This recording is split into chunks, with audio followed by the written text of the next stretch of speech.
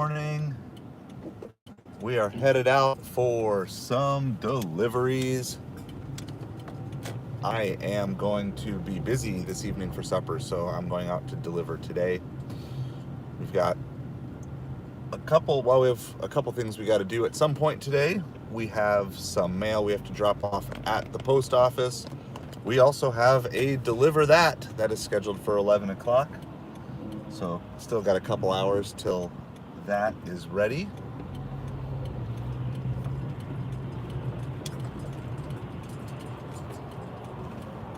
Gotta try to make it across all this traffic here. Everybody coming into town.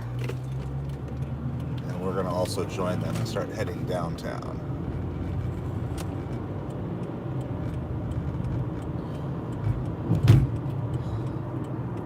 We're just getting all of the apps on for the day. I don't love delivering breakfast on weekdays, but you know, we're gonna go see what's out there. We do have Instacart on. We do have coffee ready to go. It's actually leftover coffee from last night from Panera. So it's not really iced, it's just cold coffee. Let's see, on. We're going to wait a couple minutes for Doordash till we get to where we want to be. We're going to let Shipped know that we are available as well.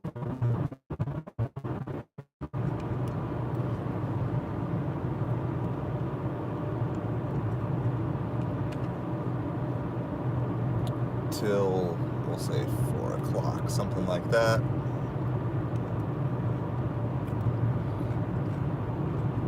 There are some shipped orders already available, 3 of them.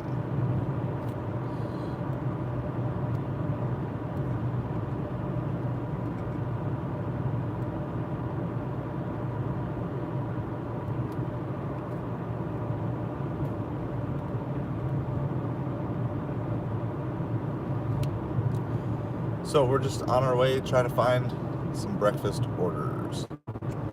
So good morning. $11 for 11 miles. We're just gonna take it. Honestly, I'm out here to we're kind of already driving a bunch of miles anyway to get to where we want to be. So we're grabbing this 11. It's like almost $12 for 11 mile. Grubhub for McDonald's. We can also stack along the way if we catch something else. So good morning, everybody.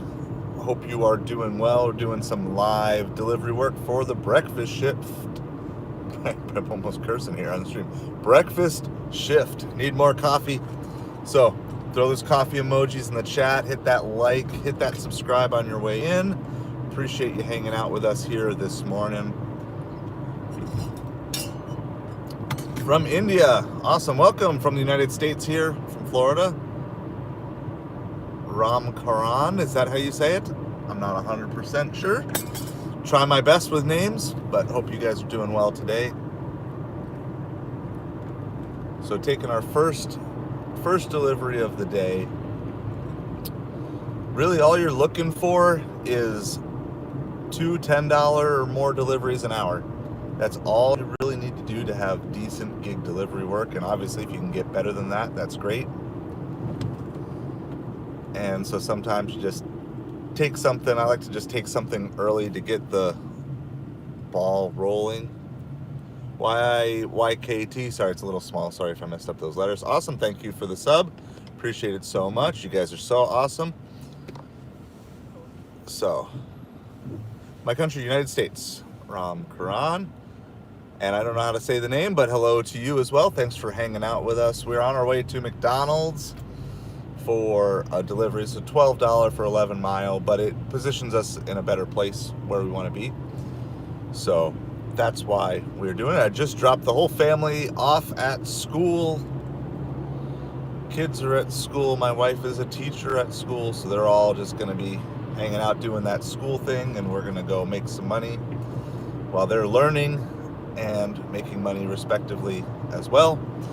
But I've got some plans tonight, so I'm not going to be able to be out for supper. I do not normally deliver Mondays. Monday is like my stay at home, get caught up on office work sort of day normally. So it's been a while since I've done like a Monday daytime shift. But yeah, as you come on in, hit that like, hit that subscribe. Appreciate it so much. So we're trying to grow our channel here. We're on our journey to 1,000 subscribers and 3,000 watch hours. And we're here to help you in kind of getting your life back on track, getting it going in the direction that you want. The goal of this channel is to move 10,000 people from stupid broke to self-defined millionaires, from poor in every area of your life to rich in every area of your life. So we like to help you with just any areas that you feel are out of whack in your life that you want to get fixed. So social, spiritual, financial, we're here to help you with them, be a support for you. If you want to dive in deeper, you can sign up on our Patreon, patreon.com/asideofhustle. Open Mind Entertainment. You love Doordash. As a driver, as someone who orders from there, because I know there's people from both sides. So are you a driver? Hope that you are doing well if you are and doing things. So also, if you have any questions for me that I don't get to cover on stream, you can email me at asideofhustlechannel@gmail.com. Make sure you add the word channel in there, Aside of Hustle Channel, CHANNEL. So we were out doing a McDonald's delivery on Grubhub. I didn't even put Grubhub in the title today, and of course that's the first thing to do. You're a driver as well. Awesome. I'm down in Southwest Florida. I got coffee. I also have lemonade in my other one. They're both from Panera. I'm part of the Panera Zip Cup plan. So, but if you've got any questions about kind of anything side hustle wise, we do eBay, Amazon, gig work here, South Carolina. Awesome. We're Southwest Florida here in Naples, Florida. So eBay, Amazon, gig work, food delivery, YouTube, affiliate marketing, network marketing. If you have questions about any of those things, I would love to take them on as we're driving. Try to answer as many of your questions, make this both fun and also valuable. I'll answer some of your silly questions too, as long as they're not vulgar or offensive. So anyway, appreciate you guys hanging out with us here this morning. On our way to pick up and drop off a McDonald's delivery. Hey, you're Russell's. I like the stream that you're thinking. I like the stream that you're thinking. I'm always a sucker for a good conspiracy theory, so I'm looking into all sorts of stuff all the time. You got to do something to pass the hours. So, okay, awesome. So how much do I do? So I'm working on scaling my income up, because one of the things that is not great about food delivery is that you can't really scale past a certain level. You know, you can always put in a couple more hours, but at a certain point, if you work 80 hours, 90 hours food delivery a week, there's just only so much you can make. So I'm starting to slowly scale back my food delivery, but I would say I probably do 50 hours of food delivery a week. And I'm probably trying to spend about 20 to 30 hours on eBay and Amazon a week, especially now going into fourth quarter, which is like the last 3 months of the year. It's a good time if you're looking to get started on eBay and Amazon. So I actually have some of my eBay sales are in the car, so at some point in time, when I'm close or when it's boring, I'm going to drop off my orders at the post office as well. I don't even know if our post office is open till I don't know what time post office opens. Like I said, I don't normally deliver breakfast shift on Monday because usually I'm doing stuff, but I worked ahead, got all my orders from the weekend shipped out, and I'm not going to be delivering supper tonight because we're going to meet up with some friends for supper. So hourly or per order, great question. So I do a hybrid. I try to maintain Platinum Dasher, though there are some kooky, weird, glitchy things going on with my account. But in general, I will do per offer during supper time and on weekends, and then I will generally do per hour during the slower times of the day to keep the acceptance rating up. So if I go on per hour, I just take everything, unless it's super far away, but I'll just kind of take everything. But then I like to cherry pick the best orders during the best times of the day. Right now, I don't even have DoorDash on. We're on an active Grubhub. We are driving to McDonald's, picking up a like $12 for 11 mile or 11. It's like $11 and change for like 11 miles. But we were going to drive about 5 of those miles to get downtown. So yeah, I love hourly is great for late night. So if you're one of those people who loves delivering late night, hourly is great, because when you're sitting in that drive-through line at McDonald's for 20 minutes or 30 minutes, at least you're getting paid. And I find down here, and I know every market is different. If I don't catch all your messages, they don't stay on the screen super long, so it's hard to catch when I'm driving. So just repost it again, and every time I stop, I try to get caught up on messages. And so appreciate it. If you haven't hit that like and subscribe, also appreciate that as well. Let other people know that we're live and streaming. Yeah, a lot of people don't like hourly. I am very pro. I've been on the hourly earn by time bandwagon for a while. And so I don't think you should use it all the time, but I do not have a negative perspective on it. I do not find that I get more no-tip orders on hourly than I do on regular. The only difference is, obviously, you don't know whether or not someone is going to tip.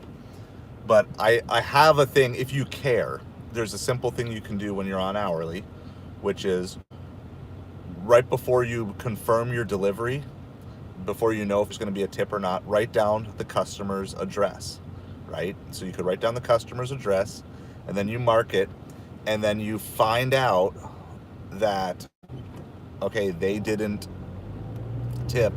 Then you know, if you get that address in the future, then you can cancel that order. So if you care, there is a way that you can at least build a database of the no-tip customers. Now, I'm not on the no-tip, no-trip bandwagon. I'm on the low-pay, no-way. Okay, that's how I take it. I don't care if, right? So if like DoorDash or Ubereats wants to pay me $35 and the customer doesn't want to tip, I don't care, right? As long as the pay is worth it to me, that's all I care about. I don't care where the pay comes from. And I know not everybody's on that bandwagon. That's where I'm at. And that's just kind of the way I approach things. I have like an eyebrow hair that is like gone rogue this morning, and I can see it, but I don't know. I can't find it to. I'm gonna have to get that when I stop here. You ever get those rogue eyebrow hairs? So we're on our way. We're picking up a Grubhub from McDonald's. Okay, yeah, and we do. That's cool, digital. We do some family deliveries every once in a while. Yesterday, we went to church as a family, but we went to the early service, and then we went to Costco for the Costco drop, and we completed a $72 order from Costco as a family. So, obviously a lot of the time I'm going out by myself, but it is fun. And it was like a longer drive. It was like a 30 mile, but it was like, I took it because like I just get to spend time with my family and I'm getting paid. So, there's nothing better than when you can work a job and get paid and still get to hang out with your family at the same time. So that was really fun. So we went to church together as a family. We shopped the Costco order. It wasn't a huge, it was only like 25 items. And the pay was just because it was a long trip. And it was 2 good tipping customers, and it was really nice. So it's like, it wasn't the greatest order in the world, but there is just something pretty cool about just being able to shop and deliver as a family. So, all right, we are downtown Naples, Florida. I don't even have my GPS on because I know where this McDonald's is.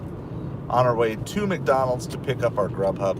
We're so far away that I'll be astounded if this order is not already ready by the time we get there. This is our first delivery of the morning, and like I said, if I missed any of your comments, I'll get caught up when we get to when we park. So I am streaming on an old iPhone 8. We're like kicking it old school. Some of you guys probably didn't even exist when iPhone 8 came out. Actually, I have no idea. How, anybody know when iPhone 8 came out? Wow, that sun is really bright this morning.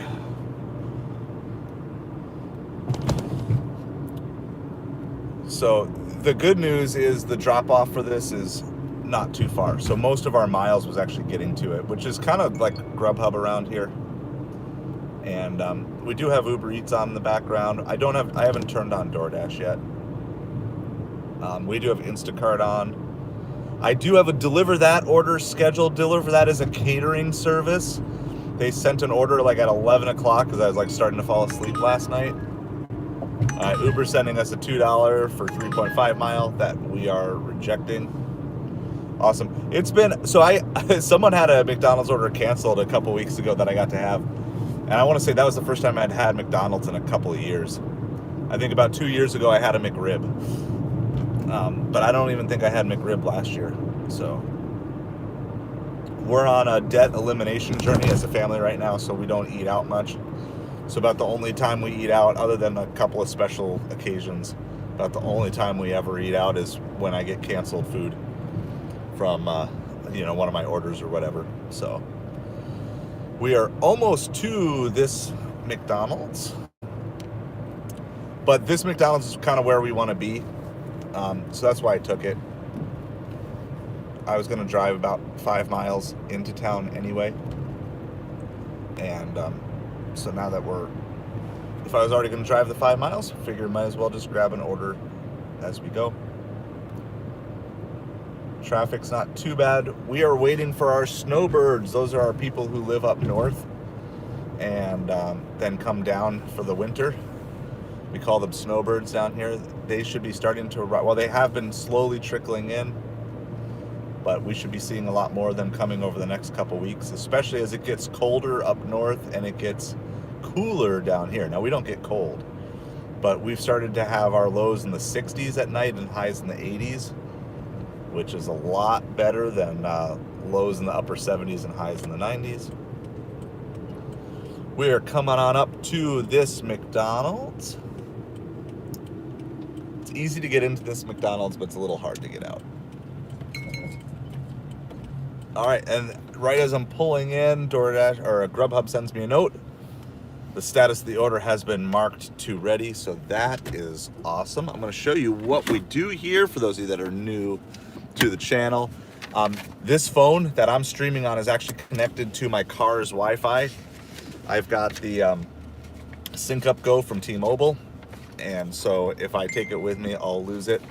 But we have our little BRB sign, so I just throw this up, and keep the stream running as I run in to go get the order. I'm gonna just check on comments here really quick, see what I missed.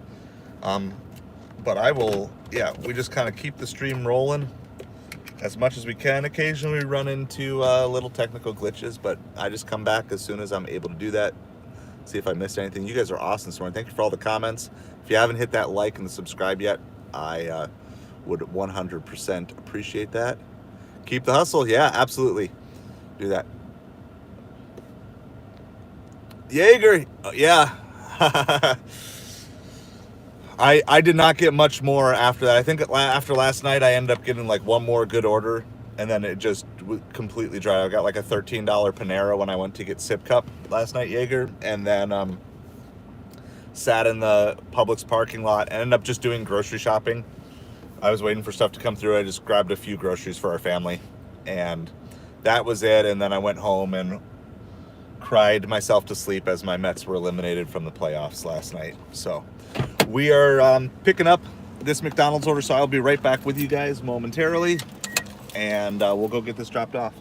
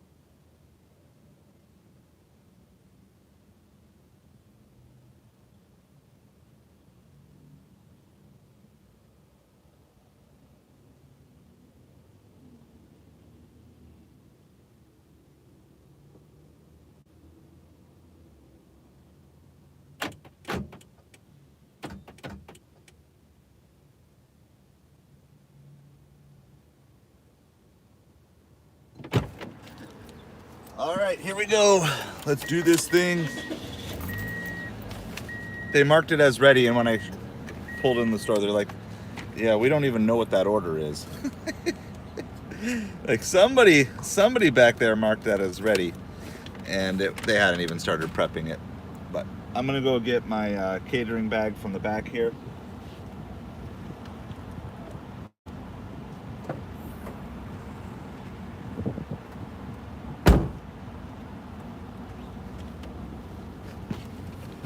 After doing this a really long time, I found that the easiest way to set this up for me is just basically I got my DoorDash catering bag, just leave it on the front seat the whole day. And it's easier than bringing bags in and out of the restaurant. The only time I do that now, for the most part, is when I got doing pizza orders. It's just, I don't use the pizza bag for too much else, but yeah, so just kind of tuck that all in there. Let's see, we gotta navigate. All right, we gotta go about three or 4 miles for the drop off. So the very first order of the week is gonna be a Grubhub, go figure. And this could be like one of 2 or 3 Grubhubs that I end up doing the entire week. That's just kind of the nature of the beast.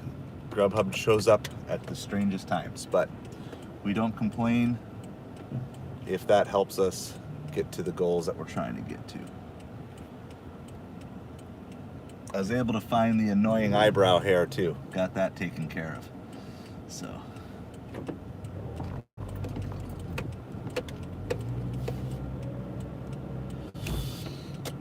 It's nice and sunny here. Shipt is sending a few orders this morning, but nothing that I'm super excited about. There is this little Instacart here. It'd be like $13. It's for a shop only and shop and deliver, but sometimes you can just remove the shop only and you don't really lose much in the base pay. So, I don't know. I'm not taking it right away because it's not that great. But sorry, I had to go glasses today too, and like it's just way too early in the morning. So the reason I'm out so early is because we have one car as a family, and so if I want the car for the day, I've got to drop everybody off at school, and I have a DeliverThat catering order that I need to pick up from the mall at 11 o'clock, which means I may not even have to worry about the Costco drop at 10 o'clock today, because I don't know if I can get that done anyway. So I'm going to maybe just try to stay busy, not worry about Costco today. Try to keep our flexibility going. We got to go about 3 miles to drop off this Grubhub McDonald's order.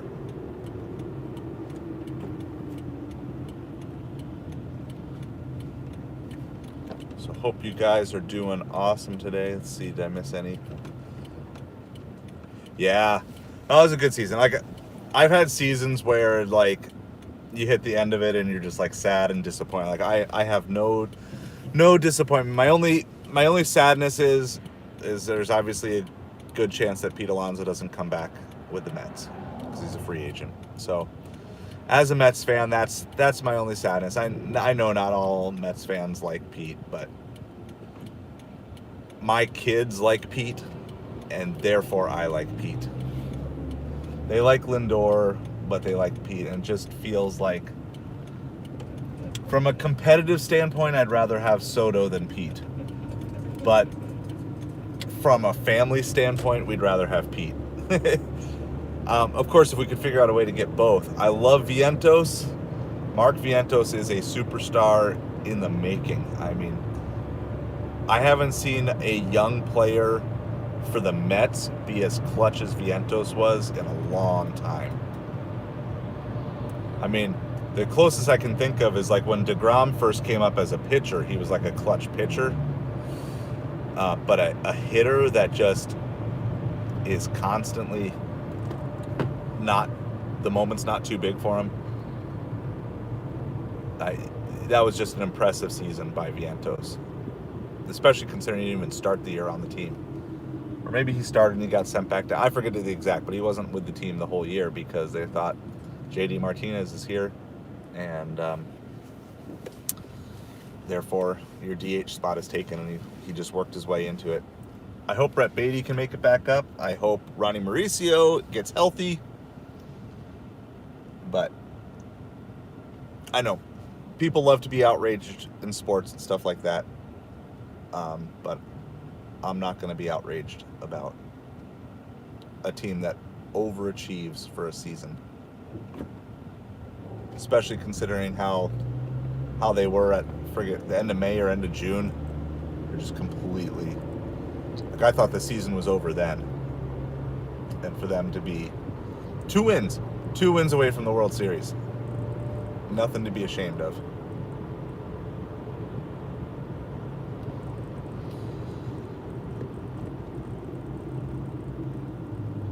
Just dealing with the morning rush hour traffic. We don't have like a real rush hour. We just have a bunch of stoplights and not fast roads here.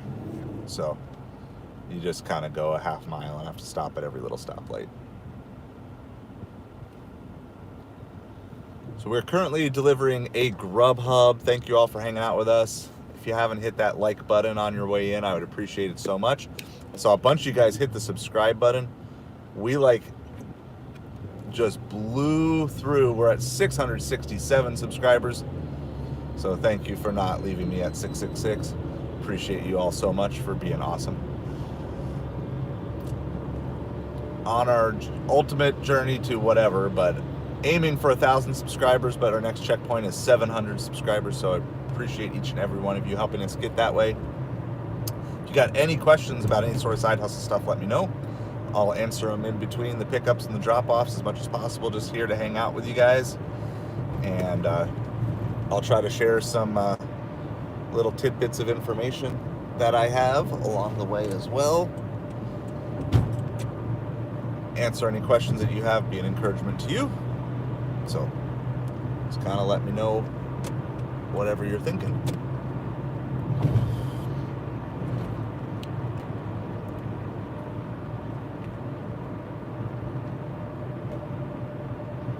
I don't really have any sort of goals for today. 150 would be nice, but don't know if that's really going to be possible without the chance of a good Costco drop, because that's kind of what my days come down to. If the Costco drop is good, then I can usually have a good daytime, and if it's bad, then I usually have a bad daytime. But we're not dealing with Costco today, so it's going to be a little different feel for me.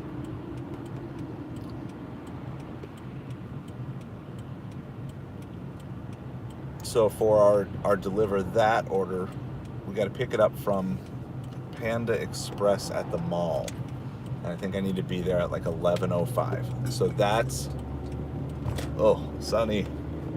That's what we have on our schedule. So we're kind of just trying to chunk out as many orders as we can now, between now and 11.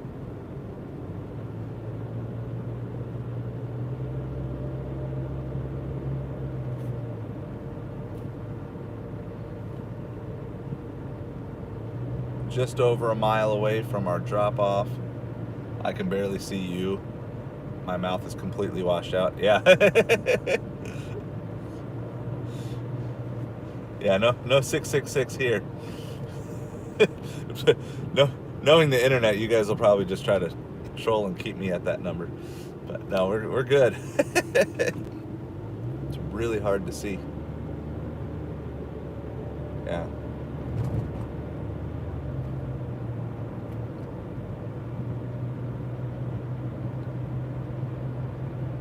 You think flashing me is gonna be the way to get me to go over the speed limit?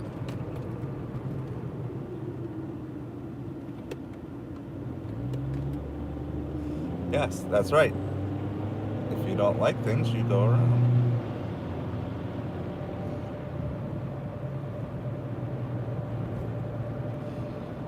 Gotta love people.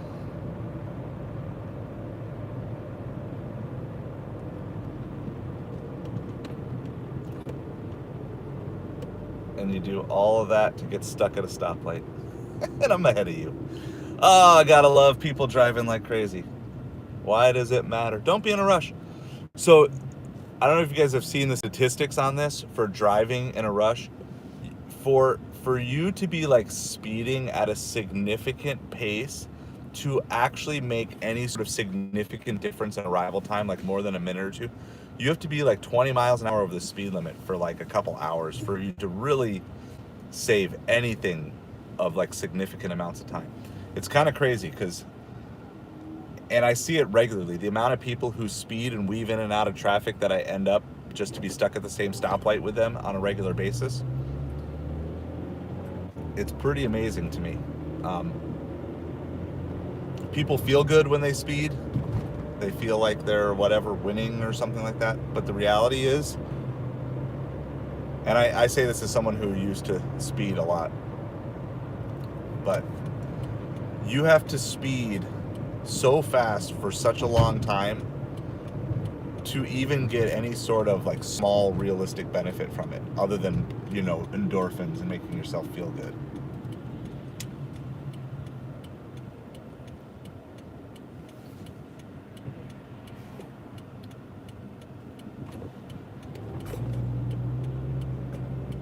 All right, let's see, is this gated, guarded? I don't know what this is.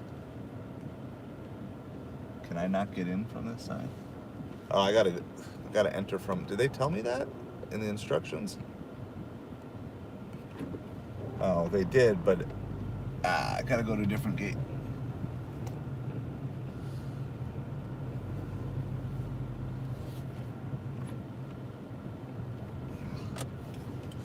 Gotta love these gated communities down here. And there's got to be a way. These navigation apps need to start adding something where you can start marking as this is private entrance. Don't direct people like to the private entrance.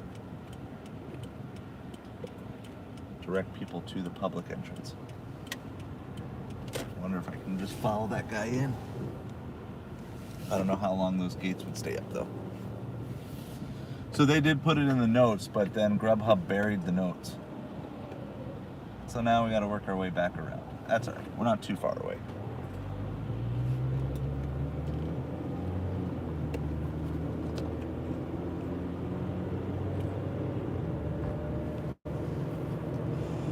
All right, so just trying to get this first order of the day done.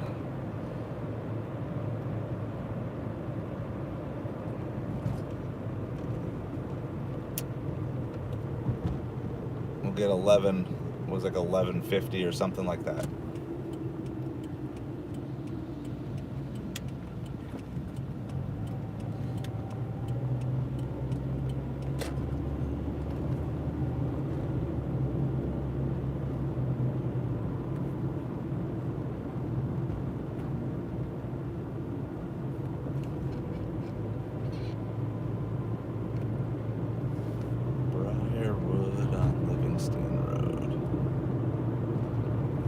That's not a thing yet.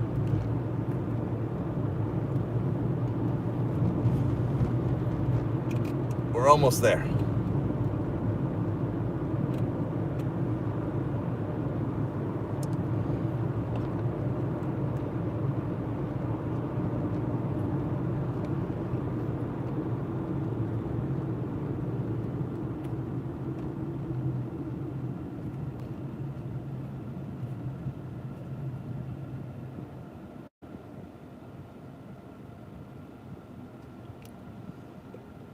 So if you guys got any questions, let me know. I'd love to take on stuff that you care about. If you got any food delivery, gig delivery questions, eBay, Amazon, side hustle, scaling your income.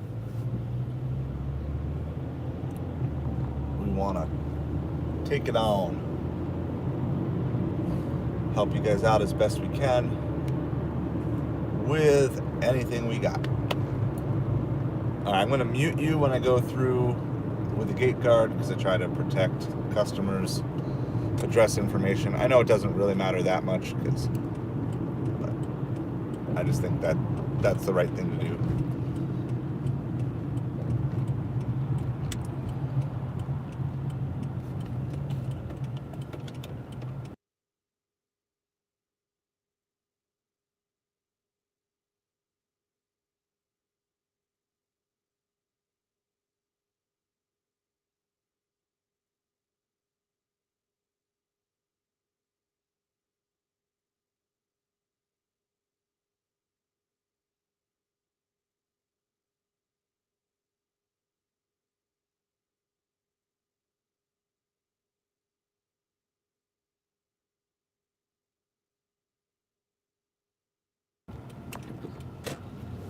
All right, we're through the gate, getting blinded by the sun again.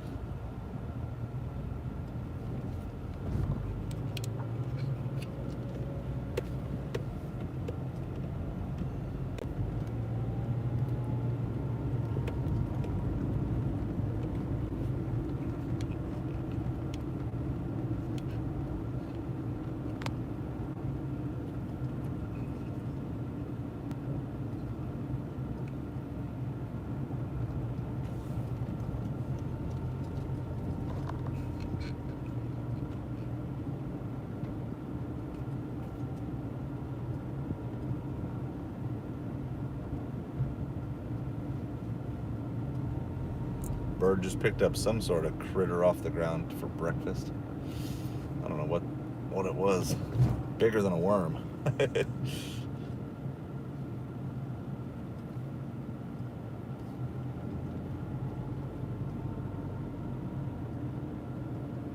We do have everything else running in the background except for Doordash, but we don't have another order accepted.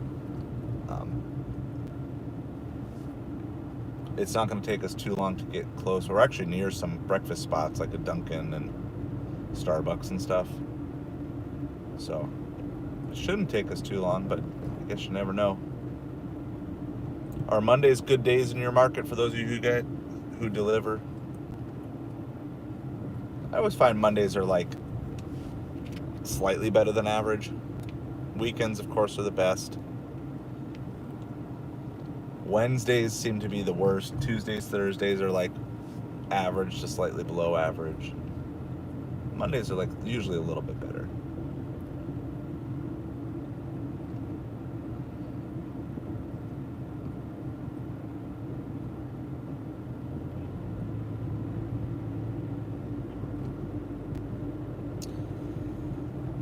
We are almost to this drop-off. You get in these communities, it's like it's not like you're right there. You gotta zigzag through all the streets. Monday's decent. Yeah, that's what I always figured. I don't want to go out on Mondays because my theory is I want to expend all my energy on Friday, Saturday, Sunday, and then take Monday off because I want to be out as much as possible when it's the best. But that's my guess as to probably one of the reasons why Mondays are better, because there's a lot of people who go back to work. A lot of weekend warrior delivery drivers too. So there's more orders, but there's more drivers. And then Monday, you got people like me who just want to take the day off. And then you got lots of other people who aren't delivering because of normal work and stuff like that. All right, let's see. It says it's this building. 3:30.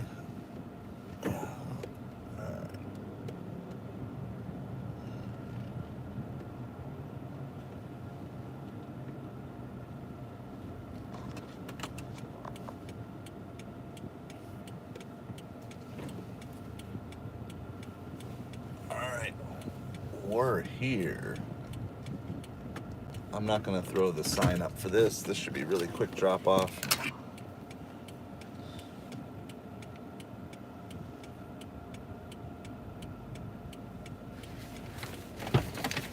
All right, go do this thing.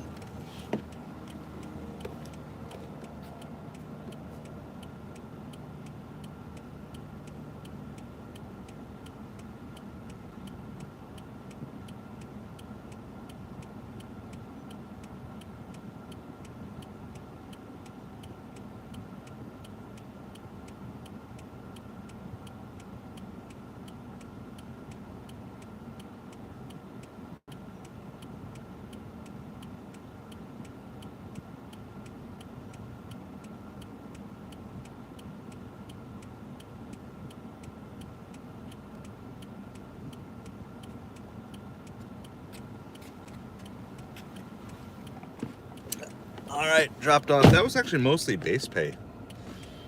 Grubhub paid $8.61 in base pay for that. $2.81 tip.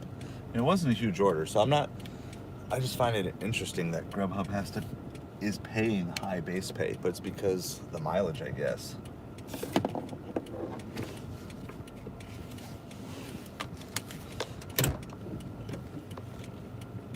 I'm trying to find our way out of this neighborhood now. head back towards downtown. I'm gonna turn on DoorDash from here.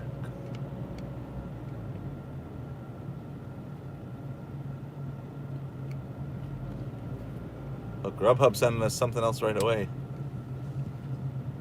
$8 for 7 miles, but no, I did one. I threw you a bone. I don't take Grubhub for less than $10 generally. I make them pay up at least. So we're gonna go no on that one.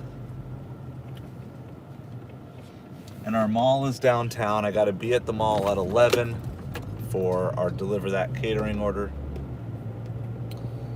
So I'm just trying to stay local, stay close. And I don't mind being within like a 3 to 5 mile radius of the mall, but I don't want to have to go like super far. This is the gate that we couldn't get in, but we can go out. So order one of the week checked off. I get it. Weeks technically start with Sunday, but if you do this gig delivery work, you know that all the apps basically run on a Monday through Sunday time frame. So we call that the first order of the week. We got Uber on, we got DoorDash on, we have Grubhub on, we have Instacart on, we have Shipped on. And we technically have DeliverThat on. There's always a chance they could send us something more. We got coffee. And I got chicken tenders in the trunk if I need food at any point in time. So we're ready to rock and roll. We just need orders now.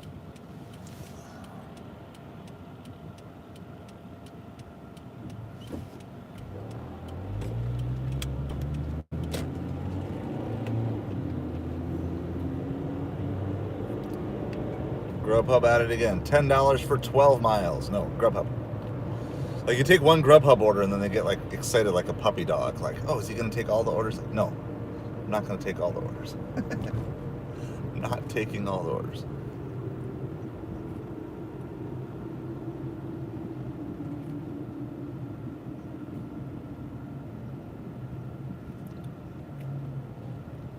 Got an $8 shop only at Publix on Instacart.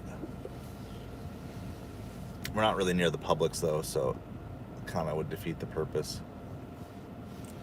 Good morning, Lisa. Yes, doing well. I'm tired. I'm not normally out. I don't normally go out on Mondays, at least during the day. But I have a DeliverThat that is scheduled at 11 o'clock. So it's just a $20 or $21 order from Panda Express in the mall. But I'm just trying to take every DeliverThat that I can at this point. So they sent it at like 11 o'clock last night. Yeah, this will be my 4th DeliverThat. And first one from Panda Express. So I was like, all right, since I have it, we only have the one car, I'll drop everybody off at school. And if I'm already going to have to be up at 7 o'clock, I might as well deliver for a couple hours. So we just completed a Grubhub. So we're at like 11:40 on the day. And now we're just trying to find something else. Just trying to find short orders that I don't have to go super far.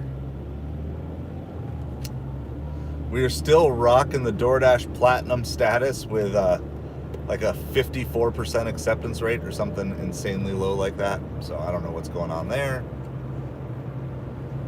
We're just waiting for our next good order. You're silver now? Yeah, I should be. So I don't know why. I have less than 100 rolling and my acceptance rate is 54% and I'm still platinum. And I got platinum orders all weekend on it. It's like I have the ultimate glitch right now and I'm going to enjoy it while I have it.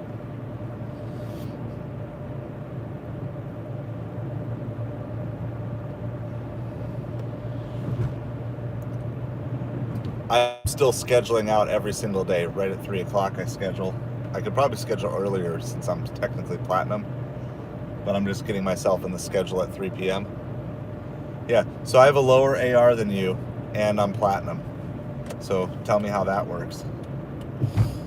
No idea what's going on. and I don't even have 100. So it wasn't a thing. So Top Dasher, at least in my market, maybe that's what's happened. Maybe they changed it. So maybe they changed it that you have it for the full month. I would love that.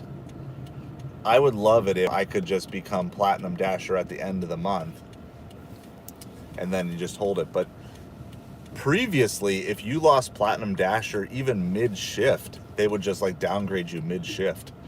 Like it wasn't even locked in. So like you could be like on a 5-hour shift, and if you went like 69%, it would like instantly drop you to silver. At least that's how they were doing it in my market. So I don't know. And it's been this way now.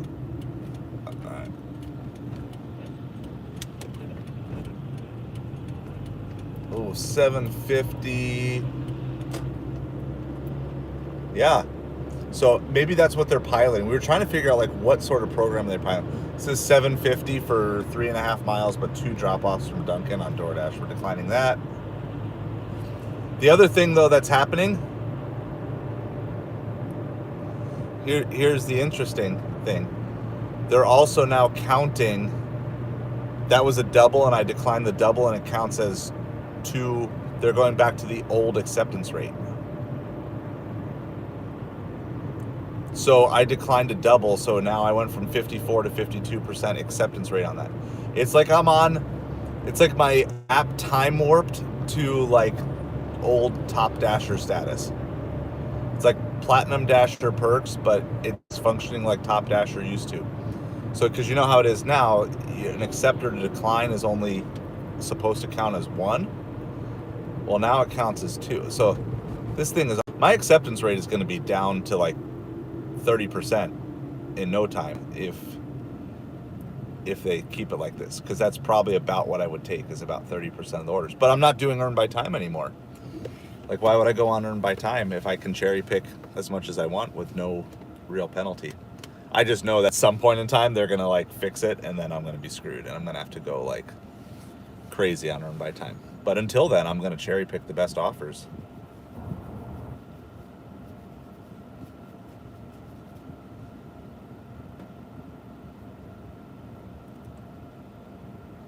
It is, yeah, I maybe I need to go double check my email to see if they're like piloting some new program or something in our area. At first I thought, so the first time I noticed it is because my rolling deliveries went under 100 because we had so many hurricane things going on, and I was doing all this Instacart delivery, so I was not taking lots of Doordash orders. So I thought, well, maybe because of the hurricane, maybe they're showing some grace and they'll let me go under the 100. But then I was like, then I dipped under 70 just to test it out, and I still have it. And I still have it today. So I haven't been over 70% acceptance rate in about 3 days now, and I'm still... Now, it doesn't matter because the orders are still crap 90% of the time because it's Doordash. But I mean, I was getting... In the midst of those bad orders, I was getting the Platinum catering orders, like with the actual catering. Oh, and all the catering orders are back to anything over $100. That's what it is. Like, my app has just time warped. So my app is functioning under essentially the old Top Dasher system. So does that mean I should probably make sure I'm Platinum Dasher by October 31st? Here we go. Sonic, I can't show it to you because I'm navigating traffic. $7.25 plus from Sonic on Doordash.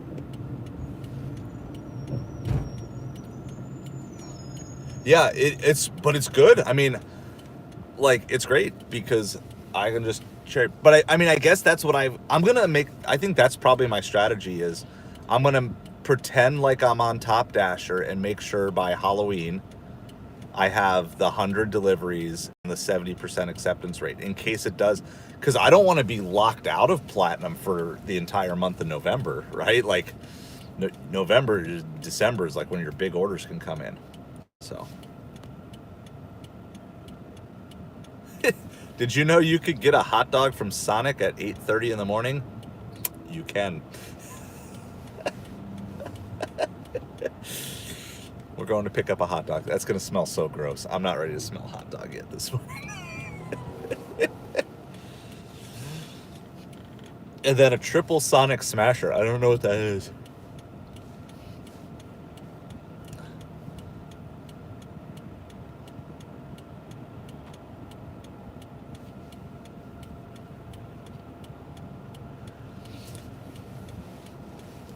No, I'm not gonna lie. It's felt really good, and I had 5 catering orders the weekend on. Yeah, I think what it is. Just kind of realize my app is under. I'm a top dasher under the old system. That's what it is right now. This is so crazy because I'm trying to figure. Did they just get so much negative feedback, like that they're legitimately thinking of changing back to like what Top Dasher used to be? That would be amazing. I would be so excited. The only thing that I haven't had to do is I haven't had to take pictures of catering back, but everything else is reverted. Everything else is reverted to what it used to be, just under the guise of platinum.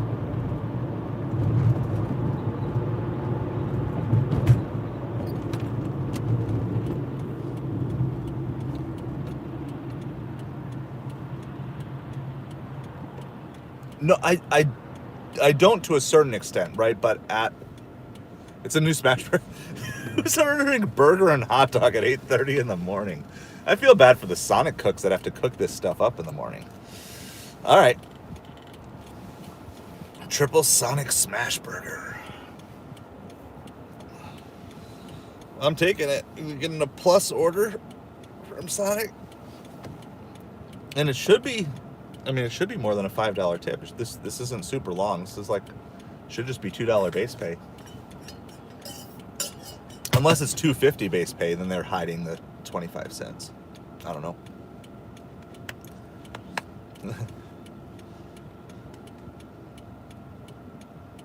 It's way too early. Okay, the burger I understand because I had a burger for breakfast the other day, but hot dog, I don't know. I think it's too early for a hot dog. I like me a good breakfast burger. Put a fried egg on top. But we're here. We're at the store. Just kind of looping around the parking lot.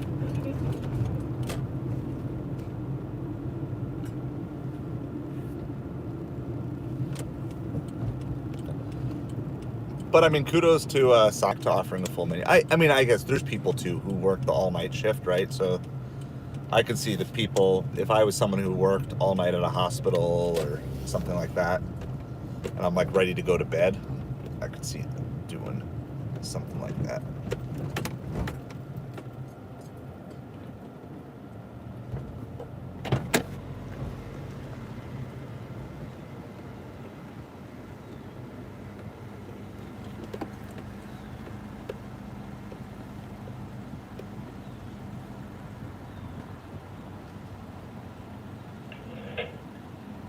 How can I help you? Good morning. I got a Doordash for Eric. Thank you. No wait in line at this time in the morning.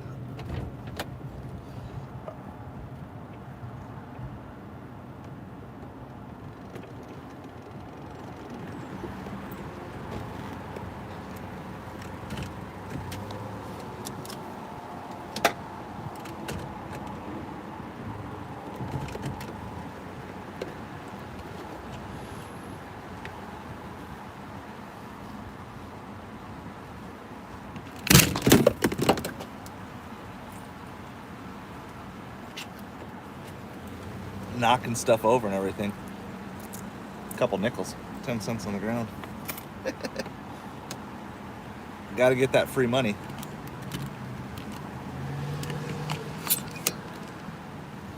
$0.10 tip from the ground. What's Uber sending me? $5 for 1 mile? No, not on Uber.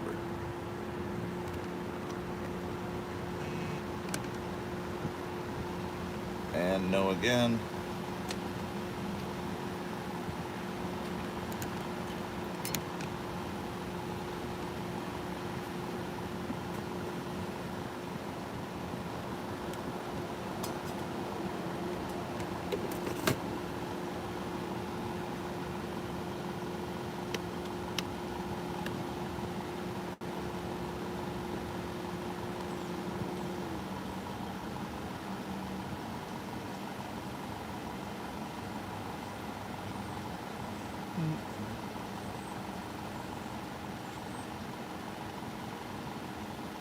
Yeah, I don't. Tuesday, Wednesday. Not fun.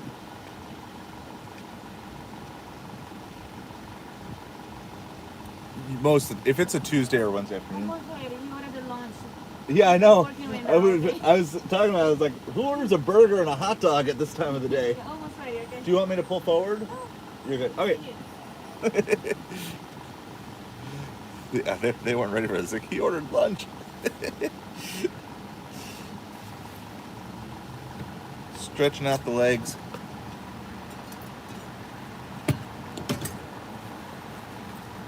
Yeah, so I started. So last week I did Wednesday, Thursday. Wednesday was my sourcing day for Amazon, and Thursday was my shipping day. I think I'm gonna push that up this week, and I'm gonna source for Amazon tomorrow. And I don't know how to quite do a ride along for that. I mean, I know like driving from store to store, but we could try. I could try doing. Are you guys interested in like coming along with me as I source for Amazon? I probably wouldn't do it in Target because Target doesn't like resellers. So you try to be, which is funny. You can kind of get away with it now because so many people shop with their phones in Target. But I could like go through a Walmart with you guys tomorrow or something like that and show you like this is what it looks like. This is how I'm making decisions for scanning stuff. So I'm trying to stream as much as possible for the channel. Like I really, like the goal is my dream is to have full monetization on YouTube by the end of the year. So the 4,000 watch hours and like be fully monetized so we can do all that stuff. Like I'll be happy if I can say I fully monetize a YouTube channel in a year. Like that's not guru material, but that's still like I'm proud of myself for doing that. So I can do that. That's fine because Walmart has pretty good Wi-Fi signal. So I wouldn't probably do like a consecutive like long stream, but I could absolutely start teaching you some of the basics for it. And then I can also do I could do like a haul video too. If I do like some thrift store stuff, I could just kind of do like a live haul video, something along those lines. So I don't think I'm going to be producing too many pre-recorded videos for YouTube right now. I'm going to just spend the vast majority of my time live streaming because I don't have time to edit. I need more money coming in so I have time to edit. That's my roadblock here. And so the way around it, hey Duck, how's it going? The way around editing is live streaming. And so if you're looking to grow a YouTube channel and you don't have time to edit, but you have the ability to live stream, just live stream, right? So right now I get to hang out with you guys, answer questions, have fun while I'm still doing my job. Like I'm literally sitting in a drive-thru. So what else would I be doing otherwise, right? I'm waiting for them to make a burger and a hot dog at 8:30 in the morning. So thank you. That's the hot dog. Well, listen, have a good day. Yeah, thank you so much. Yeah. And we all right, sounds good. Yeah, I'm gonna be on. I'm planning on streaming all the way through to like I pick up the kids' day till 3:00. So you can pop in and out. Anybody that you want. All right, so we are picked up on that. Confirm. We got these are some of my favorite friends. We have these ibises down here. I don't know if you can see them. I love these birds. Crossing the street in front of us here. All right, let's see. I feel like I've actually delivered to this guy before from Sonic. Where are my directions? Hold on. I gotta get out of the way here. There we go. It wasn't even showing the directions button. So I don't really know where I'm going yet. It's not far though. It's only like a couple miles.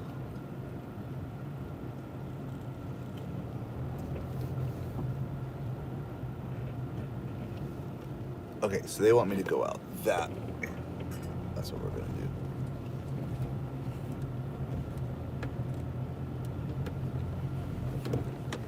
Oh, Sonic's doing 50-cent corn dogs on Halloween.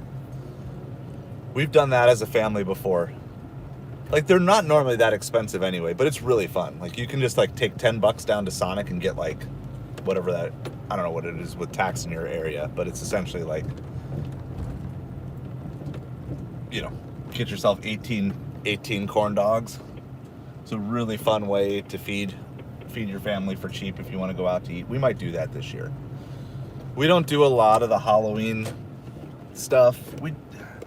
We did some years we've done it, other years not. Some of our kids like that stuff, others don't. So it's just, we kind of do more like family, or we'll get together with another family. But 50 cent corn dogs on Halloween from Sonic is a pretty good deal. So just got to make sure they don't sucker you in by buying all that other stuff. We also have a Halloween tradition that I've had ever since I was a kid. We had mac and cheese on Halloween. So I think the idea was just want some quick, easy food, you know, because people are going to be at your door trick-or-treating and all sorts of stuff like that.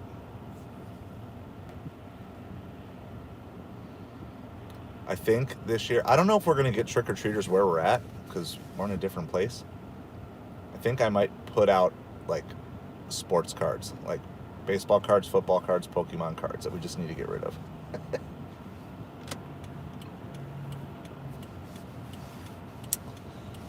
All right, so we got our Sonic order, we got our hot dog, we got our hamburger, we got our drink.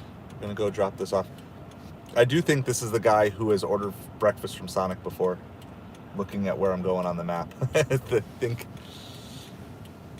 And they'll do it. They'll offer a full menu on Sonic for breakfast.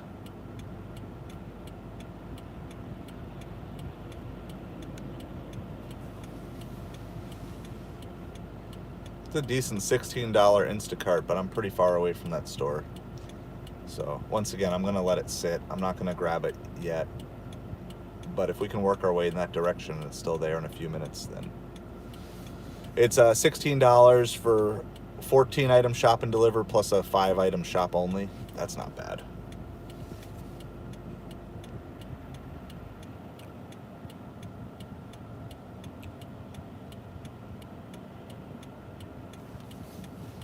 I'm already a quarter of the way to platinum cart on Instacart. So I've already completed 51 batches in the month of October.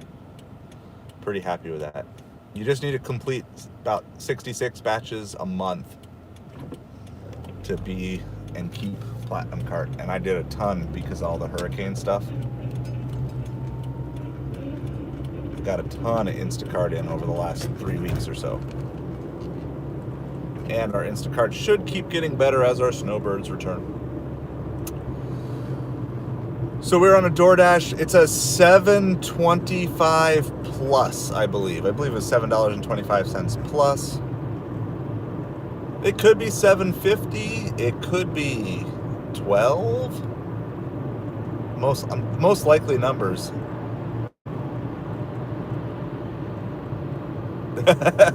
Okay. I think they'll offer the full menu at Chick-fil-A as well, but you have to wait, you know. But they'll do it for you. They'll custom it up for you because I've gotten spicy deluxe in the morning when it's not officially on their menu. You just have to be patient and be willing to wait, and they'll do that.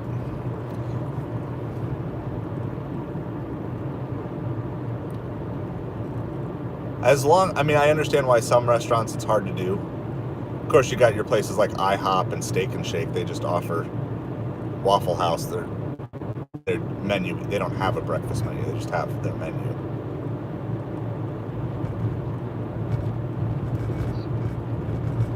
So I believe this is a gated, not guarded community, if I remember correctly. Yep, they provided the gate code, so we're good with that.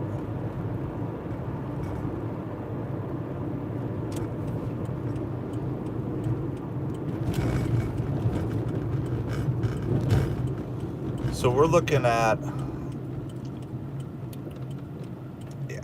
honestly, I'm going to just say if I can get to $100 before school is out today, I'll be happy. This should put us close to 20, and we've got a 20 for our catering order. That's 40.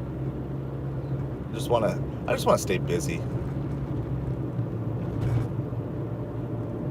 I think the absolute worst part of food delivery stuff is when you're out and you're committed to being out and you're committed to deliver and they just don't send you anything. I think that has to be the worst.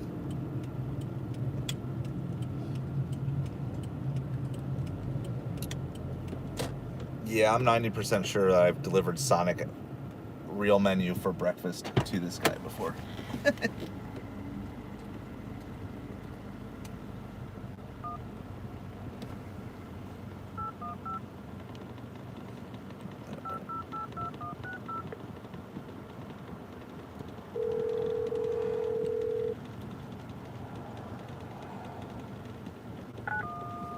All right, they let me in. Yeah, well, I mean, part of it is too. Welcome, good morning. Hope you're doing well today. You were Indiana, correct? Trying to remember where everybody's from when they share it. Part of it is you gotta get as many apps on as possible.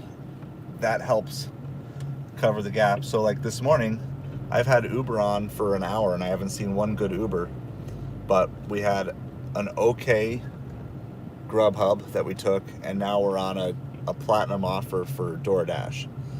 So having more opportunities, more hooks in the water, right? For like a fishing term. I've been using lots of fishing terms recently.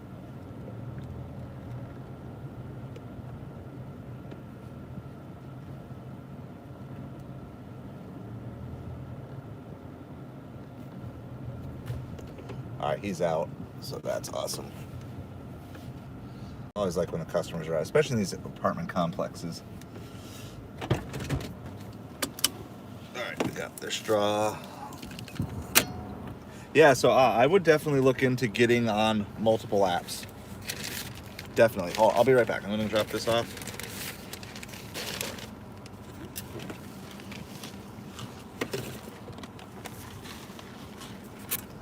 Right as I'm doing this, Grubhub's trying to send me something.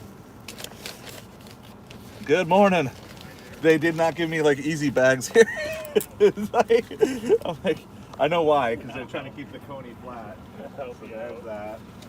There's that. I do have to get a picture here, so. Okay, all good. It's like the most convoluted group of stuff. So. I love that Sonic offers the full menu. Oh yeah. It's like really Yeah. nice. Yeah, hell yeah. The only way to go, man. Absolutely. Have a great day. All right, that's an $8 order. $6 tip. $2 base pay, $6 tip. Did I already miss that Grubhub? I don't want it anyway. $6.65 was the Grubhub. So.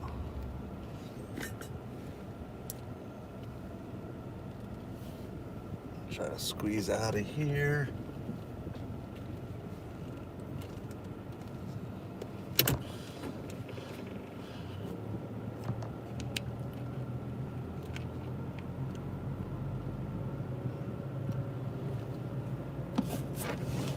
So we got 2 hours to fill now. We got 2 more hours to fill. We're like $20 for our first hour.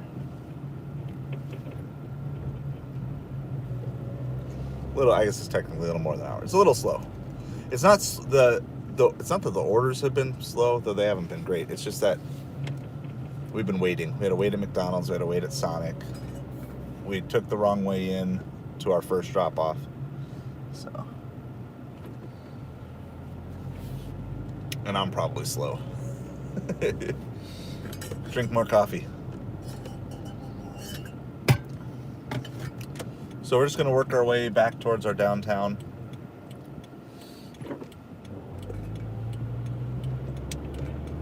We got a couple higher end breakfast places.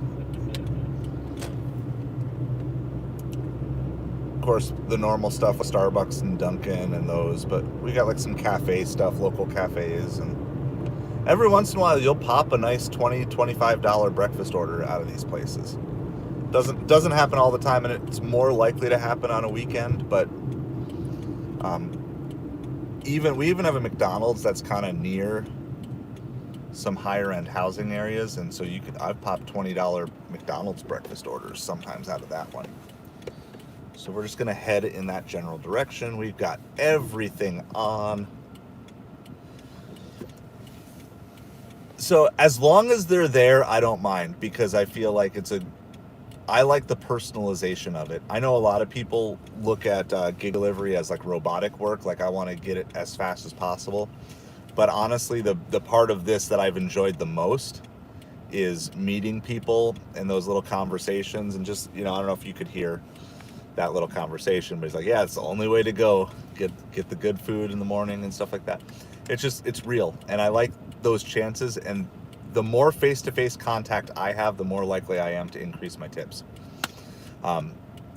And it's also good practice, because I'm not social by nature, and so I've been pushing and stretching myself to be a lot better with interacting with people and practicing a lot of things that I've always been poor at in my life, like eye contact and smiling at people and being friendly and small talk. Like, those are things that I'm not naturally good at, and so I prefer that in a lot of ways. Of the leave at the door orders, I've probably received a cash tip from the leave at the door orders 3-4 times out of thousands of deliveries. But when I've met the customer, I mean, way more times that I've received a cash tip when I meet the customer. And that's even on top of tips in the app a lot of times. So my personal preference is meet the customer, because I think I am better at face-to-face customer service than a lot of people. Yeah, the ratings, you know what I've learned? This is the simplest thing that I've learned about ratings is I'll check on them just to make sure nothing's going crazy, but I basically ignore them now. I ignore the ratings, because every once in a while I'll do something that I know is like and I know I deserve to get rated poorly for it. And then I've already kind of corrected that. This is $9 for 3 miles from McDonald's on Grubhub. I don't have a better offer. I haven't seen anything. We're going to take it. We're going back to that first McDonald's that we did. I try not to take anything less than $10 on Grubhub, but the drop-off location is fine. And the drop-off location is basically at Sonic. Like, I mean, it might. It's not. No, I'm dropping off at Dollar Tree. It's in the same plaza as the Sonic that we just picked up from. So we're gonna just go back. This is the first McDonald's we went to for Grubhub. So we're gonna help out somebody who is probably opening up Dollar Tree for the day. So, yeah, anyway, for the most part, when I mess up, I've already corrected myself and I know why I've messed up. And in those cases, I know I deserve the negative feedback. In the rest of the cases, I know I don't deserve it, so then I don't care about it. Like, I understand it makes sense for ratings, and there's probably some tips and tricks to improve and get more 5-star reviews that I should look into a little bit. But it's not going to change, like, if it's not going to change how you deliver, then it's information that you don't need to know. And that's kind of the way I look at it, is it's not going to change. If someone is upset at me that I smiled and said, have a great day, is that going to change me the next time and I'm not going to smile and say, have a great day? No, I'm just not going to do it. And I'm going to hope that the negative feedback, all that's going to do is just tell the algorithm, don't assign me to that customer again. Or if you care and you can figure it out, then you can always create your own list of, like, I don't want to deliver to that customer again. But like, if it's not gonna help you grow, then don't.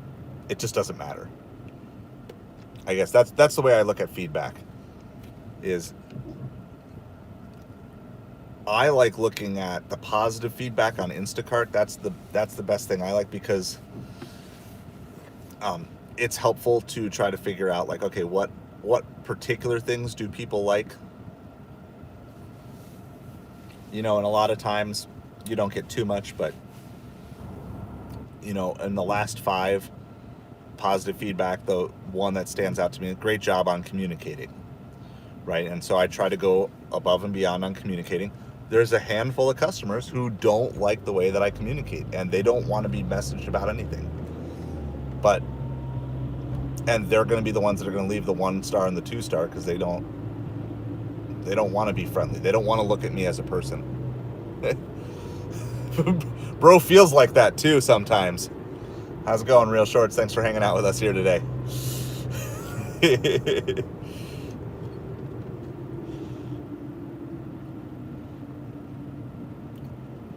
Life feels like a war sometimes, man. Just battling through. So what we do. So we're on our way to pick up a McDonald's. This is our second Grubhub of the day. Yeah, no, I understand. So just clean up any of your practices that need to be fixed. So try to figure out, if you can figure out why your feedback isn't where you want it to be, then try to make those changes. So here's what I recommend. I'm constantly kind of tweaking and updating, but you're on DoorDash, right?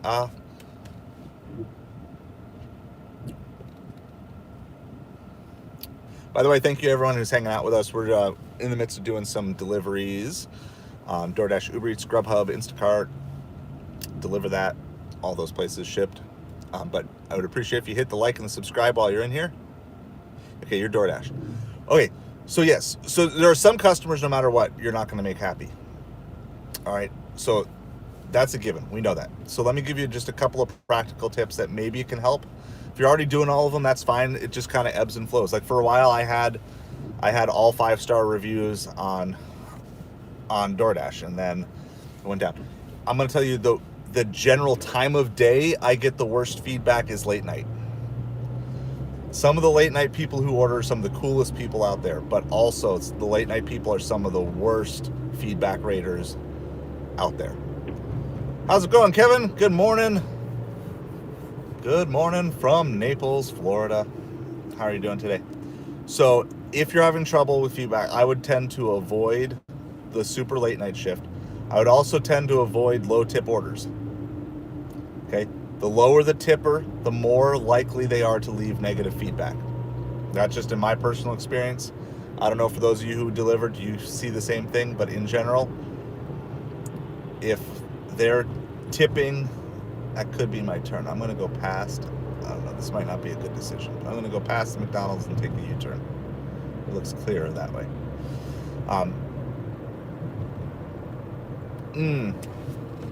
So,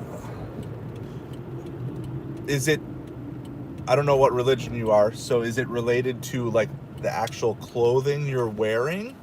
Because, I'm a Christian. I'm a follower of Jesus, but there would be nothing about my delivery per se that would identify me. Okay, so, but they wouldn't identify me as a Christian just because I'm delivering them food. They would I'm just their delivery driver. So is it because of what you wear? I wonder.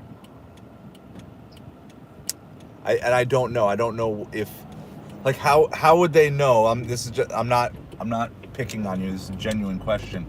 How would they know that you are Muslim? Is it by how you dress? Is it something you're saying or whatever? I don't know. I don't know how to, because I want to help you for sure. Because there might be some ways, like, there could be some cultural insensitivities to you. But like, I'm a Christian. I know I deliver to plenty of people who are not Christians. I try to let my faith shine through as, being positive and as being a good example to people.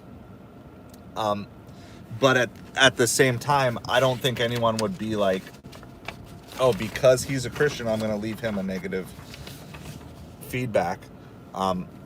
So let me. Okay.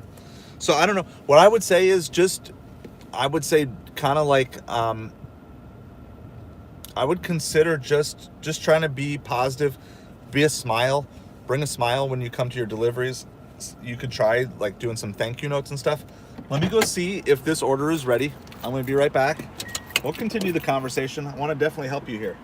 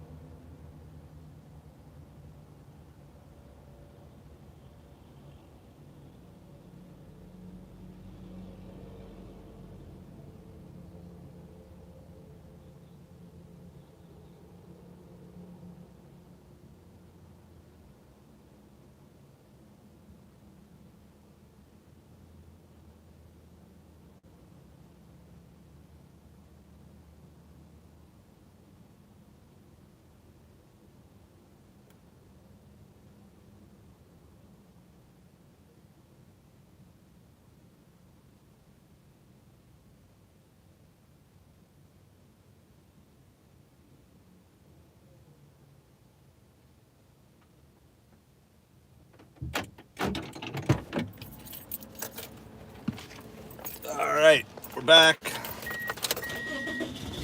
Simple pleasures in life. I love the sticker that McDonald's has, like with the 3 tabs on it. And it's like a single sticker on the one side and 3 tabs. I know nobody else cares about that, but considering all the bad stickering things that I see, especially Starbucks is the worst. They don't know how to close their bags at all. But that makes me happy. All right, so we're going right back to that parking lot, the same plaza that Sonic is in that we did. Get caught up on messages here real quick. And if you're watching, you got some ideas for as to do those things. So, you know, I can't answer for the people in your community to know exactly what they are thinking or feeling. Okay, so I'm not going to do that. I'm just going to answer as a broad. Maybe it rips easily, but I like, however, it's just designed really cool. I'm just going to talk from just a broad perspective of people, which is at least most people I interact with, and we're in a very diverse area here. I mean, we've got cultures galore represented. I mean, we've got everything from Cuban refugees to Haitians. We've got Asians. We've got obviously people. We have Native American down here. We have a lot of those different things going on. And I find that a smile breaks through most of those cultural barriers. And yeah, there may be individual people out there who don't like certain things about you. There's people who don't like certain things about me. And you can't control those people. But what I would say is just focus on providing the best possible customer service that you can. Smile a lot. The smile is, people don't get to see smiles. And so I would say the biggest tool that you have in your toolbox as a delivery driver is a smile. And that's not just to you, that's to everybody out there. I think that at least one of the most important tools that you have in your toolbox is the smile.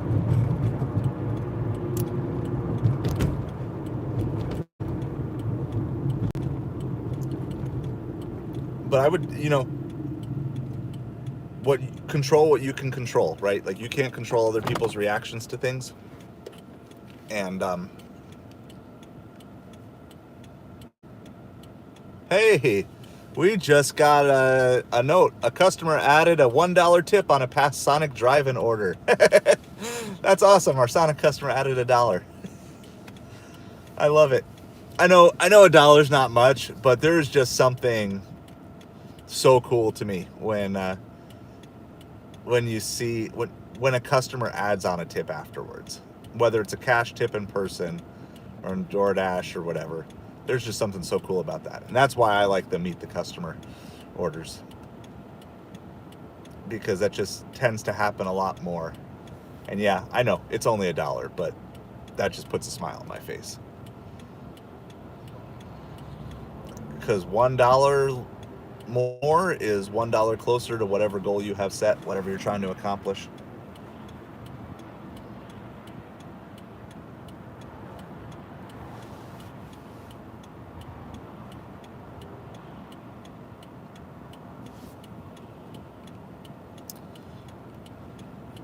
So I get it totally. It can be frustrating. If people are judging you based on how you look, that's a big frustrating thing. But I just encourage you to look into yourself, figure out, is there anything about your delivery etiquette? Is there anything that you can change? And if the answer is no, then just keep doing what you're doing and really emphasize that smile, emphasize, being personal. I try to use people's names as much as possible when I meet them. I'm not perfect at any of these things, but they're all things that I've worked to get better at. Sorry, I'm not looking at the camera. I'm just waiting for this red light to turn green. I don't want to miss it.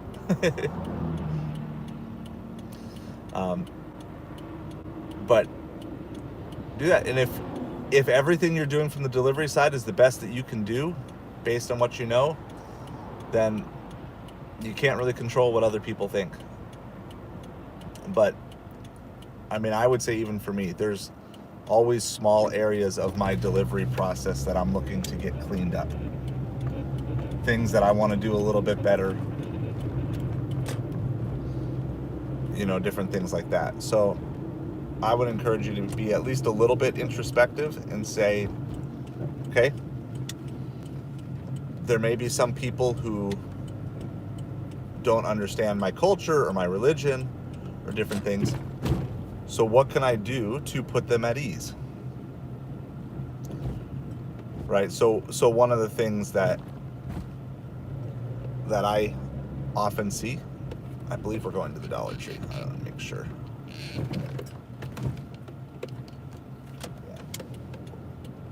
We're going to the Dollar Tree. We have a bunch of those birds. Those ibises are all crossing the road in front of us again here. Where's the door? It's right here. I'm gonna go here.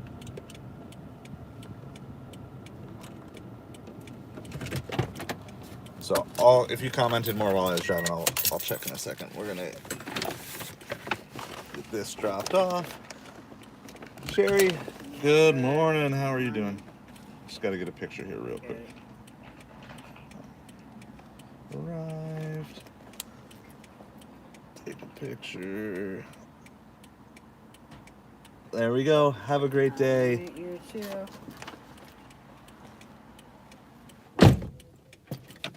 Okay, they said it was all in there. So. All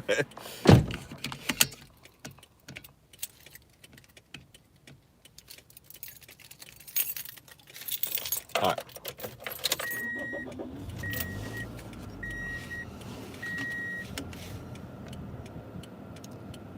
All right, so we're at $20 on Grubhub for the day. That's crazy. That might be like all we get for Grubhub for the week. You never know. Grubhub for breakfast. That is, all right.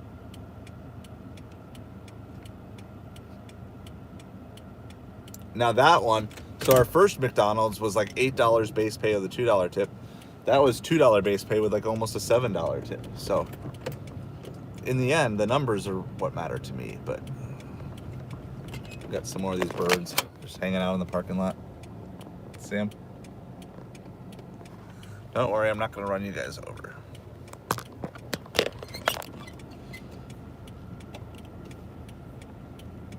We're going to just keep heading back towards downtown. Okay, so I'm down in Southwest Florida, Naples, Florida. So we've got a huge mix. Plus, we have people from all over the country, too. So we have not just the international culture, but we have because if you're familiar, you understand that living in different parts of the country, there's completely different cultures all throughout our country, even subcultures. Like, yes, we're all American, but there's a big difference between being from Miami, being from New York City, or being from Wisconsin, and having lived in all those, not specific areas, but in those general regions. I'm very familiar with that.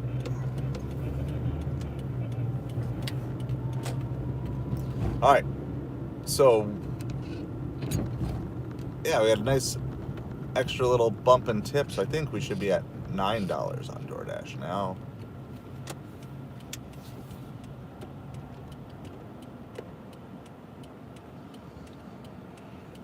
We're gonna just keep heading downtown. Yep, we're at $29 on the morning.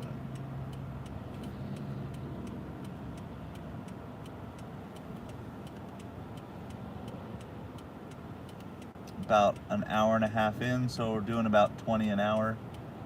So we just need one more like $10 order. We'll be good. My goodness, traffic is crazy. You got bikes crossing in the crosswalk. It's a lot of stuff to try to watch. I'll be right back with you guys in a second.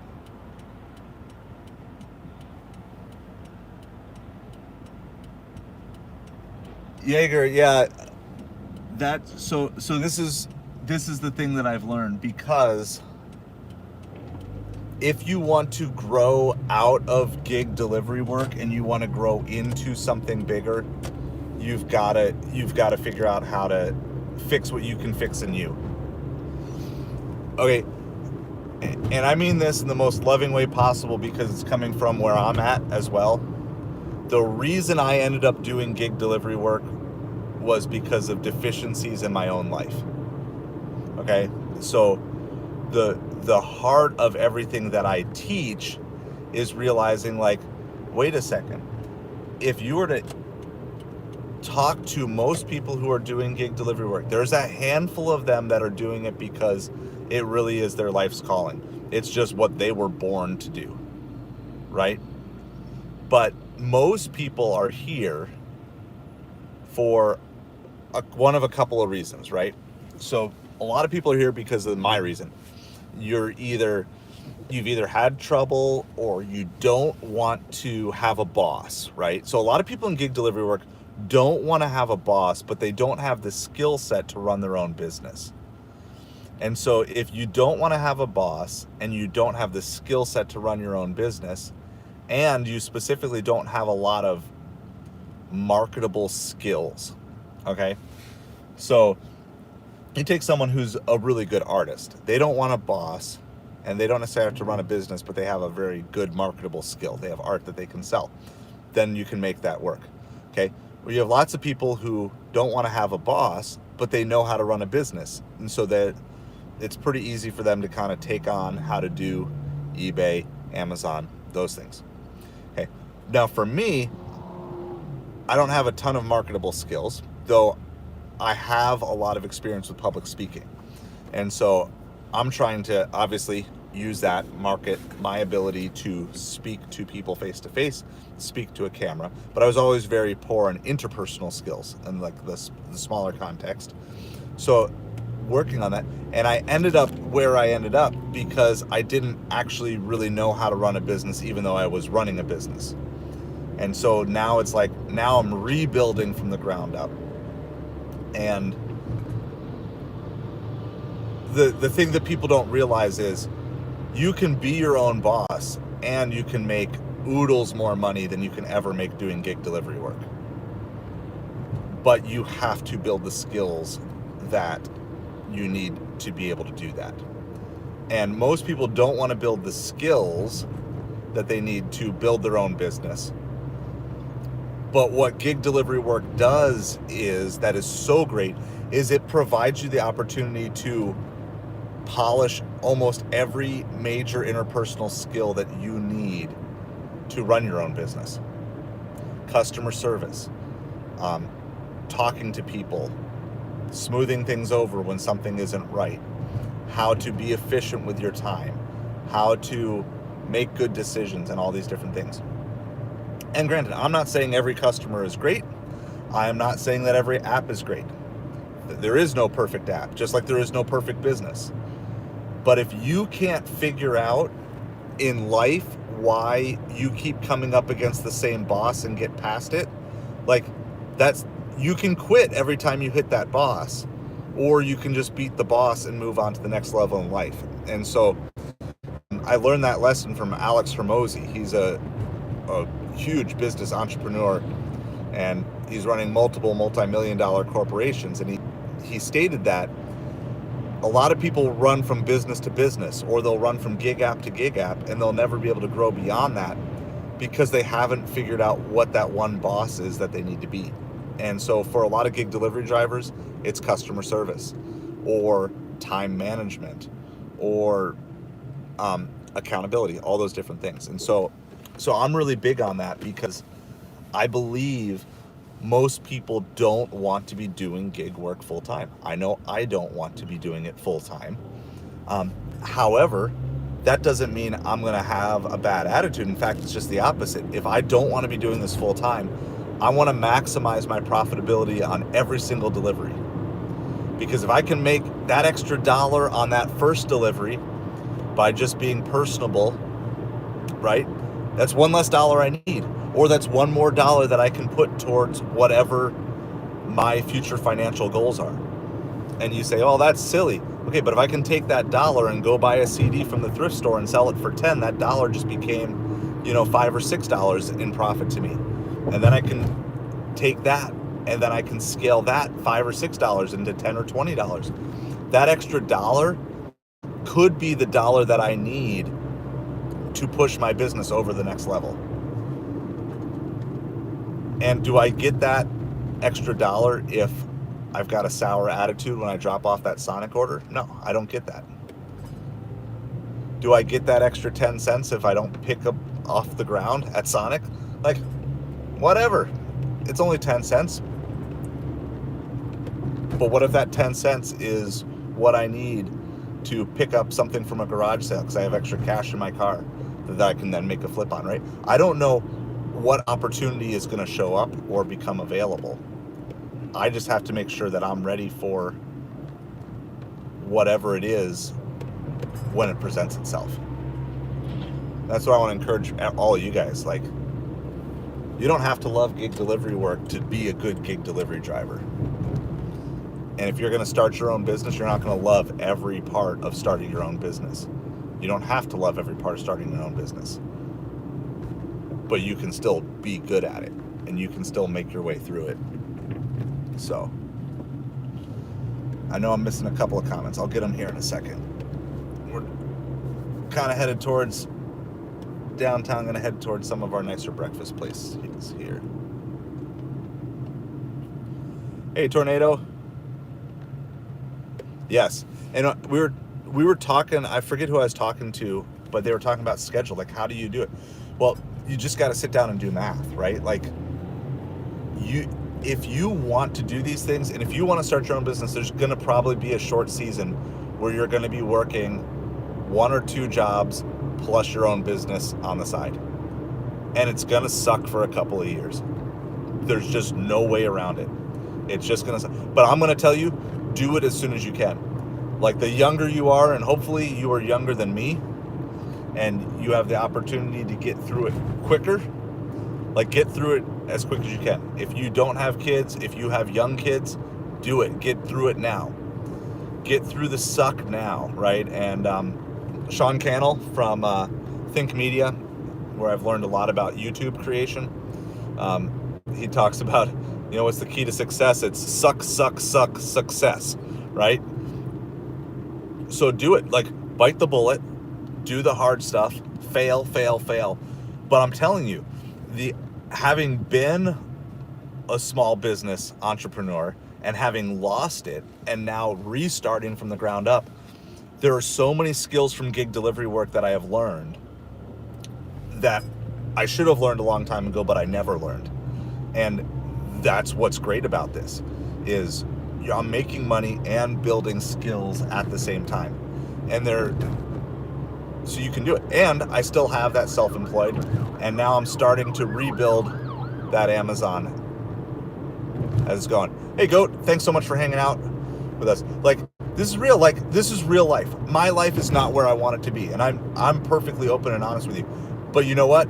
It's closer to where I want it to be today than it was yesterday. And yesterday is closer to where I wanted to be than it was a month ago. And I'm way closer to where I wanted to be than I was a year ago. And so, like, that's where I'm at. I'm here to inspire you guys, encourage you, challenge you. And it's like, I know I'll never be the biggest gig delivery YouTube channel because I don't go for the cheap punches. Like, I'll poke fun at the app every once in a while because that's fun to do. I mean, some really lousy orders. But the fact that people legitimately get upset at customers for not tipping is something that makes absolutely zero sense. If you understand people whatsoever, you should understand the default for people should be not to tip. And if you understand the level of customer service that a lot of delivery drivers provide, you will understand that most delivery drivers do not deserve a tip. We got a $10 for 9 Mile Einstein Brother Bagel on Uber. I'm gonna pass on it. I don't want to go that far. I don't want to drive that far. I'm trying to look for some smaller orders. We might just set up. There's a Publix here. I might set up and try to snipe a Publix order.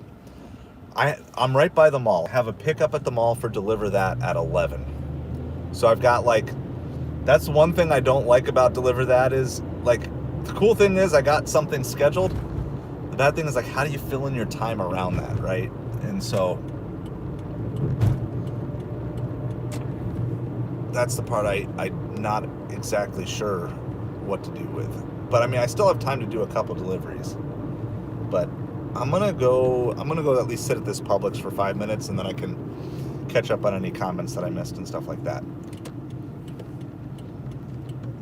But I mean, just understand, and if you don't realize how bad customer service is on most of these apps, this is why you need to order from these apps once a month. Like, I'm not saying as a financial decision, I'm saying as someone who delivers on these apps, order, and you'll just see how crappy most delivery drivers are.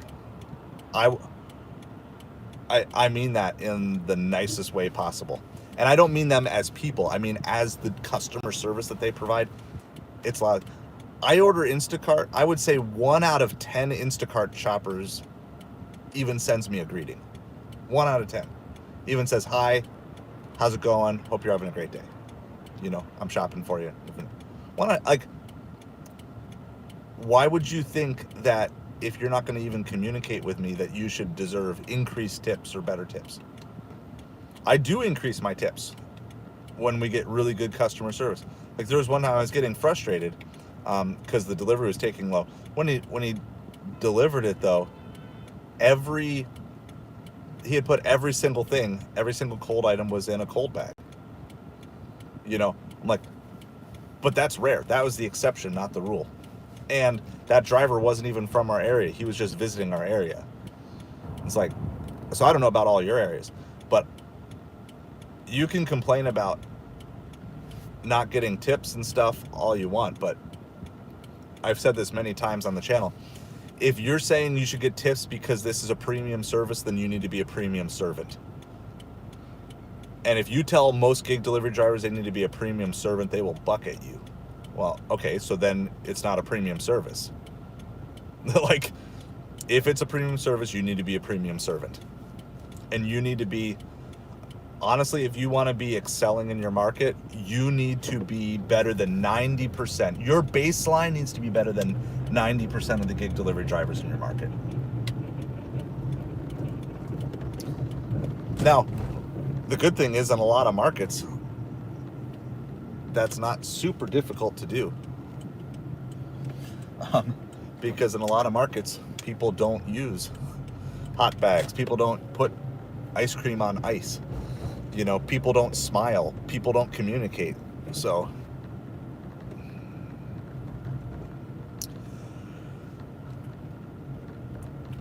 I'm gonna park here. Actually gonna park slightly away from the Publix parking lot because that's super busy, but we're still gonna be in the ring of Publix. And I'm not coming to you saying I'm the perfect delivery driver. By no means. I make mistakes. I made mistakes this weekend on camera while I'm streaming. But the point is I'm going to try to be better. Ooh, ouch. That's a rough order. Now tell me why this is priority access. Anybody want to tell me why? $10, 4 miles, 57 units with a $2.55 tip. I have priority access to that. Thanks, Instacart. All right. So, but I'm not coming to you guys saying like I'm perfect, but I'm saying I need to get better every day, right? And so like that's why this whole channel is all about serve, learn, grow, adapt. And I just want to bring as many of you who want to keep growing along with me. And if that means I'm not going to have the 100,000 subscriptions and the gold play button and all those things, that's fine. I'm not looking for those things. I'm looking to help as many people as possible. So that's the part that I'm aiming for. So awesome. So Ubereats, are you on any other gig delivery stuff, or do you have any other income goat?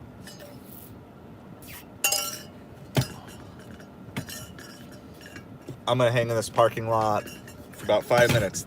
It's my new standard because just Ubereats. Are you not interested in other apps? Are you on wait lists? Are you is Ubereats just dominant in your market? Yeah, I know there's some markets that it's just super dominant, and that's got to be the app that you're on. Grubhub, $6, 6 miles. Reject. Offer too low.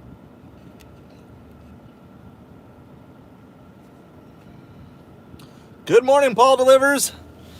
I assume you're a delivery driver with that name. So we're out. We've done, how many deliveries have we done? 1, 2, 3? I think we've done 3 deliveries. It's not been crazy. We're at like $29, 3 deliveries in an hour and a half. Gotcha. Tallahassee. Okay. Yeah. Do you get a spike? Do you get a spike when there's like football games, or does that like a significant spike? I've kind of always wanted to deliver a college town on like game day. I figure I have to probably the closest, because I'm Naples, Florida, so I'd have to go. I don't think I'd want to do Miami, but Gainesville, best paying town. Someday I want to do that. I want to do like a road trip. Is it just the day of the game, or is it like leading up to the game as well? Because I'm trying to figure out, like, if I were to do a road trip to like Gainesville, like when Florida, like figure out like, I don't know, when one of the big rivals is coming, like Florida is, if Georgia, I don't know their schedule this year, but like if Georgia was coming to Florida, or like Florida State, I'm a Miami Hurricanes fan, sorry about that, but like, yeah, like I think it'd be really fun to go up and just be like, you know, take the family up, do like a family day, get a hotel for like 2 or 3 days, and then just blast the deliveries and have a lot of fun. And of course, if you do that, your hotel is a tax write-off because you're going there for the purpose of delivering.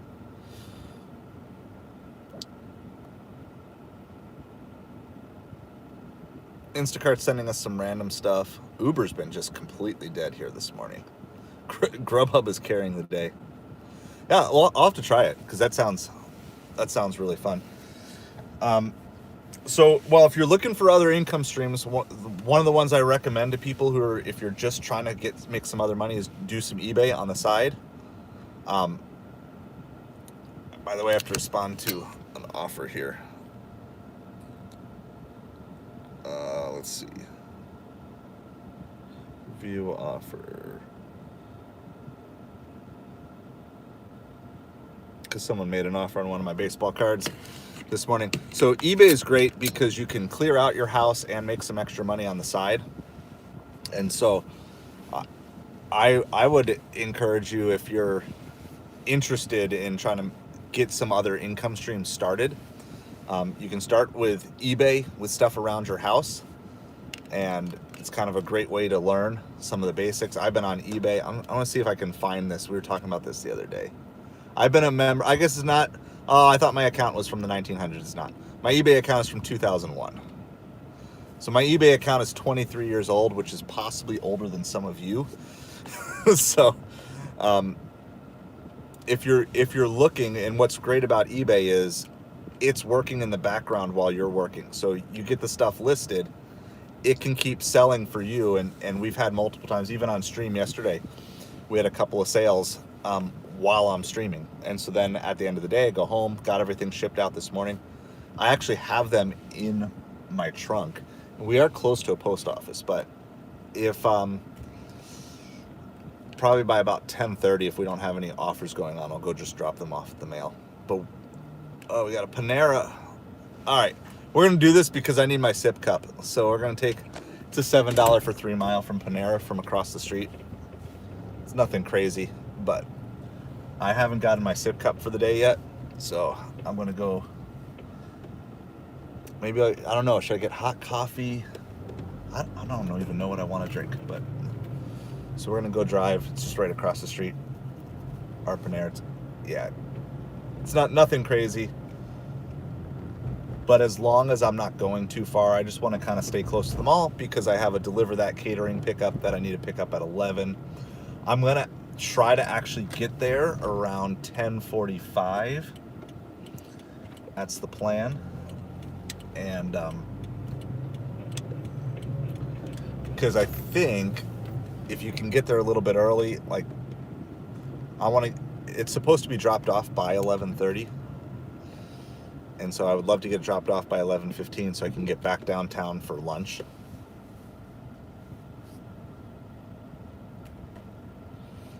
But we're gonna go. I'll hop in Panera, get my sip cup, get this order, probably also do a quick bathroom break.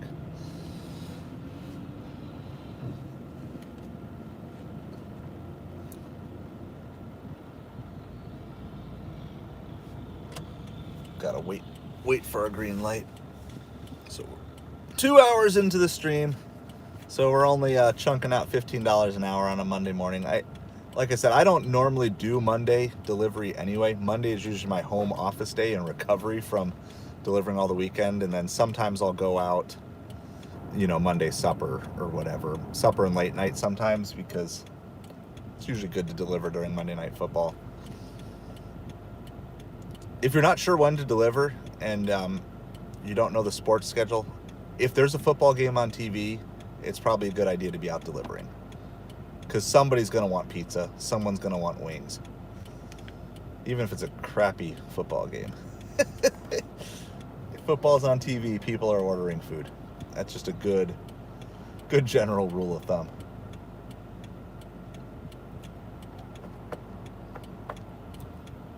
Yeah, is it dead this morning? That's probably the other reason I'm taking it. I mean, technically this is a platinum offer. It's more than $2 a mile, but the problem is it's just so many traffic lights, so I'm going to be just stuck waiting. But I want the Sip Cup. So I got Sip Cup, which for those of you know, that's like a monthly subscription. But they did a free 3 months.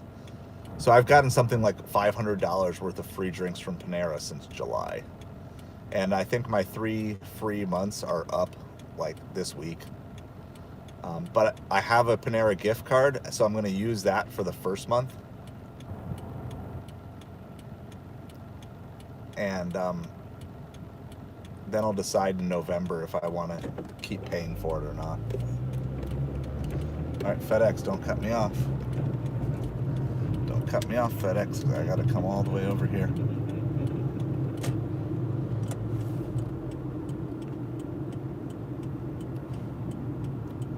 All right, so Paul delivers.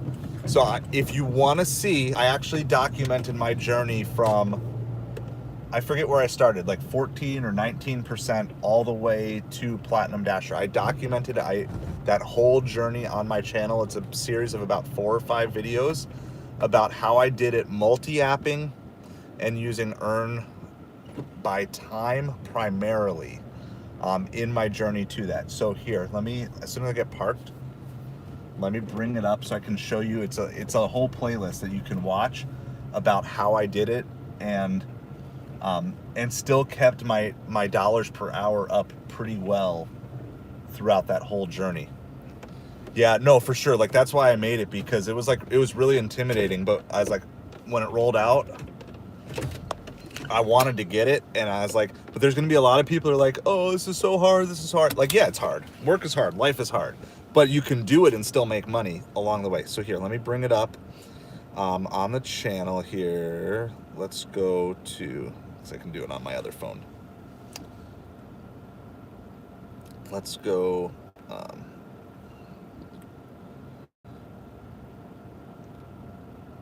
I wonder if I can look up playlists. I can look up playlists. So it is going to be, it's the Doordash acceptance rating climb. I started at 16%. Okay. So this is the playlist. Okay. This playlist, Doordash acceptance rate climb. All right. So I started at 16% and I took it all the way up to, I think I got to 98%. I took it straight through. But without sacrificing dollars per hour. Okay. So I tried to keep the actual, making good money. I show you how to multi-app and do it on earn by time with obviously successes and failures in there. Over the last couple weeks, the platinum offers have been better. I don't know if that's because the DoorDash algorithm has changed or it's just because we have more customers returning to our market. So I'm not 100% sure the reason why, but the good orders are still pretty good and they've seemed to have gotten better recently. And hold on, what's Instacart trying to get me to do? All right, I'm not taking this. Would you guys take this one? It's $16 for 6 miles for 17 units, 14 items on Instacart, but it's 3 deliveries. I want to be paid $15 per delivery. I don't want $15, $16 for 3 deliveries. All right, I'm going to go pick up this Panera here really quick. Hopefully the stream won't time out, but if it does, it'll be back on in just a couple minutes. I'm gonna throw my sign up. Be right back, so you can let anybody who hops on know. If you haven't hit the like and subscribe yet, while you're in here, please do that. I'll be back with you guys shortly.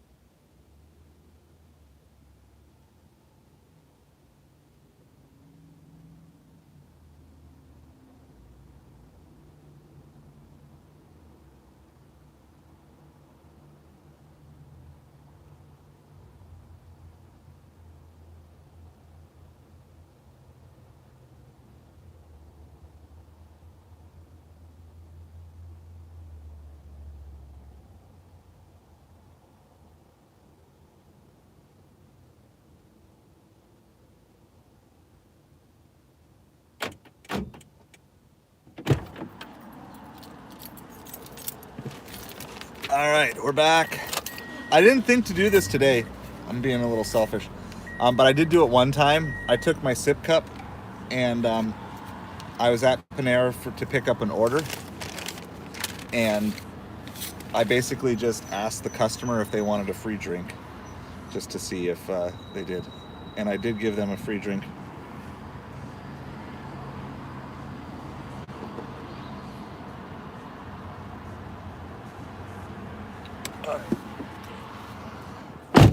Being asked to help out at church next Sunday, so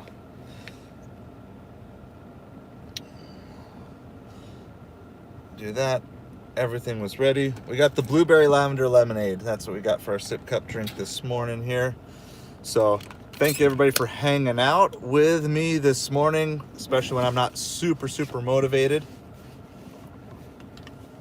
I think if you're on Instacart, you have to have platinum. I think it's platinum, right? I can't even remember all these. Platinum cart, is that what it is? Diamond cart, sorry.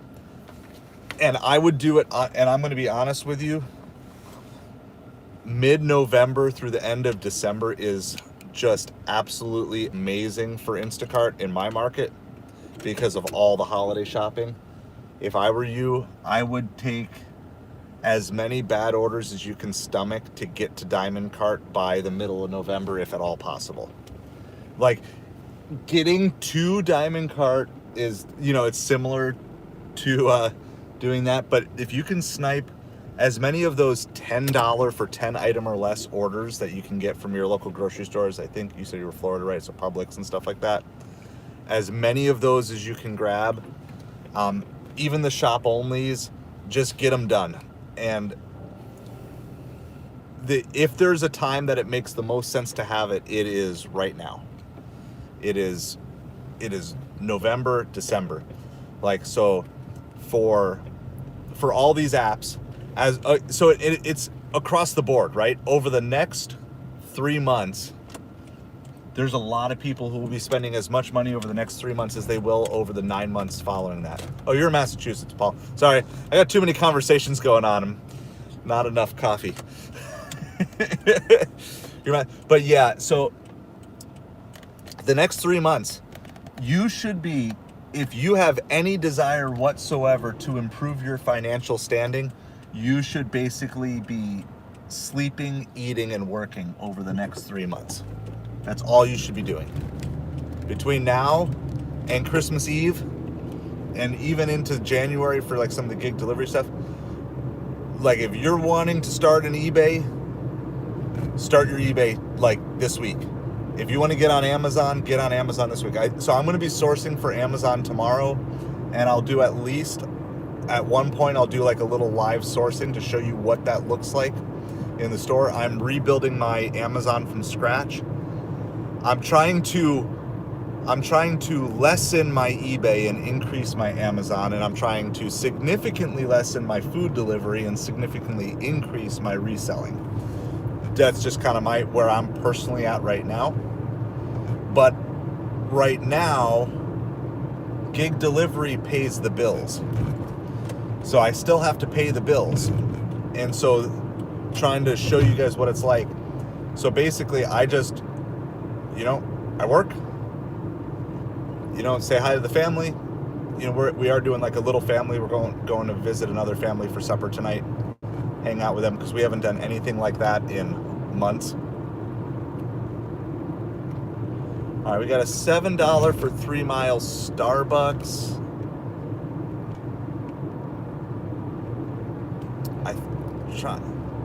I'm gonna hold off for something better, because that's taking me further away from the mall where I need to be by 11 or even 10:30, 10:45. I'm gonna pass on that one. If I didn't have a DeliverThat schedule, I'd probably take it just to stay busy. But I need to keep working back towards the mall. So, and I come to you as a sports fan who loves football. Like, I was saying over the weekend stream, I used to sit and watch, in my bachelor days, I would turn on College Game Day at 9 o'clock in the morning, and I would not stop watching till the final West Coast game ended at like 1 or 2 a.m. I'm a huge baseball fan. I will not be watching any of the World Series, not just because I'm a Mets fan who hates the Yankees and the Dodgers, but also just from a practical standpoint, like, I don't have that time to waste. If I have any free time right now, it goes to my family. And beyond that, everything else for the next 2.5 months goes towards building my businesses and making as much money as possible, set me up for where I want to be going into going into 2025. I mean, we're almost there, guys. You realize this year is done. It's done. And so the way I'm looking at everything is my 2024 was better than my 2023. But I wouldn't say it was way better. I need my 2025 to be way better than my 2024. Like, but I'm going to tell you, it involves things like making the sacrifices that I did this year. So it's like, I made the sacrifice this year of taking on YouTube because I know that there are people out there who have been feeling like I've been feeling and who need a voice and who need encouragement and who need to be challenged and who need a kick in the butt every once in a while, just like I do. And so that's part of why I started this YouTube channel, because I'm like, I was just so sick of everywhere I turned looking for stuff on gig delivery. It's just all negativity all the time. I'm like, no, that's not what this is. And so I'm hoping if I had my ideal, if I had my kind of ideal setup by this time next year, it would be still doing some ride-alongs for fun. But YouTube as a significant income stream, paired with Amazon as a significant income stream, paired with potentially an affiliate or network marketing thing as a significant income stream. That would be my ideal if I could have it, a year from now. And if I want those things, you have to double down. You have to double down on your work in fourth quarter. October, November, December, you have to double down on your work. They declined my counter offer. That's okay. They offered me $6 on a $42 item, and I countered them with 30. There's no good faith there.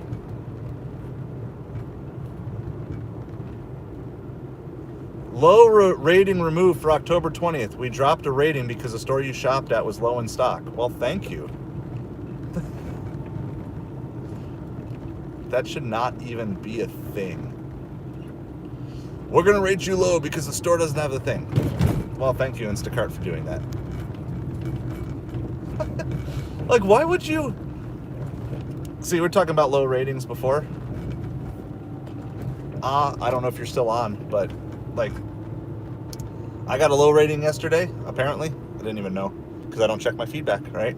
But I got a low rating because they were upset because the store was low stock of things. Like, I don't work in the shipping department. I am not in the stocking department. I just find the stuff and I go to the grocery store so you don't have to. That's it. We're going by the beach. I'm going to try to turn the camera around so you guys can see. We're not going to be like directly on the beach, but I think we're going to like one of those tall condos. I'll give you something more fun to look at than myself right now. It's a beautiful morning here. Look at these buildings, guys. Just so you know, like every one of these, if you're in any of these condos that faces the beach, that's $1 million unit. Every single, there's like multiple $1 million units. And the higher you go in the building, the more expensive the view is. So some of those top, like the penthouse and these could easily be like some $10 million views from some of the top. Eric, awesome. Good morning. Thanks for hanging out with us. This is Gulf Shore Boulevard, which is like the road that goes along the beach. Appreciate it so much. You be blessed as well today. We are delivering a Panera. So you're kind of seeing the right side. The beach is on the left side, just kind of for your orientation. But look at this beautiful blue sky. Just absolutely stellar. Absolutely stellar morning. And there's like a nice breeze, low humidity. This is why we suffer through all of the summertime stuff. Look at these condos here too. This is guarded, so I gotta let them know where we're going. I'm gonna mute you, hold on.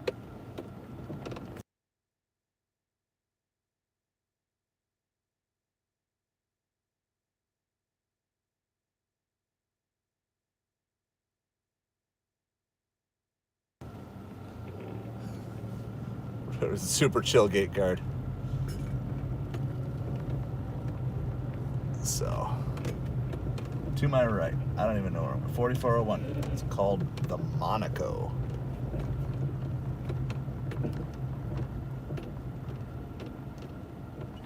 I don't know. That's resident parking. Some of this is like kind of confusing.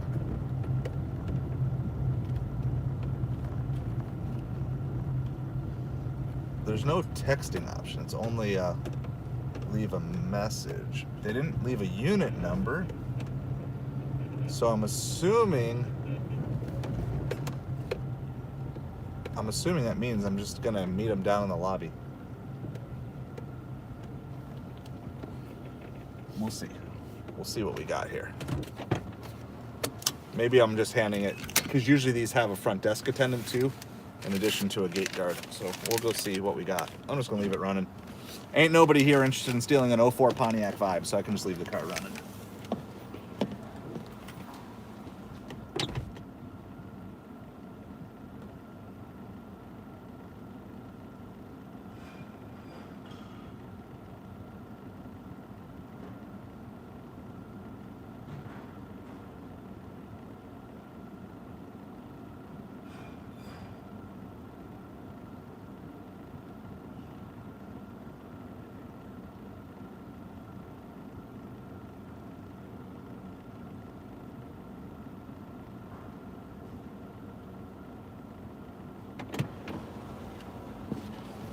It was going to the front desk attendant, so that was pretty easy.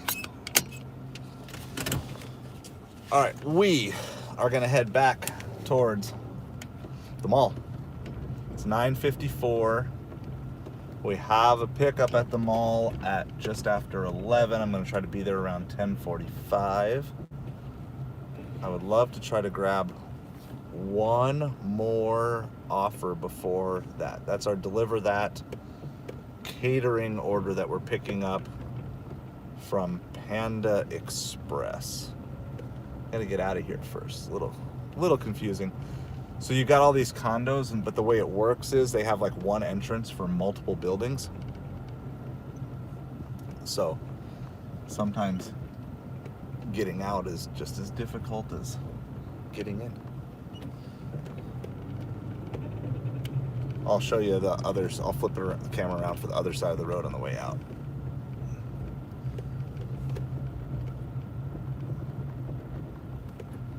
So that was a $7 order. Our base.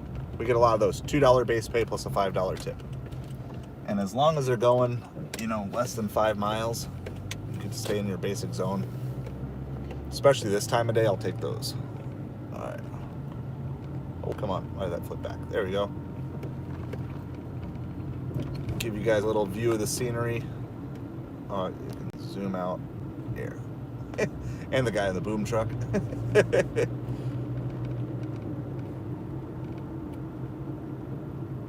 You fix garbage trucks, Eric. That is a job I have never talked to anyone who's done. So, teach me something. What is the most common thing that's going to break on a garbage truck?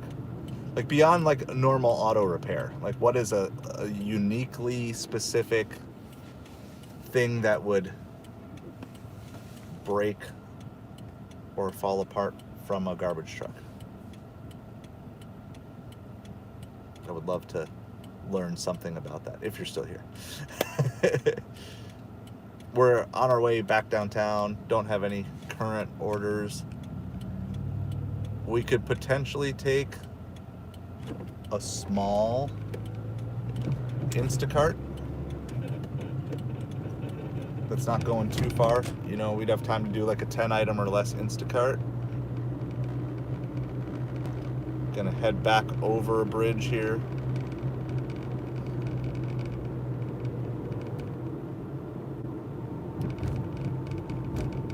Let's give you a little bit of the sights that I get to drive through down here. We're down in Naples, Florida, by the way, for those of you who don't know. We're just knocking out as many orders as we can this morning. Hasn't been great, but where are we at? I'll give you our total. We're at 16. We've done 2 DoorDash, and we've done 2 Grubhub, and then we have a DeliverThat. So we're at 36, just a little over 2 hours in. During the slow hours of the day, you want to, if you're trying to get to 25 an hour, turn that background's a little shaky. If you're trying to get a $25 an hour average for a full day, you need to be aiming for at least 18 an hour during the slow hours, and then hope that you can have, close to 30 to 35 an hour during the better hours of supper. Some of you might have the luxury of just doing the best hours, and that's fine too. Normally, it is almost 10 o'clock, so normally I would be headed to Costco for the Costco drop. But I have a DeliverThat today, and I am trying to get as many of those done as I can as well. I'm hoping that there will be a lot more catering orders coming up in the future, so I'm trading off one morning of Costco drop for a DeliverThat. And this DeliverThat was sent to me last night at 11 p.m. as I'm saying earlier, as I'm falling asleep and crying myself to sleep because my Mets lost and their season is over, this DeliverThat came through. It's only like $20 or $21. It's not a crazy order, but it's also not a far delivery. It's I want to say it's only like 7 miles, and it's before the lunch rush, which is great. And our lunches in town are not great in the first place, so I'm not going to come bragging to you that lunch is going to be amazing. But I think what we're gonna do, we got somebody crossing, so we're not gonna hit them.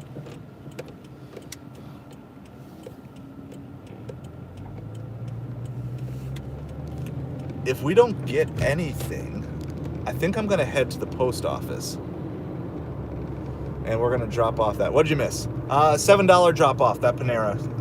We dropped it off to an attendant at a really fancy condo. So we're just working our way, which is funny because if you watch my streams, usually I'm like, I kind of want to avoid the mall. I don't want to be near the mall. But the truth is, because we're going to be by the mall for this catering order, there's a chance we might actually be able to stack it. But the problem is, the setup with DeliverThat, it's kind of unpredictable. So I probably shouldn't stack it unless it's just on my way. So here, I'll start. So for those of you who aren't familiar with DeliverThat, it's a catering. They've had their issues. They were having, so I found out I didn't get any DeliverThats even sent to my phone for a while. And they were apparently having issues with iPhones, which is what I have. And they had sent an email, but I'm so behind on my emails I didn't see it. So this is a $20 estimated earning for 4.8 miles. It's a $243 order from Panda Express. And it's just going like 5 miles down the road. And my pickup is like 11:05, but I'm going to try to be there early. And drop off is by like 11:30, which is perfect. It gives us enough time if that all goes well, which of course you don't know if it will, but if all goes well, we'll get to be set up right back downtown for lunch. I'm going to be streaming till roughly 3 to 4 o'clock today. So feel free to pop in and out as your schedule permits. Just make sure as you're popping in and out, you hit that like and subscribe if you haven't done so, because that helps the algorithm out. I would love to see 670 subscribers. Oh, we're there. Whoa, we're 672. You guys are awesome. Okay, then let's go 675. How about let's hunt for 3 more subscribers today. I definitely want to be to 700 by Friday. Okay, so that's the goal. 700 by Friday is the goal. I'm going to stream as much as I can, doing some different things throughout the week. So we started today at 664. So you guys have just pounded that button. Appreciate it so much. If we don't get any orders, I'm going straight to the post office, which is just a block or 2 away from the mall. I want to get the mail dropped off, then I don't have to think about it, right? Like sometimes, like I can do the mail whenever I want, but I got no orders. Instead of just sitting around, I'm just going to accomplish the task. Then it's one less thing I have to worry about. I sold a tablecloth, a Power Rangers tablecloth, and a disc golf disc on eBay over the weekend, as well as a couple of sports cards. The sports cards I already just put in my mailboxes. They're just envelopes. But these other two are packages. I'll show you those in a second here. But we're going to just go, since I'm not on any active offer, just going to go get the mail dropped off, then it's done. We still have time. We could do like a quick little single or double restaurant delivery, or a super short, fast Instacart type of offer. So we'll see if any of those get sent through.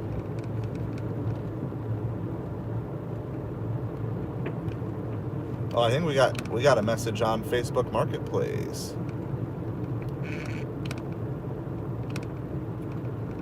All right, DoorDash is sending us $5 for 7 miles from Einstein Brothers Bagels. It's an obvious decline. I got my MREs I'm trying to sell.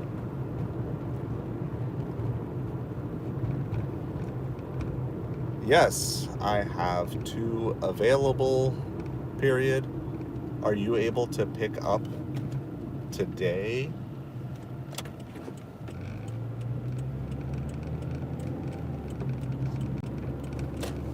We are near Airport and Davis in Naples.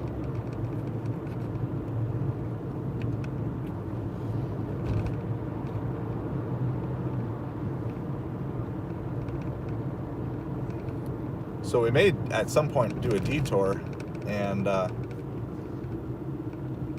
see if we can work out a meetup with this Facebook Marketplace person who's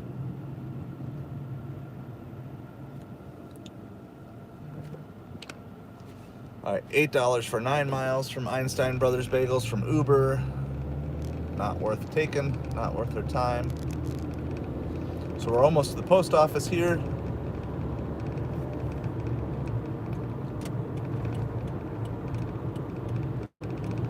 All my shipping here for these, it's already prepaid, so I don't have to go in and buy shipping. You buy it either, you could buy your shipping direct through eBay, or today I bought it through Pirate Ship, which is just like the rates are sometimes a little bit cheaper than eBay, so that's why I use them.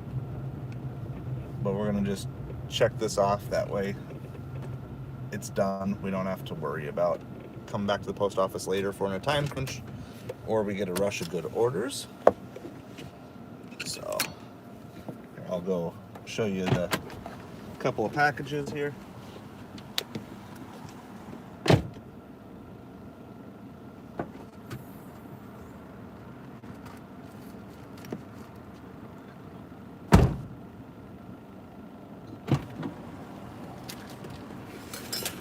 I'm not gonna show you. Oh, I got cars like trying to run into each other. This is awesome. Chaos in the post office parking lot. So this is the tablecloth. Just made a cardboard sandwich. Cardboard, it's still only 8 ounces even with the cardboard sandwich. And then this is the disc golf disc that I sold. Just bubble wrapped it, poly bagged it. So nothing crazy in terms of orders. Not like tons of money, but it's just more stuff that I'm moving, that I had that I'm trying to get rid of, free up some more cash that we're gonna reinvest into Amazon purchases tomorrow. So I'm gonna go bring these into the post office because postage is already paid. It's on the other side. I'm not gonna show you the address. Yeah, so we're gonna go do that, and then we're just gonna try to find one more order here before we have to do our catering order. So I'll be right back. Put the sign up. Oh no, I crunched the sign. Crunched the sign. There we go. There's the BRB sign.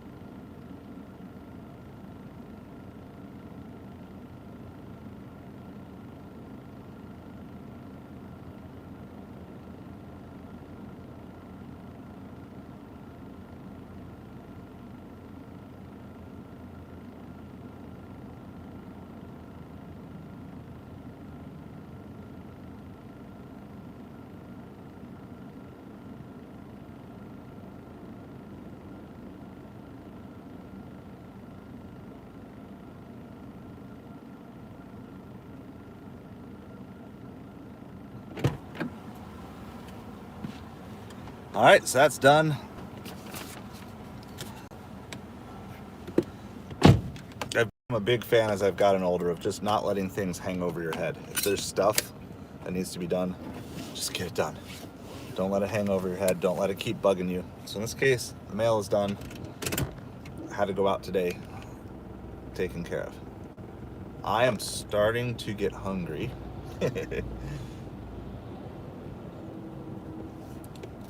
I do have chicken tenders in the back. So I might end up eating here before we do our DeliverThat. I think we're just, I don't know, I don't even know what to do. All right, so the cool part of DeliverThat is knowing that you have a delivery set up already. It's like, okay. But the negative is, what do I do, right? I can only take really small orders, not small in terms of size, but small in terms of like quick deliveries. It's like, I don't know where you go, because it's like now I've got this 45 to 60 minute gap I have to fill, and you can't take a huge order. I can't take anything that takes me super far away, because I doubles all my miles, right? Because if I'm by the mall, however far it takes me from the mall, I got to double back. So I'm still kind of learning this. This is only my 4th DeliverThat order. I've done 2 Pollo Tropical orders, and then I had one that was canceled from California Pizza Kitchen. They still gave me full pay, including tip. That was cool. Got like $38. And I literally had possession of the order on my phone for about 5 minutes. So that was like one of the best, except get paid for doing nothing orders ever. And then what was I already forget the other one that I did. It was last week. It was, I streamed it. It was even on one of my lives. Anyway, you can go see that. If you look back about 3 or 4 lives ago, I live streamed that DeliverThat order. So if you really care. I know most of you don't. And so this will be number 4, with the hopes that I think you need to get like 75 to get like priority treatment on DeliverThat, and I get like 1 a week, and you have to have 75 in a rolling 90 days. So tell me how that's going to happen. It's not. We know it's not. But I'm still going to take them. I'm going to at least do my absolute best to take as many DeliverThats as I can. Again, especially with the holidays approaching. So.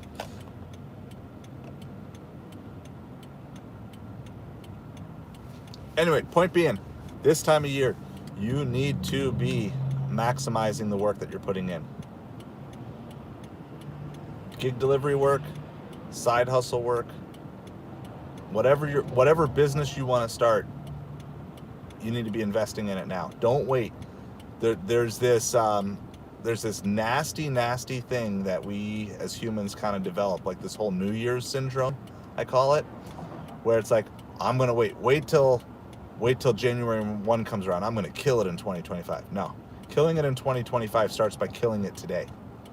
You gotta get going today, this week, on whatever it is that you want to see accomplished. So if you're looking to start a business in 2025, don't start in January. January's a bad time to start a business. You know, a great time to start a business is October.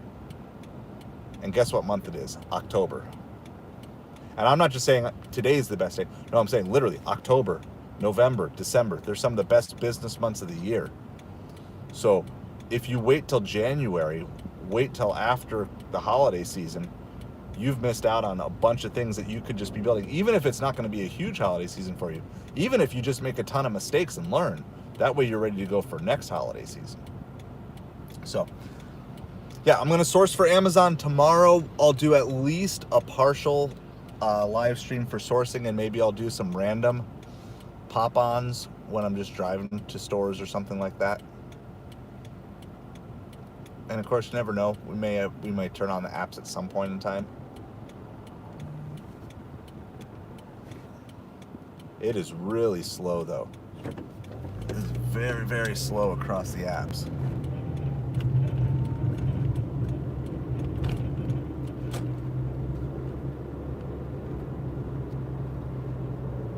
It's $9 for 6 items from Fresh Market, but we're not super close to Fresh Market.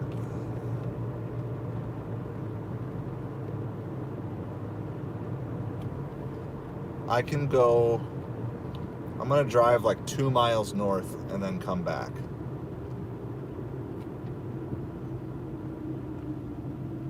Because there's a couple of decent breakfast brunchy places that are just north of here, maybe. So maybe if we just kind of go there and back. We need to find short distance order, but it'd be nice to get like a nice $12 order here. Just plug the gap here. We had a giant bird poop on our side window. It's so gross. It's like huge. It's a massive amount of bird poop.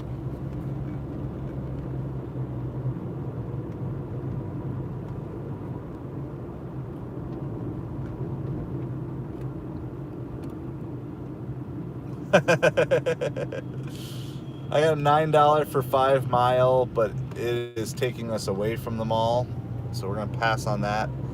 That's an Uber. So yeah, there are definitely drawbacks to having pre-scheduled deliveries that are on time crunches, because you're either gonna have to pass on stuff or just turn the apps off and not even see it, or you're going to be late and then DeliverThat's going to be grumpy with you.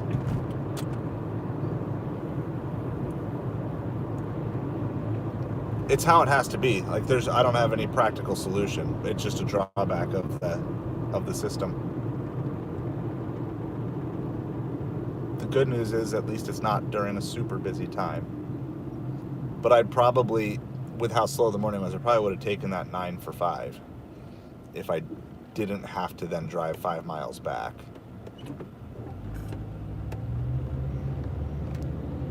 What we really need is like a 10 for 2.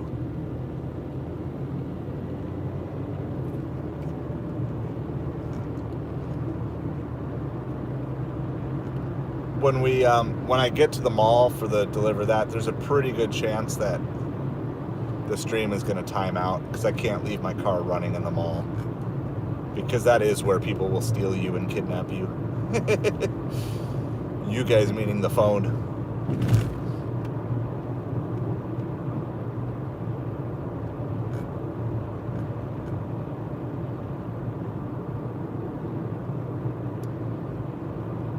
I know it was removed, but seriously, who leaves a bad feedback because the store was out of stock of an item?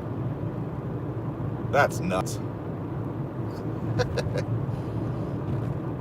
That's the thing, like, what could I do differently? We were talking about that earlier. Like, here's why I didn't even know I received a bad feedback. But what could I have done differently? I reached out with that to them. I communicated those things, let them know when I dropped it off.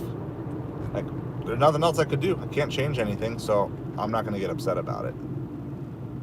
But it is kind of funny, like, how people will find reasons to be negative. People have no idea how important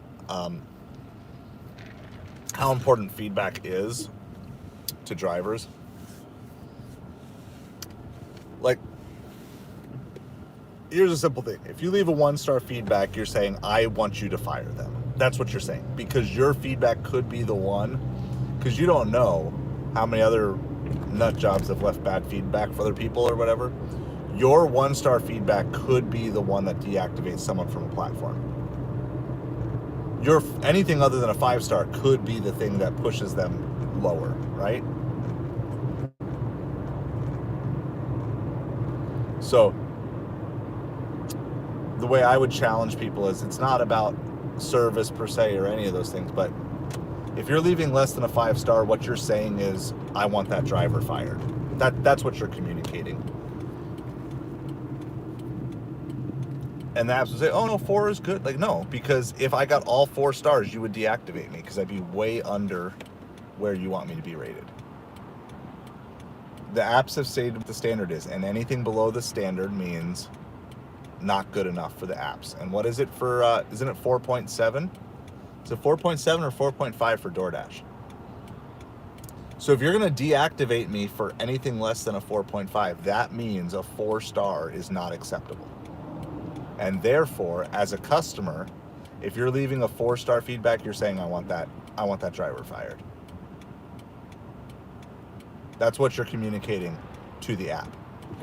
Doesn't necessarily mean that that's what you're thinking, but that is what the app, that's what's being communicated to the app. Anything less than a 5-star means the app will consider that in maybe we should disable this driver.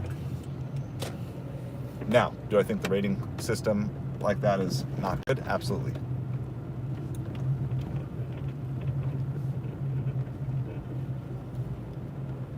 And I know Instacart does tend to crack down on people who leave repeated negative reviews as well. Parking lot, not because I'm trying to get a fresh market order, but occasionally they do send small orders that don't go too far. We're also near a McDonald's and a Starbucks that go to high-end places. I'm just looking for an order that's can be like $8 to $10. It's only going to go 1 to 2 miles. But I can only sit here for like 10, 15 minutes. I probably won't even sit here that long, but then we have a DeliverThat that is going to, we gotta go pick up at the mall. It happens too much, Evie? Evhar? I don't know how, let me know how you want me to say it. Evie? Evie is easy for me to say.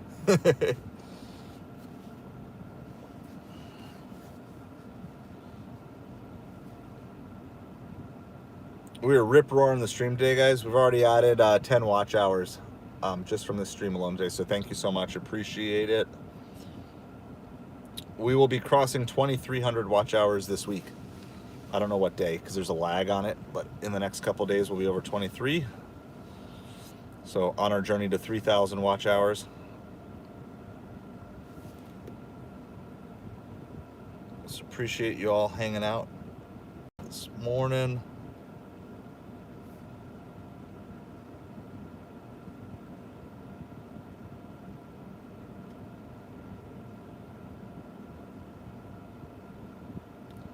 It is just quiet. All the apps are just quiet.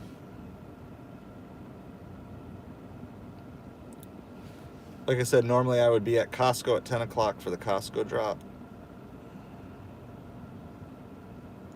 Costco's red, but Costco's always red.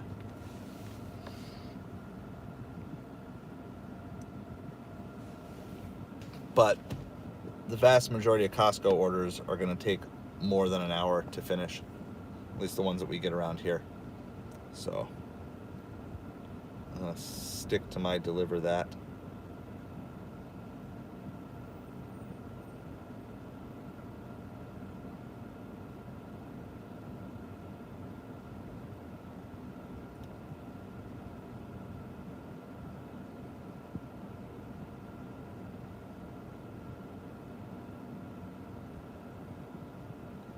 Just slow. Anybody else? Is it slow for everybody else? Jaeger, you said it was kind of slow. How's it going, Nick? By the way, I think you're the one who emailed me, so maybe I'll do that right now while we're waiting, because I got your email. We're just kind of sitting doing nothing for the next few minutes. Well, hopefully we're doing something, but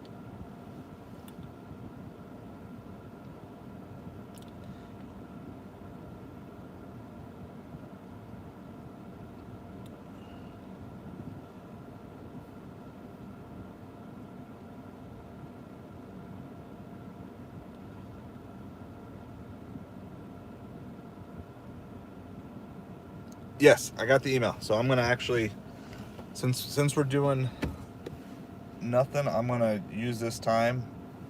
I may not finish it if an order comes through, but I'm gonna answer those questions for you here real quick.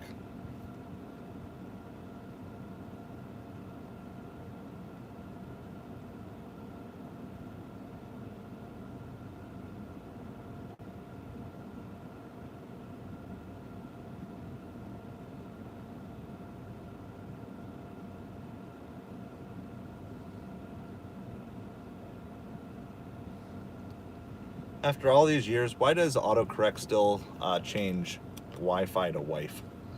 You'd think by now Wi-Fi is like not a typo, right?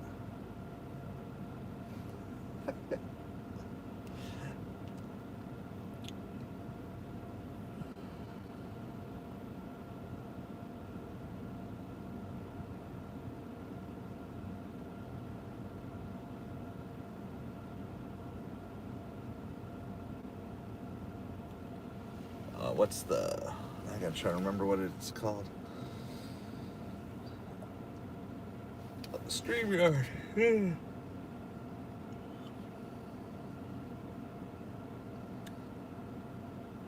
my goodness, I'm fat fingering everything this morning.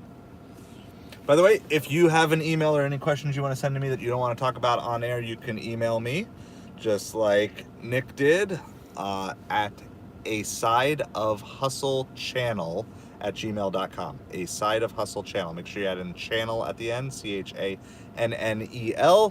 If you want to get on board with financially supporting this channel because you appreciate what we're doing here, you want more live streams, more videos, you can hop over to the Patreon, patreon.com/asideofhustle. And if you don't want to do either of those, that's fine too. Just hang out with us and do those things. But just those options are available for you if you are interested. So try to check the email every day. I don't always get to respond right away, but usually there's at least at some point in time in the day that it's slow that I get a chance to do that.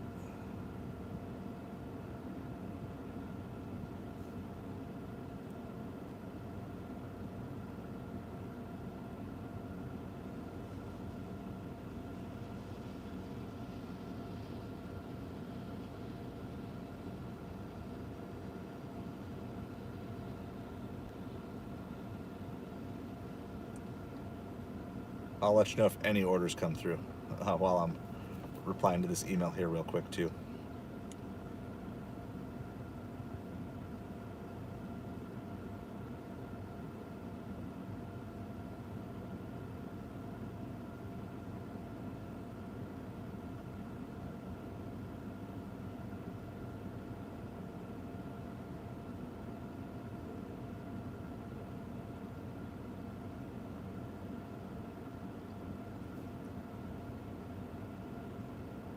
$10 for 9 miles, shop and deliver from Fresh Market. We can't do that, it's too far away.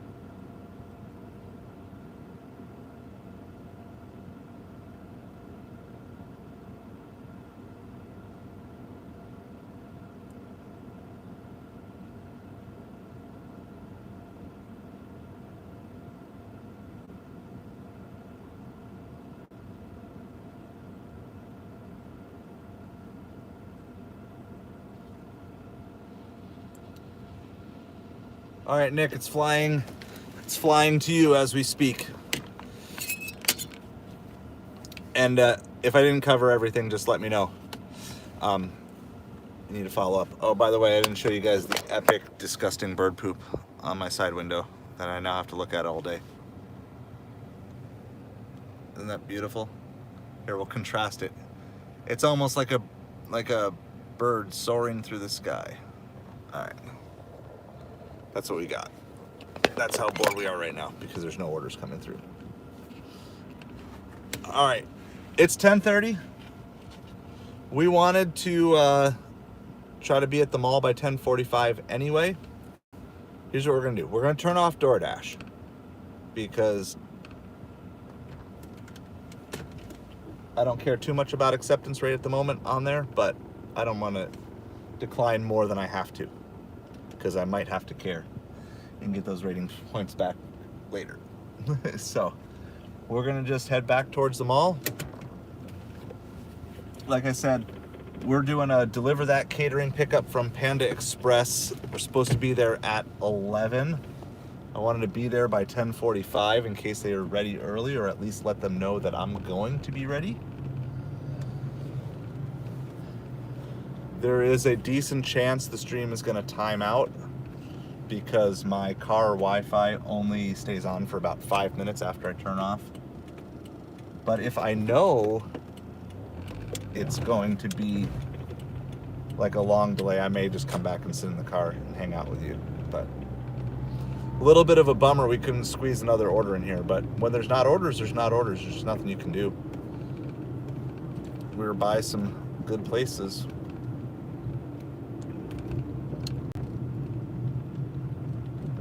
And if we get to them all a little bit early, I think I'm gonna have some chicken tenders because the stomach is rumbling.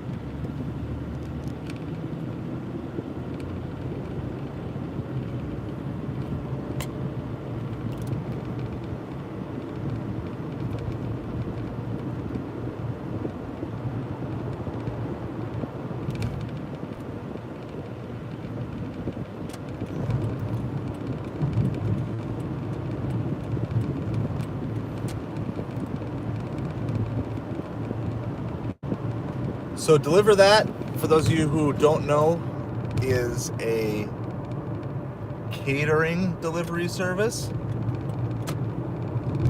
So they deal mostly deliveries to companies, organizations, businesses. Not completely, but it's primarily. All of my deliveries have been to those so far. You have to have catering bags. Now, I bought their catering bags. I would tell you, do not buy their catering bags. Just go get some generic ones. You're not allowed to have branded catering bags, but you can have generic. So find yourself some good non-branded catering bags on Amazon. That way you don't feel embarrassed using them for other tasks.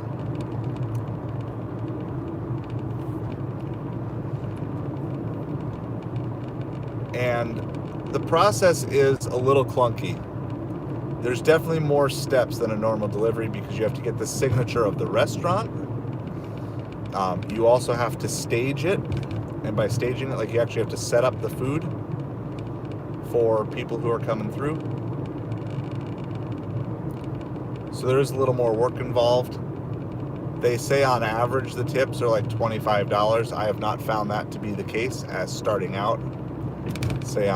I even had a no tip order on this, which is pretty pathetic. But right now I'm just trying to get as many DeliverThat orders under my belt. But it's just the same as always. They'll tell you, they disclose what the tip is up front. In this case, it's a $10 tip. So it's a $240 order, and they only put a $10 tip on there. Oh man, we got some drama going on here. Car's trying to get over. Woo, fun stuff. We're all gonna get in a fight.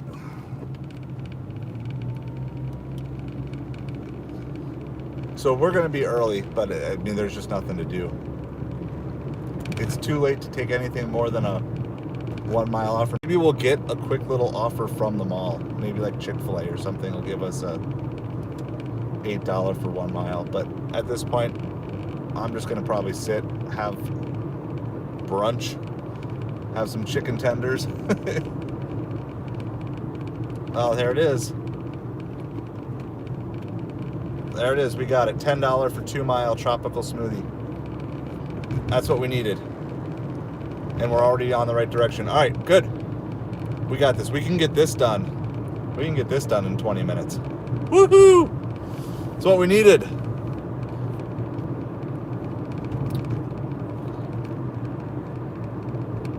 That's a good tip. It's only 2 items. That's a good tip for tropical smoothie here. So we're less than a mile away. That's the first Uber of the day. Uber coming through when all hope was lost and I thought we'd have a completely dead hour. At least we get one.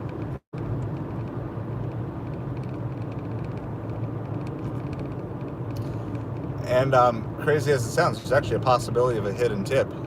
Even though there's probably like a $7 or $8 tip on here, there could be more. We won't know for an hour, but we'll know once we're probably done. And we're driving a mile away, but then we have to drive 2 miles back, so we're only going to be like a mile away from the mall. This is the exact right type of order that we needed to fill in this gap here. If all goes well, we should be about 20 minutes or less.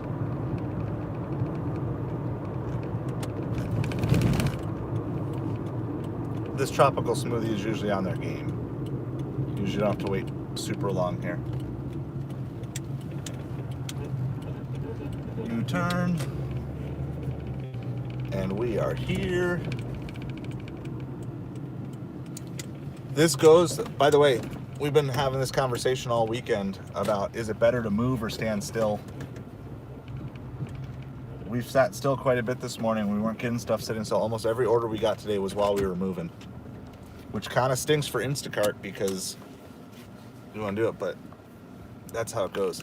I'm also going to grab my chicken tenders so I can munch while I'm driving because I am hungry. I haven't eaten yet today.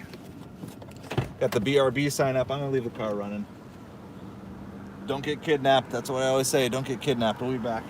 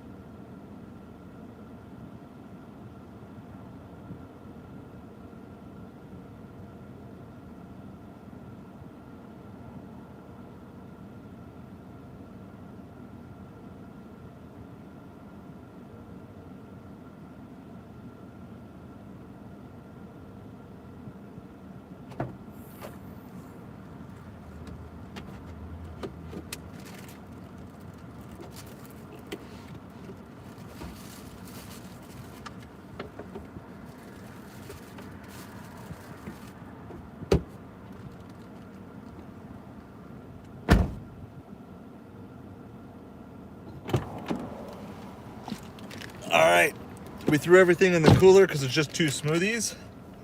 Now, I don't do this all the time, but every once in a while, especially when you're dealing with a good tipper.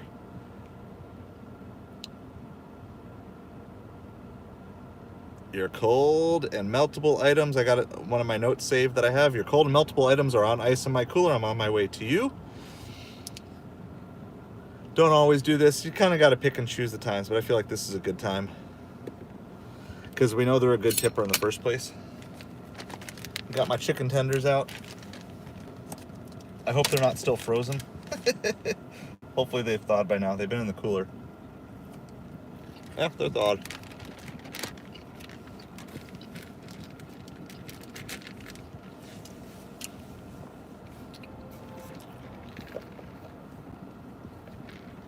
This tropical smoothie is on point. They almost always have the order ready when I get here. So that also makes it extra nice. We have to go 1 mile. 1 mile to go drop this off, and then we will go to the mall for our catering order. So we have a DeliverThat order that we're going to do here. I'm going to pick that up at 11. But this was the stopgap order that we needed to fill in our morning. It was really slow last hour.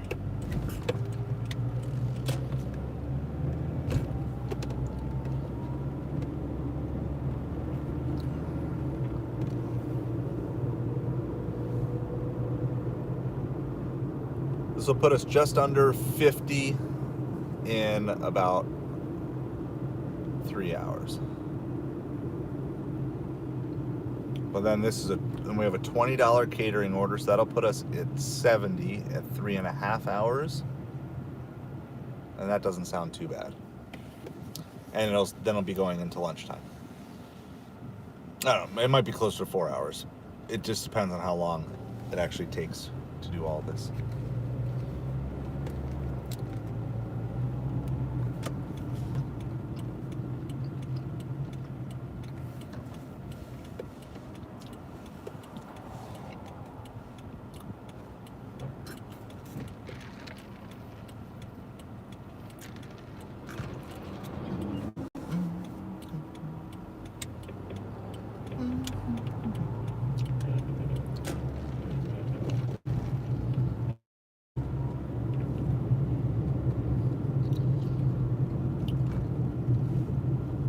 Hope everybody is doing well today. If you haven't hit that like and subscribe button, appreciate it so much.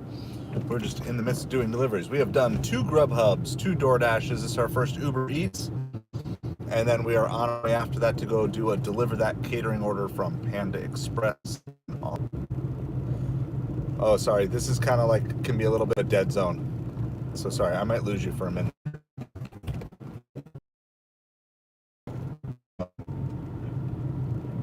If I lose you guys while I'm waiting for the pickup at Panda.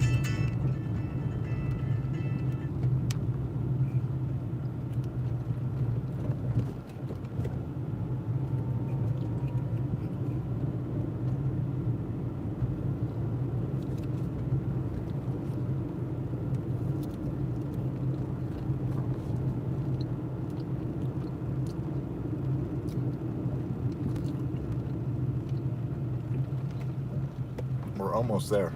It says 800 feet.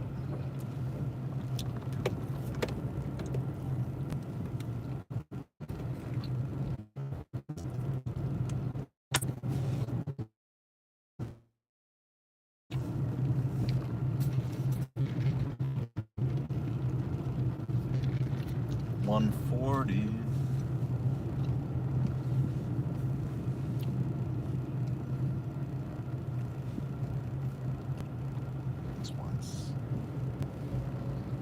We're almost there.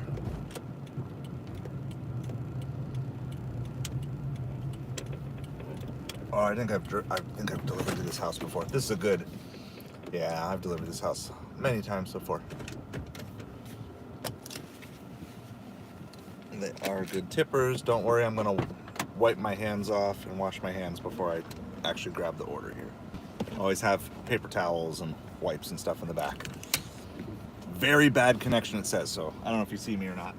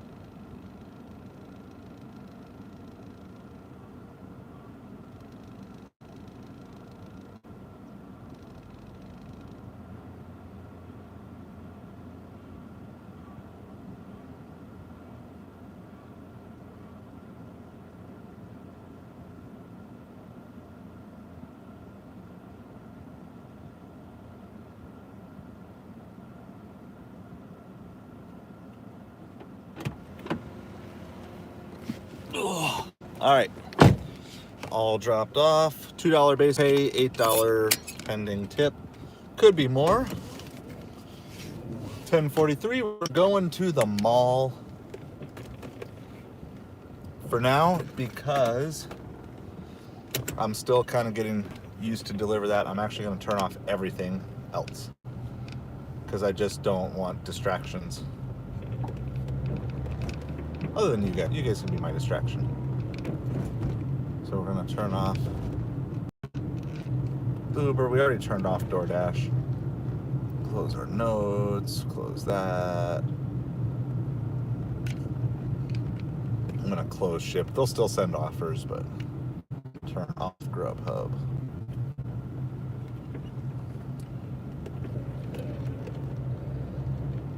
So if you're ever like starting a new app and it's kind of overwhelming, just like decrease all your distractions. Take away anything that is just going to get away from your focus. Yeah. So our countdown says we're supposed to be there in 20 minutes. We're supposed to pick up by 11:05. I'll show you some stuff on the app here in a moment so you can kind of see if you're interested in doing that. I did not have to wait long at all to get on DeliverThat. I just had to wait for their catering bags to arrive. So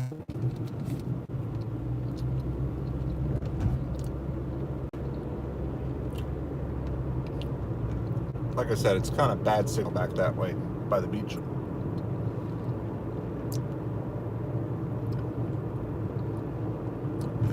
Anyway, we got a passive-aggressive text message from DeliverThat.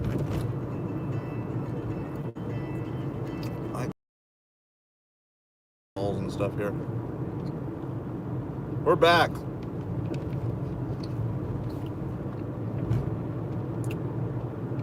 They said start the job in the next 5 minutes, or we're going to take it from you.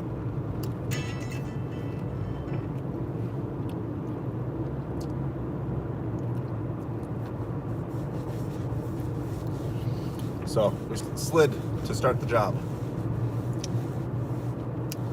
even though we're still just driving there. So that's the other thing, is like,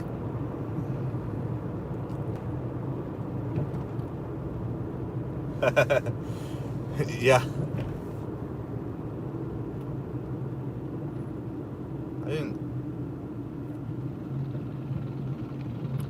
I didn't call DeliverThat. You called me.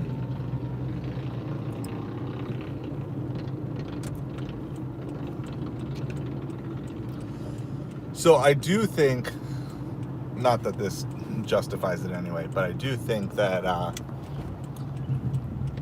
some people mean it to be $1 or $10 and they just put it as 10 cents. So I think that's a possibility. Of course, some people are just jerks too. Or they're trying to be silly. Wasn't there a thing like on Instacart that if they put 2 cents, it meant that they were giving a cash tip? I think that was a thing.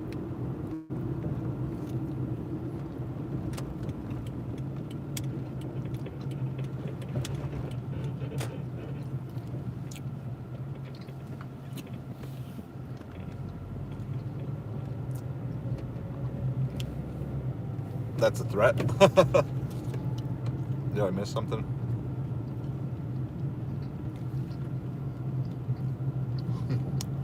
$0.10 is a threat.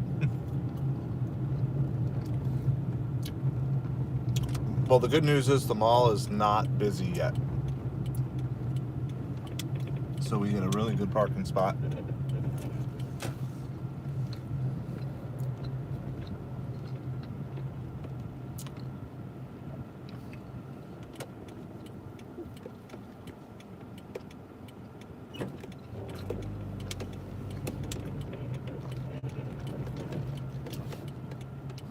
But I think I'm going to bring my wagon. I have no idea how much food. How much food do you think Panda Express can pack in $240? A lot.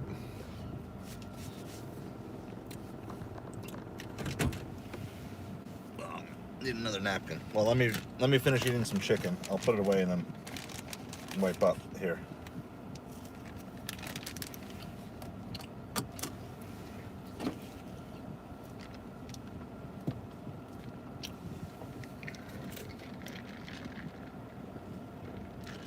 This is my brunch fist.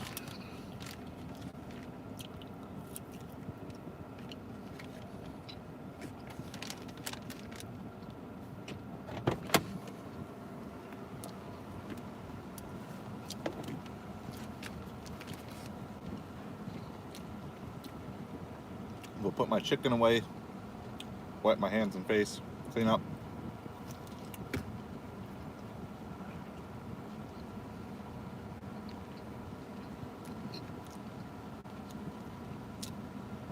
And then I'm going to go in, just find out what's going on. See if they're ready, see if it's done early. Then we'll make a decision from there about what to do.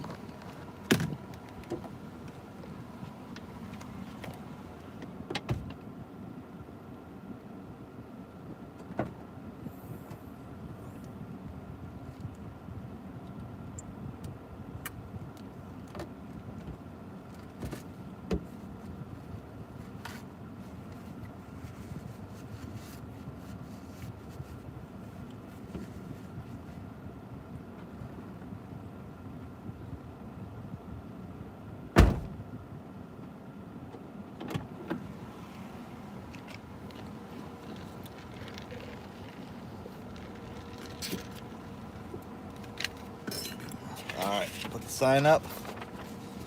So I'm gonna go just, Panda Express is like right inside the mall, so I don't have to go far. I'm gonna go in, I think I'm just gonna do a quick bathroom break, wash up. My hands are kind of gross anyway. And check on the food, and then I'll come back. I'm gonna leave you streaming, but it might time out, but I'll try to come back and try to keep the stream live. If not, it will be back up as soon as we're on the road again. So, I'll see you shortly.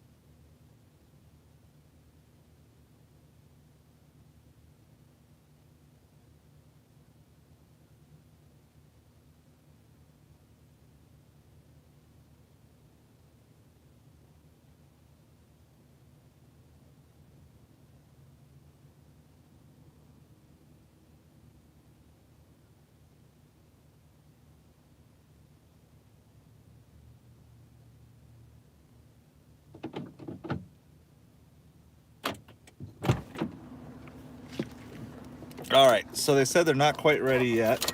Said about 5 more minutes. They said it's going to be about 7 trays, but I know that can get really heavy. So I'm just going to bring my cart and my bags, and we'll do it that way in just a minute. So here, I haven't shown you too much. This is kind of like what the screen looks like as you're going through to check off the order. It automatically marked me as arrived whenever I got geolocated as close enough. This is supposed to pick up in 6 minutes. Every single time I've done a pickup, they've not been ready when I've arrived, and they've had it ready like within a minute or two of when they're supposed to have it ready. So these restaurants are kind of like spot on. But I still like arriving early. It just gives you a little extra breathing room. But I'm still going to message the customer, let them know that their order's not ready yet. Because by the time we actually go pick it up and get in the car and everything, even if it's ready in 5 minutes, it's probably going to still take us another 10 minutes total to actually get it here.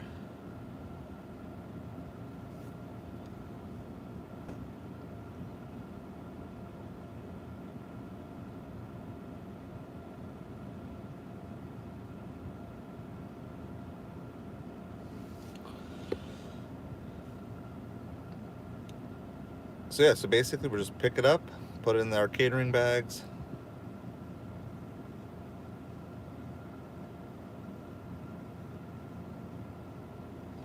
drive there, drop it off, and they want to set up. They requested that.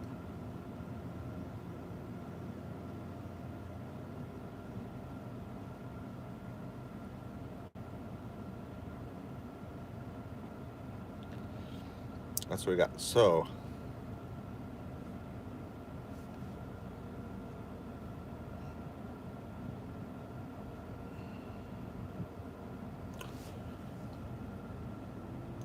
and then we'll probably just head right back to where we are, this general area, try to get some lunch orders for an hour or so, hour and a half.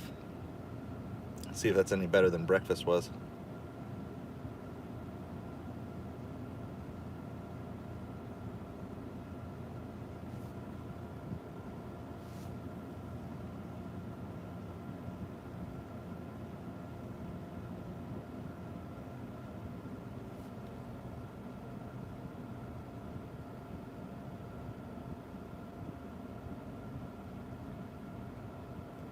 All right, well,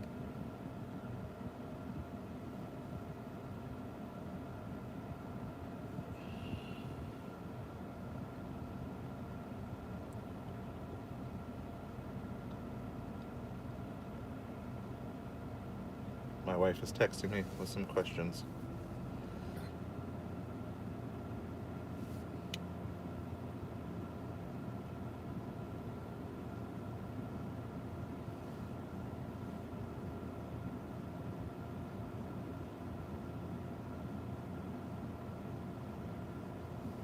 All right, we're gonna go see if this order's ready, load it up, and we'll bring it back. Just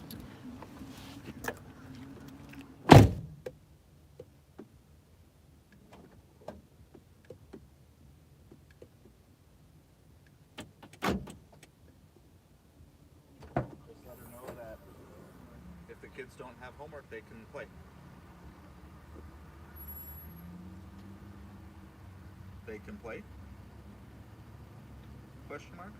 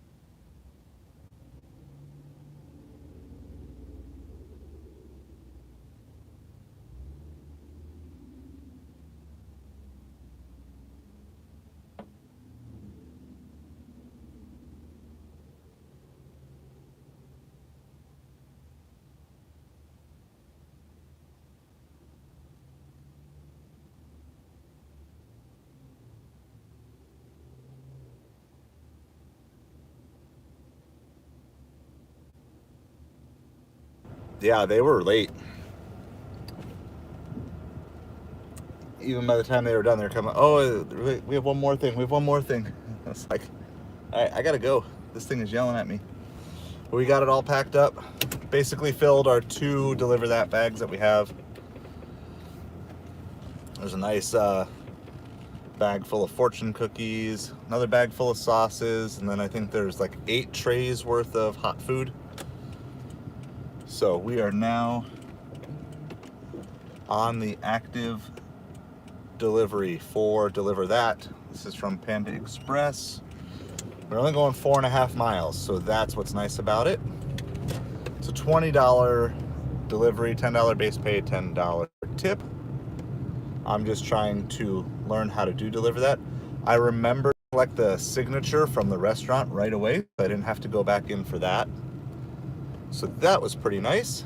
And yeah, that's what we got.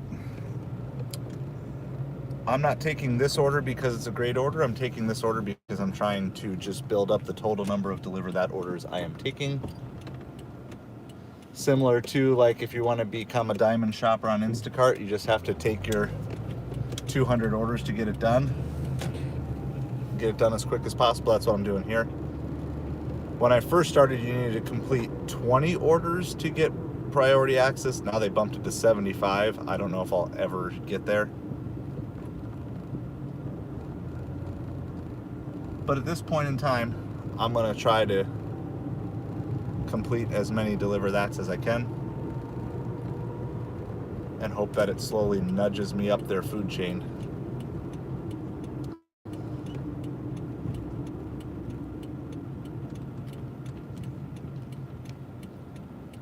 We are still waiting on our pending tip from Uber from that tropical smoothie order that we took before. That's an $8 pending tip with a small chance of a hidden tip there.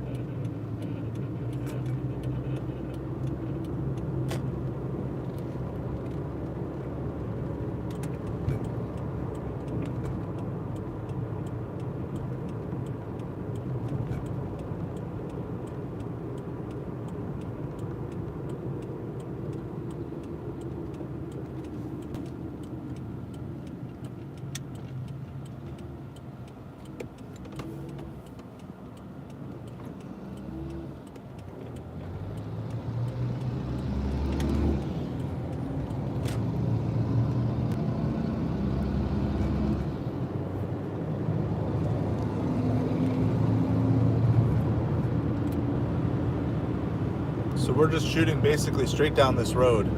We've got to do a 3.8 of the 3.9 miles is on this road. So it's nice, simple.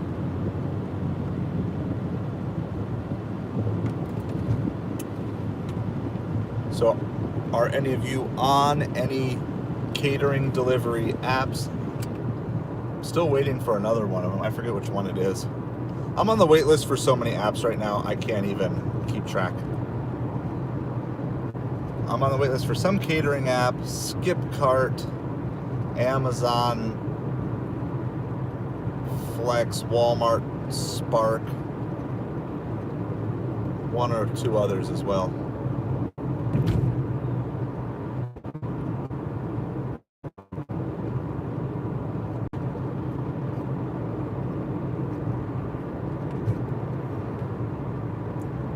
Yeah, Instacart Diamond is 200, but oh, okay, so Jaeger, hold on, don't freak out. That's over 3 months. It's 200 over, they go by quarters at Instacart, not 200 in a month. 200 Instacart orders over a span of 3 months. But I think if you are at least somewhat full-time, you can probably get there in about a month and a half. You can get there in about a month and a half you can get there. You do like 5 a day. But you've got to kind of prioritize it and take some marginal orders that you wouldn't love to take.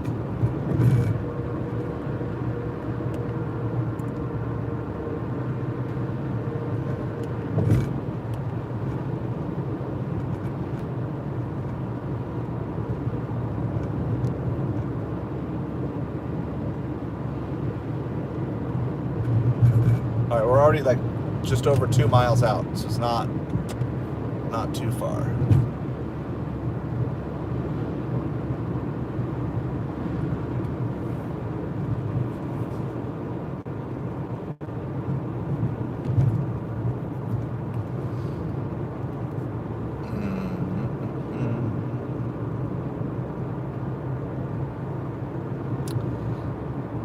They did want me to do setup here. I'll try to bring you guys in because I don't know if it's going to work or not. I guess it depends on how far from the car but I'll try to throw you on my phone's Wi-Fi so you can come see a little bit of the setup. We'll try it. You're going to get timed out again like you did waiting for it.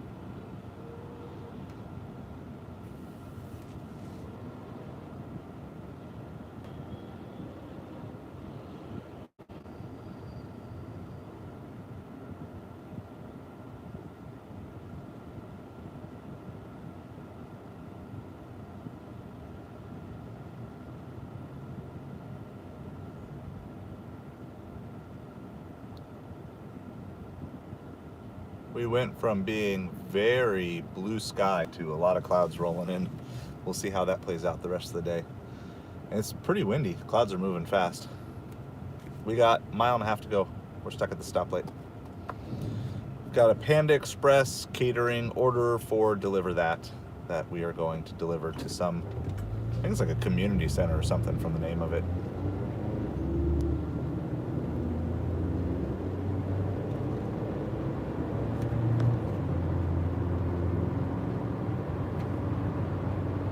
Supposed to be dropped off by 11:30. I don't think we'll be completed by 11:30, but at least we should probably be there right around 11:30.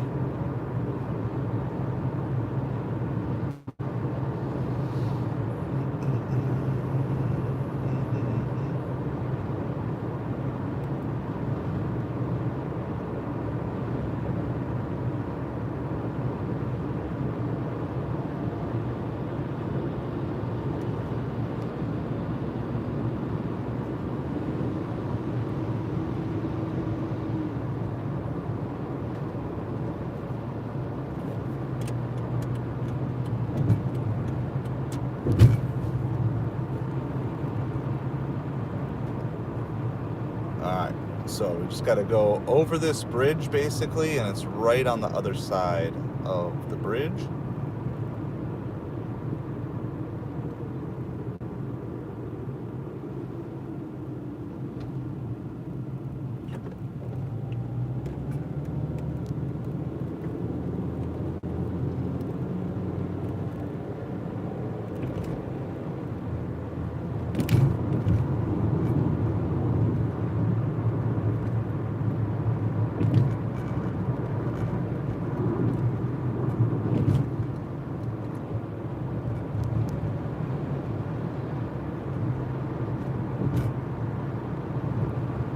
We'll see.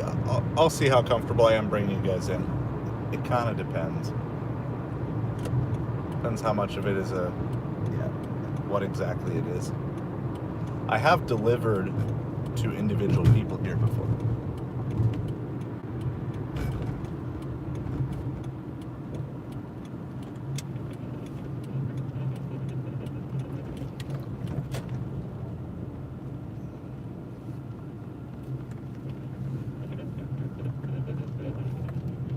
I don't want to mess with anybody's privacy or whatever.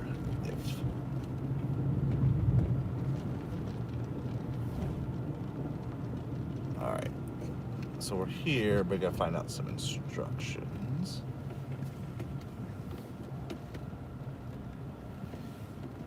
Yeah, this is like a rehab clinic, so I'm not gonna actually bring you guys inside. I'm not gonna do that here. All right, so let me figure out where we're going. Building C, that's here. But I think I'm fine to leave the car running. I don't think that's gonna be an issue.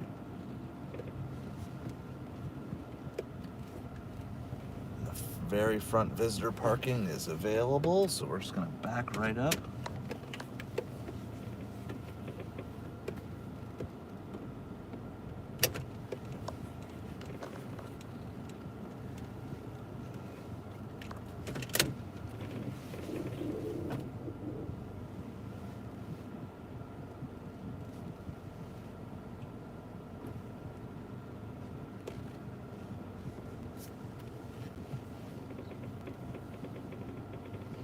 All right, so we're gonna load our stuff into the cart.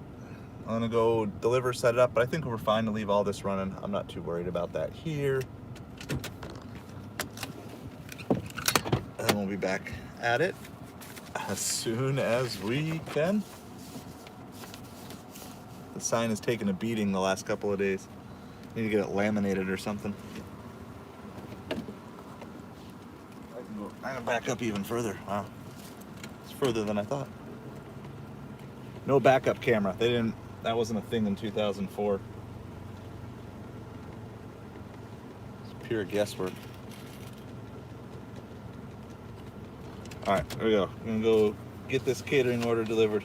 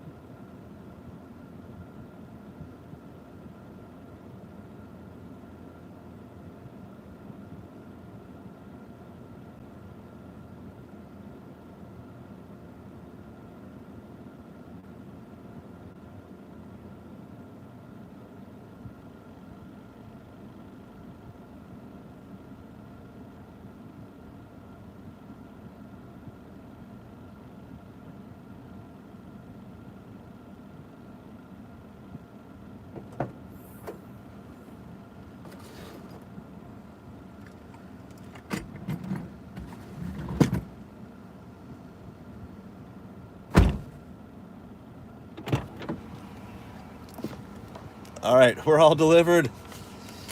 Got it dropped off. We were 5 minutes late, but that's because we received it 5 minutes late, so whatever. Like I said, you can't control it.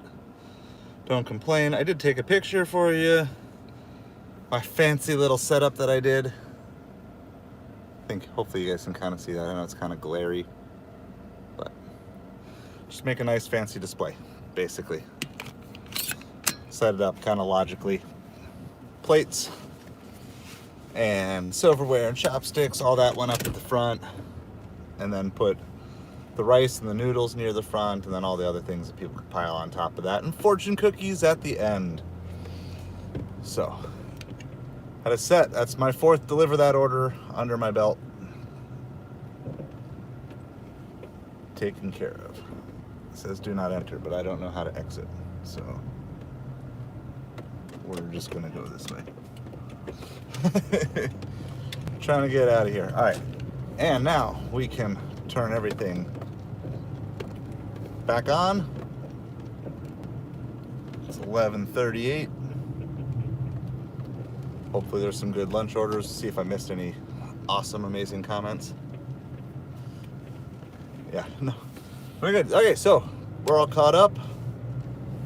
We're all set. The stream stayed live. We're gonna count those all as wins.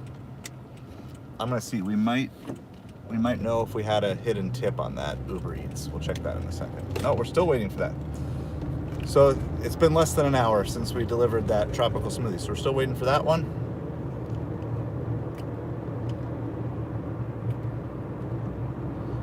So we're at roughly $66. Is that right? Am I mathing right?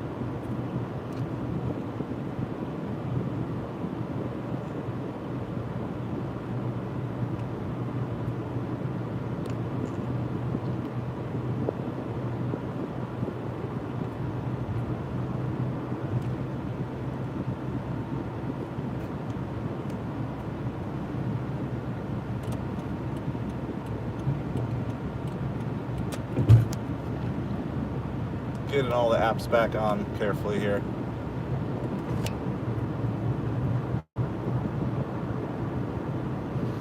So Doordash is on, Ubereats is on, Grubhub is on, Instacart is on, Shipped is on, and DeliverThat is waiting for the next order to come sometime later this week. But it's always running. So, hope everybody's doing awesome today. If I haven't said hello to you personally on the stream, hello. We just finished delivering our catering order. Now we're kind of just free rolling and just doing whatever we got here the rest of the morning. Appreciate you hanging out with us. If you haven't hit the like and subscribe, I would love that.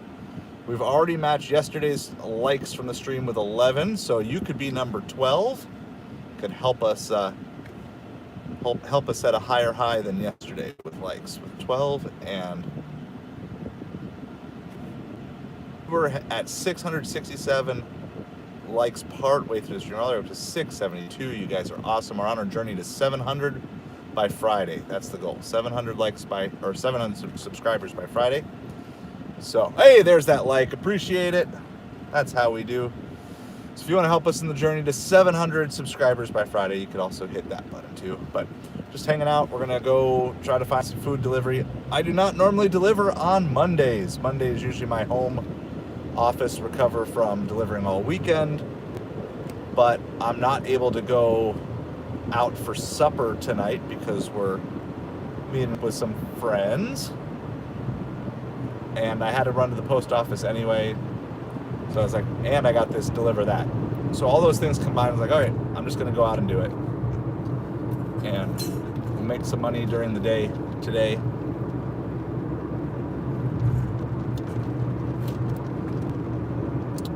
Traditionally, weekday lunch in my town is really bad.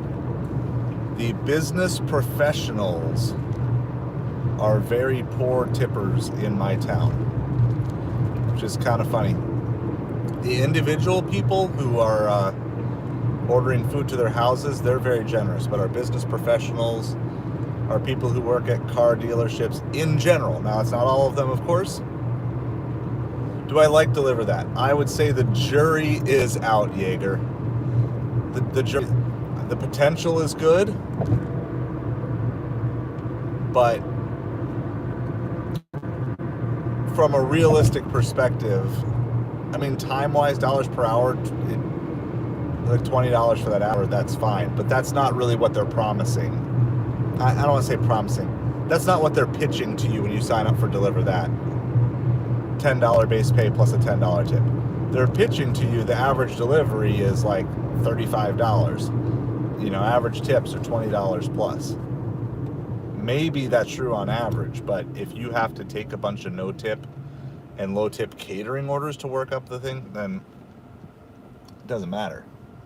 If I got to take 75 of these low-tip, no-tip ones before I can even see the good ones, that's going to be a tough sell over the long haul.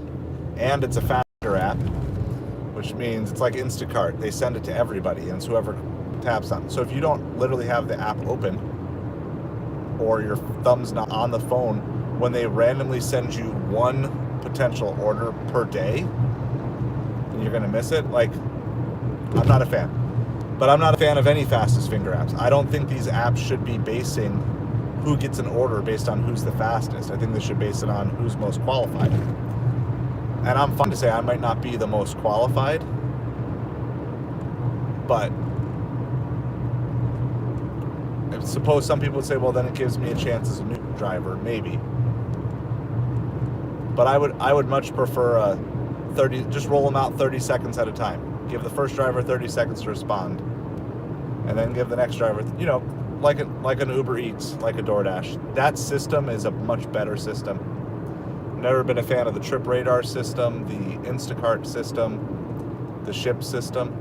Though Shipped at least has preferred drivers, where you can favorite and heart your drivers. That's a little bit better because then they get to see it first. But there's definitely, I mean, the potential is great. Sure, I would love to be delivering, you know, $1,000 catering orders with $50 tips and $60 tips. But I mean, as a $240 order with a $10 tip, I delivered multiple DoorDash orders this weekend that were $150 or less that had $20 or more tips on it. So it's hard for me to get like super excited about it, other than to say it is a weekday lunch and it's probably better than anything else I would have done in that time. So it's $6 for 4 Mile Chipotle. We're going to decline. That's on DoorDash.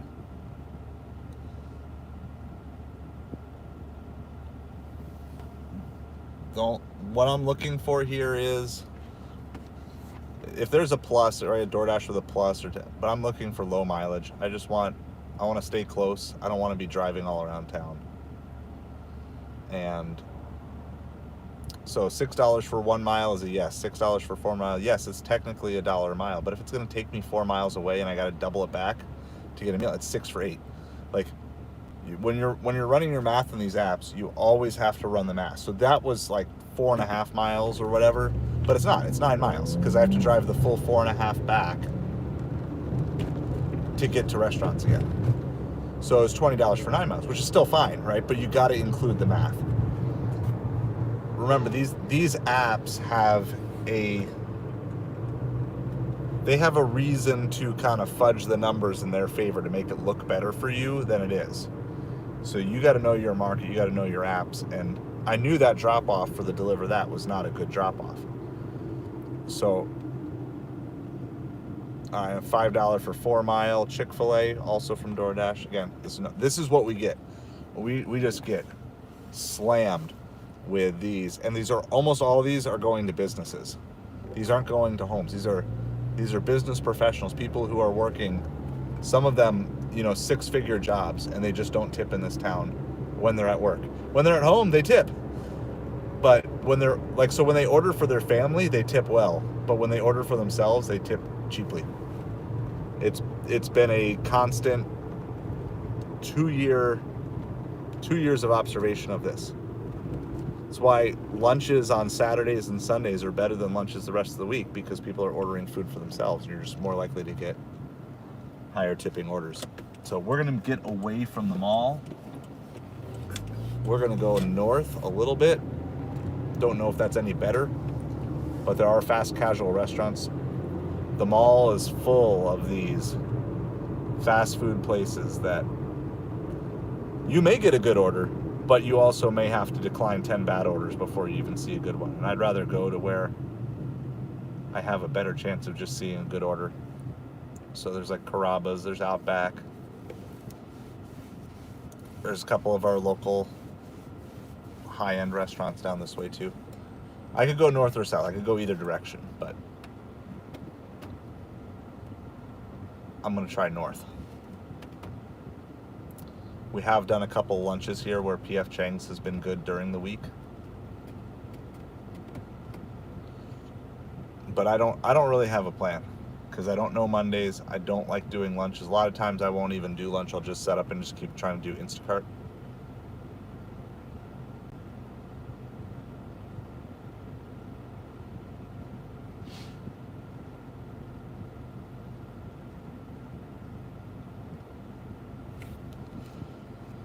So if you're out delivering today, let me know how it is. If you're seeing any pickup for lunch, it has just been slow. Of course, we don't know what's been out there for the last handful of minutes because we're doing our other delivery, but I have low expectations here.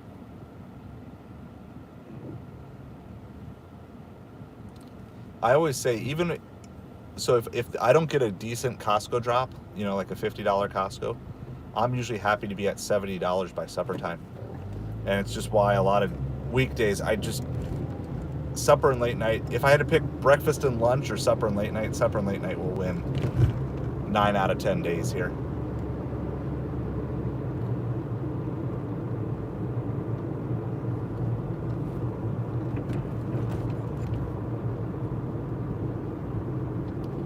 All right, that tropical smoothie came through. Now, this is not, the customer tipped well, okay? So I'm not picking on the customer. I want you to know that. But we did have a hidden tip come through. We're trying to get away from the mall, and they're still sending us this junk. $3.52 for 2.4 miles. Just our lunch business perfect. Just ridiculous orders. Horrible. Anyway, we did have a hidden tip on that tropical smoothie. We knew there was an $8 tip. Turned out there was an extra 8 cents. So it's an $8.08 tip. So again, the customer didn't add on 8 cents afterwards. They tipped $8.08 from the very beginning. But Uber hid the 8 cents. For what reason? Nobody really knows. We were just getting pounded with horrible mall orders. The only thing the mall is good for is if I'm on Earn by Time and I need to get a lot of orders done. Then I'll just go on Earn by Time setup at the mall and take all these they're like usually $1 to $3 tip orders, and I can stay busy like all afternoon. But I have no interest in doing that today. That is not today's purpose.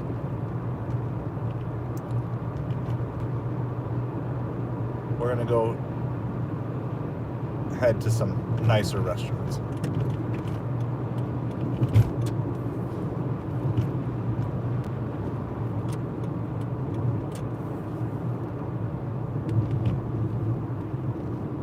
Like, they're still trying to take us back to the mall. If we were at the mall, this might have been worth it. It would have been $7.75 for like 2 miles, but they want us to, yeah, oh, it's horrible. Our mall is just absolutely dreadful. But it's all these orders going to our downtown business professionals who don't tip. It is mind-blowing. It's mind-blowing how good my tips are when I'm delivering to homes and how horrible the tips are. I have multiple businesses I will never deal with because of how bad tipping are. Just multiple. And again, I'm not angry at the customer. They can do what they want. But when you're ordering to a business, you're representing your business. And if you're working a job, how's it going? All right, hold on. I gotta practice this again. Aristoteles, is that it is? Is that how I say it? Aristoteles. So, but I mean, yeah, this is a better order than anything we saw from the mall. It's from McDonald's. We're gonna take it.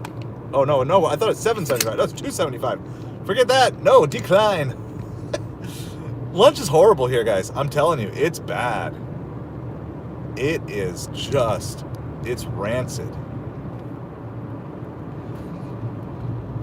I thought that said $7.25 for 1 mile. I was gonna take that, but not $2.25. And this is why a lot of days why even turn on these apps? And that was all DoorDash. And at the same time, Uber hasn't sent us anything. Grubhub hasn't sent us anything. So it's like our lunchtime is it's trash here. But we're gonna try to get to. It's like it doesn't matter where you go. But we're gonna go park by some fancy restaurants and hope to snipe something. It's just downright trash, which is again why $20 for a 5 mile catering order, even though that's not what you want to get out of a catering order, is still better than. I could have probably taken 5 of those orders and still not made it to $20. It's bad. Now, once season comes, there's a little bit more, but here's the problem: our drivers keep taking them.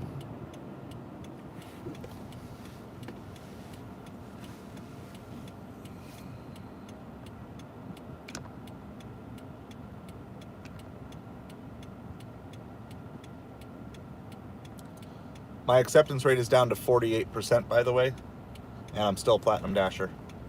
still shows it. You wouldn't know by the orders I'm getting. It's almost like they just call you a Platinum Dasher, but yeah, I'm still glitching here. Trash lunch. And I want you to note that I'm talking only about the offers themselves. If DoorDash were paying decent base pay on every one of those, probably almost every one of those would be worth taking, because they'd all be like $7 or $8 for 1 or 2 miles. Because from a realistic perspective, if you're a customer that's like a mile away from the restaurant, how much are you really going to tip on that? Realistically, you're just not going to tip that much on it. And the customers just don't understand. Okay, Uber's like, hey, I can do trash too. I got $4, 14 miles. Lunch, it's utter trash, rubbish. For as good as our suppers can be. Like, breakfast is better than lunch here. It really is. Like, on a pretty consistent basis. And then this is when I'm just like, you know what? So my options are, like, I can either go sit at like Costco or something like that.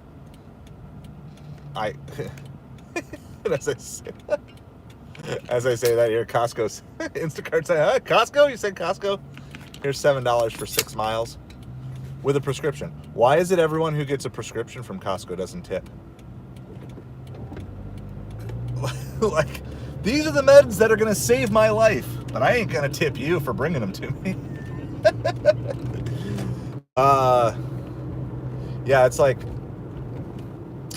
want you guys to know, it's not like there's amazing orders all the time here either. You just got to cherry pick when. But we're going to go park next to a couple of high-end restaurants that I know sometimes get decent lunch orders. But realistically, give like 15 minutes here. I may just head to Costco, and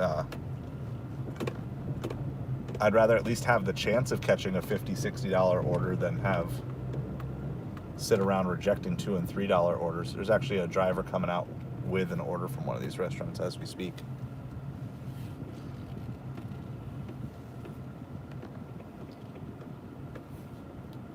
So it's a good sign that maybe there's something here.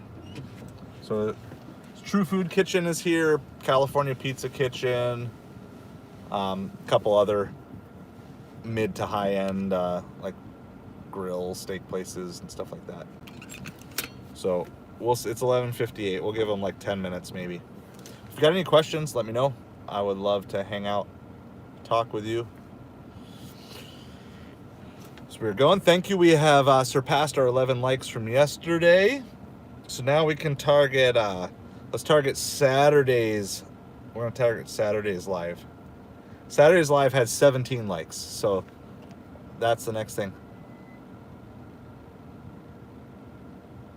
Free meal hack troops are, yeah, well, so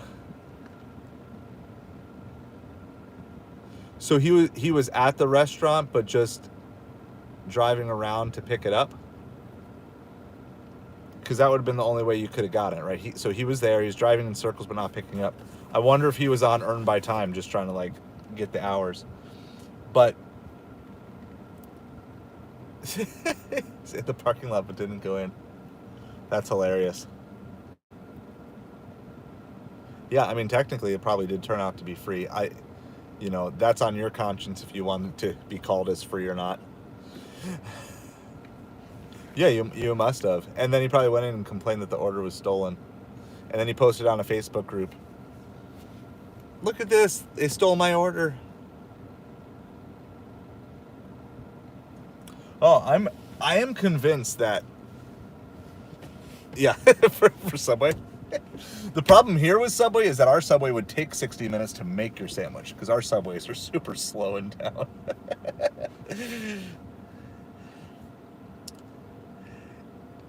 If he was on earn by time, though, it's kind of it's a miscalculation of the money to think that you should waste time when you're on earn by time. Now, what I mean is this: as long as the orders are coming in, even on earn by time, you're best to complete them as fast as possible, right? So if you can assume, all right, we're so slow, we're going to take this. It's $8 for 2 miles on California Pizza Kitchen. I can't be picky right now. It's the best offer we've seen out of the last 20. So we're going to go get that. It's in the same parking lot, but we got to move just a little bit. They're going to let me go.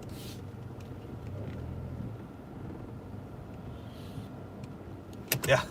This is not an order that I'm super excited about, but it's okay. There's a potential that we could get stacked with something.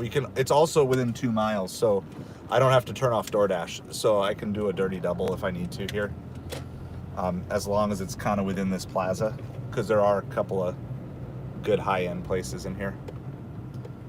So like I was saying before, I would much prefer to do like $8 for 2 miles than $16 for 14 miles. Like, yes, technically the pay is higher on the one, but if I can get the other one done, or I can stack with another order or something like that, that's going to turn out much better. I don't know if you guys can see the FedEx driver here. Just like took up the whole road. Like, I get it, there's no place to park, but like the entire lane. Like, mine. Now, there's not a lot of great spots to park here. Sometimes I'll ask the valet to park up front, but I'm not going to do that right now. Okay. Uber doesn't know where I am. I think that's really funny. Look at all those stop signs on there. You guys see that? I'm at the restaurant. But it thinks I need to go like all the way around in a loop. Wow. There's actually not a lot of parking here today. Maybe I will go pull up. Oh yeah, well, that's exactly it. And there's a lot of bad DoorDash drivers out there and delivery drivers in general. And the reason they're working these apps is because they maybe couldn't hold down a job with a real boss, and so they try to boss themselves, but they're not really that much of it. All right, we're gonna find out. Do we actually have pizza? I don't think no, we don't have pizza in this one, so I'm not gonna do that. Yeah, no, at some point, this is gonna get itself worked out, but I just don't know when, because here's the problem. The people who are grieved by some of the shenanigans that are going on by some drivers, they don't have the money to do a lawsuit against these. Like, you need to do a class action, but what delivery driver is saying, yeah, I got tons of extra money to risk on a class action lawsuit? They don't have it. So the only way that's going to happen is if there's another company that can rally the support, because there's tons of unhappy drivers who realize the stuff that's going on, but there's not a realistic way to fix it. All right, I'm gonna go get this order. Got the BRB sign up. You can post your questions and comments. Yeah, well, that's exactly it too. Or yeah, if there's enough lawyers that can figure out, yeah, they can do it, because I'm sure there's some illegal stuff going on, but people are like, well, just take care of it. Like, you can't take care of it. Price of hiring a lawyer would be like, for a lot of people, what they make on these apps for the entire year. It's just not even worth. They can just make the best of it. So get your money, start scaling it up to some other business, and get out. That's what I say. I'll be right back.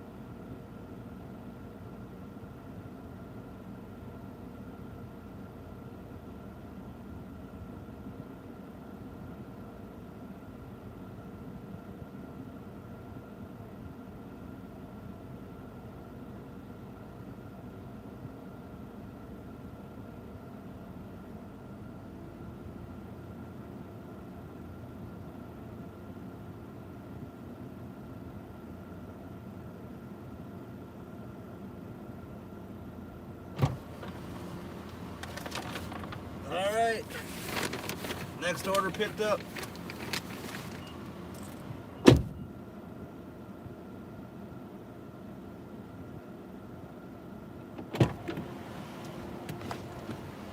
And not one other order hit my phone from any of the apps. I mean, this is 12 o'clock, 12:10, right? Lunchtime? Nothing. So it's like, what's worse? What's worse, getting sent 50 bad orders or getting sent no orders? It's like, you know they're both a lie because you know there's good orders out there and they're being sent to someone and it's not you. That's the worst feeling. All right, but are we going to a hotel?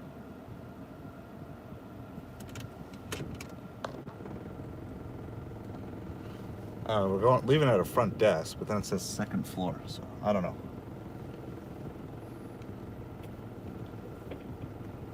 And you know what's gonna happen is like right as we're leaving, then it's gonna call us back for like an amazing DoorDash order or something. All right, so this is like an $8 for 2 mile. It's the best order we've actually seen for lunchtime, so we took it. At least it's low mileage, right? We got a guy in a BMW who's just like blocking the road.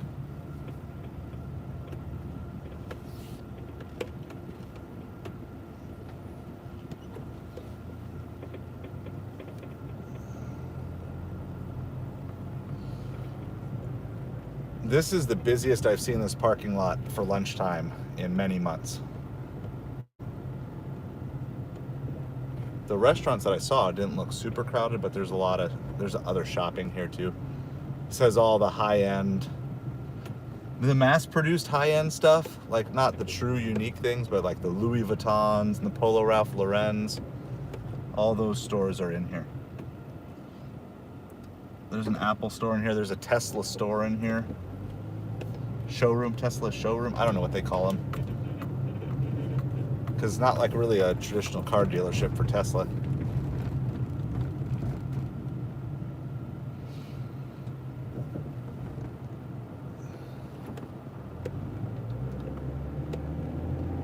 Just got to drive our 2 miles.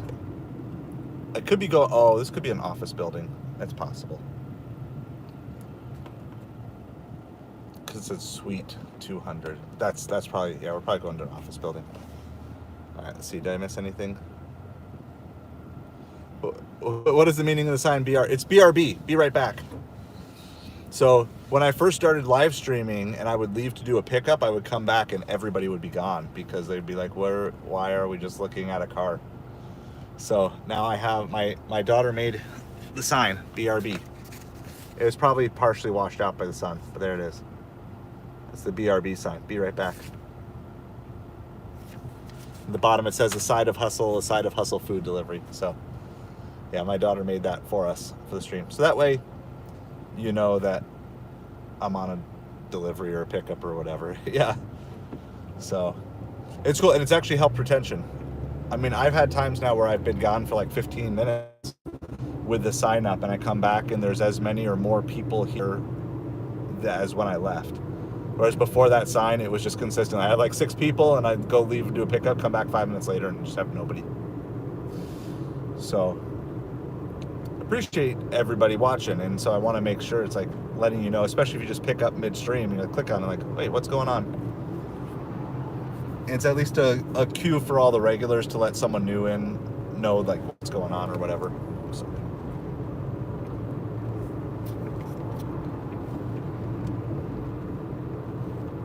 The only problem is this is deliveries back towards the mall, so DoorDash is just licking its chops. As soon as I get in range, it's gonna be like ding, ding, ding, ding.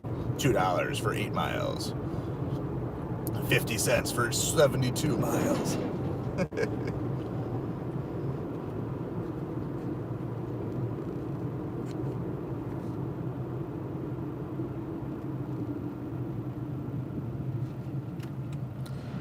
It's rough out there today.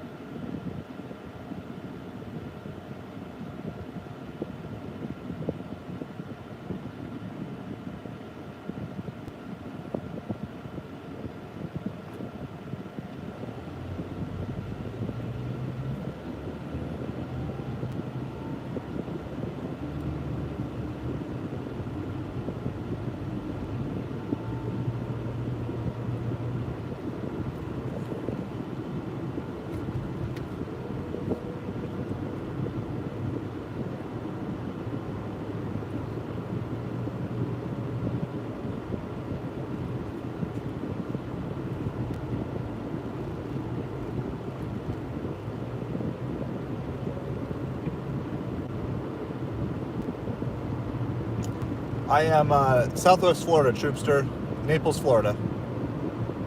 Sometimes I'll head up a little further north to Bonita Springs, Fort Myers, Estero. Every once in a while I end up on Marco Island to the south, but primarily in and around Naples.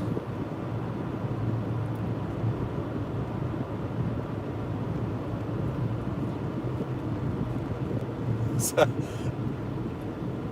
maybe I don't want to pry, but you say supposedly. Well, if you need me to go check, email me some info, and I think there's 2 Lowe's in town. So if you want me to go check, I can do some looking for you if you care. It wouldn't be immediate, but aside of hustle channel at gmail.com. Send me an email if you want me. One is, I only know of 2 Lowe's in town offhand. One is over by Costco, and the other is the south end of town on the way to Marco. So those are the only. There may be a third one. I know they're building some stuff in some places, but a lot of people complain we don't have enough hardware stores in town. So, but I check them both eventually. Just be like one of those times when I'm not doing anything, because I end up by each of them. Well, you know how it is if you deliver in a town. That's why, like, when I bring my mail with me, it's like I know I'm going to end up by a post office at some point in time during the day. I just don't know when. And so it's like I brought the mail, and when I get a break, I do it. I could do the same thing for you. So totally up to you, you know. Oh, it's that building here. Okay, I know that building. I think this is like a building that has like radio station personnel in it and stuff. I don't know if it's the actual broadcast studio, but I do think this is. And this is definitely one of the places where I have delivered better tipping orders too. So this should be like a $5 or $6 tip. It's an $8 order. Ubereats base pay pretty standard, $2 plus usually a little bit of change. Once it gets over about 2 or 3 miles, they start just tacking on pennies. I missed part of that. Let's see.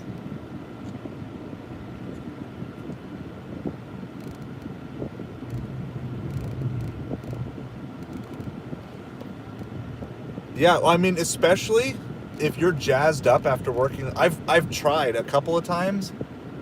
I actually tried to get a night shift job because I thought, how perfect would it be? Like, I could have supper with my family, go out, work all night, and then if I wanted to do, let's see, this is not really the right spot to park. Yeah. So if you're hyped up, especially at the end of your night shift, and you've got a couple hours to burn, I mean, obviously, if you only have 50,000 miles in your car, you don't want to just kill it by putting, tens of thousands of miles on it and kill its value. But I think there's definitely would be a potential. You just go out and just say, hey, I'm gonna just go deliver to like $25. You just say, like, pad an extra $25 onto your day, like if it covers your income tax or something like that from your night job. And then when you're like, okay, I'm done, I'm just ready to go home and sleep, you just turn the apps off and go. I mean, I think there's value there, and I mean, every market is different, but our breakfast rush is just as good as our lunch rush here during the week. So, all right. Well, I'm gonna leave this running. I don't think anybody's gonna steal you guys over here. So leave it running. We got the BRB. Can you see that better now? Does that look a little better? Because I know sometimes that last B gets washed out. So we're gonna go drop off our California Pizza Kitchen. We'll be right back.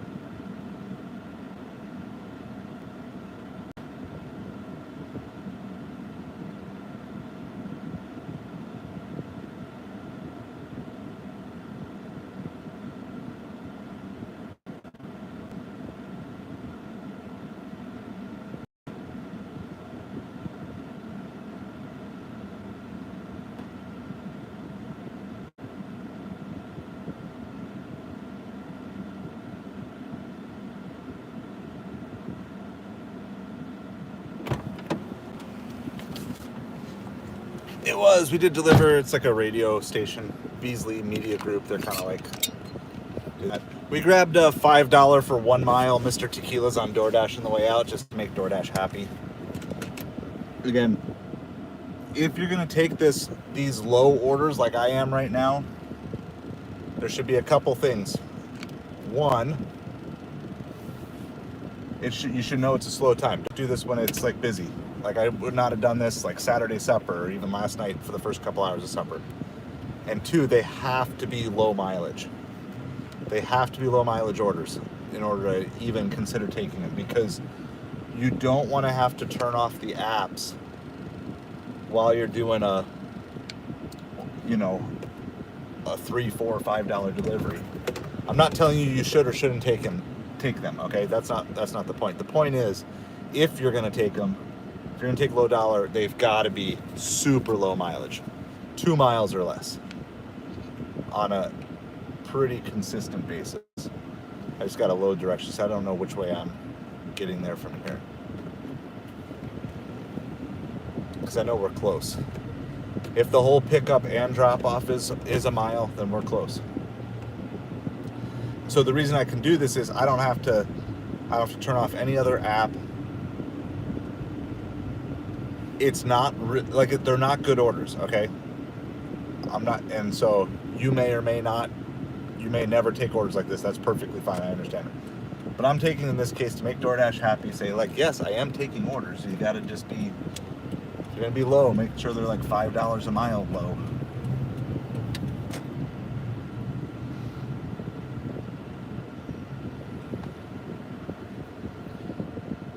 So would you do it? Let me know in the chat. $5 for 1 mile. Would you take it?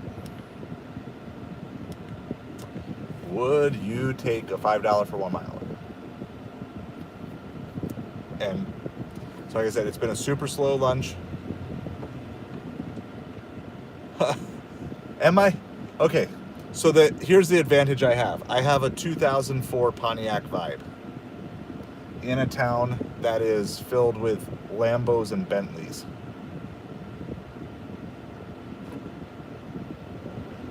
So the advantage I have is I have maybe one of the least attractive cars that exists out there.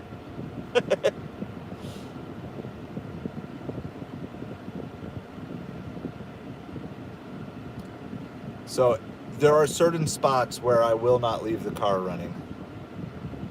But there are other spots where there's not a single person who would even want to be seen with that car. So here's the math why. Here's the math why. Is it Julissa? Did I see that right? First of all, welcome to the stream. Appreciate you hanging out with us. Because of like traffic and stoplights in my town, it's hard for me to complete more than 3 orders in an hour unless they're like, I can get like 4 done if there's like 2 doubles coming from the same restaurant going the same direction. So basically, this is going to take me 20 minutes, and we'll see. We can time it. And if there's any delay at the restaurant, right,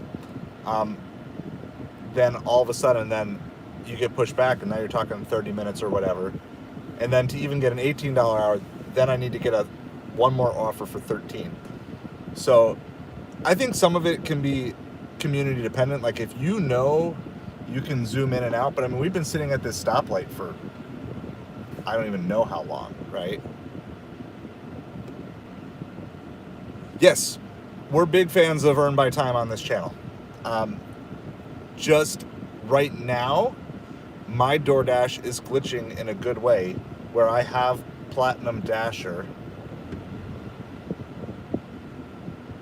I think this stoplight is broken. I think people are just going through on red.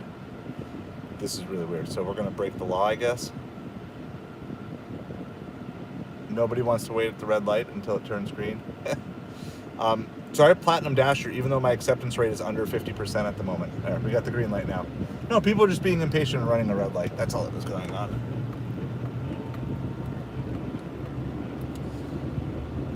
So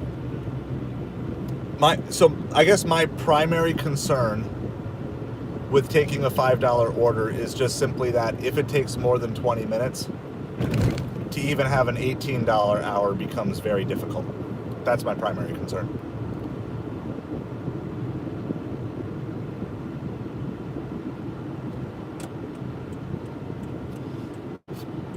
$5 for 1 mile is good. $10 for 2 miles is much better. That's what I say. All right, well, we're here, and hopefully everything will be ready. It's not like I'm missing out on anything on Doordash. $6 for 8 miles, or on Uber, I mean.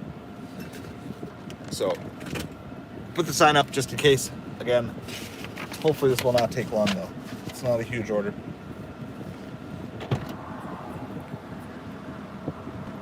And again, with the benefit of like $5 for 1 mile is I don't have to turn any of the other apps off.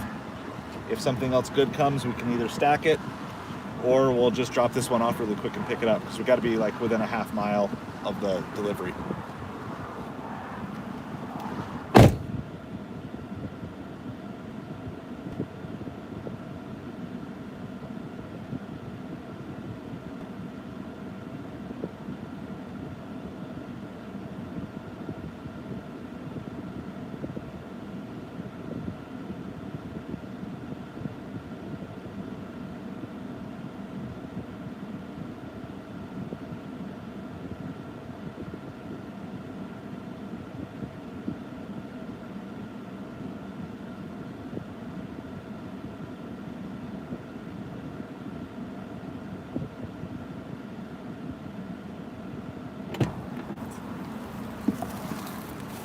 All right, well, we got that.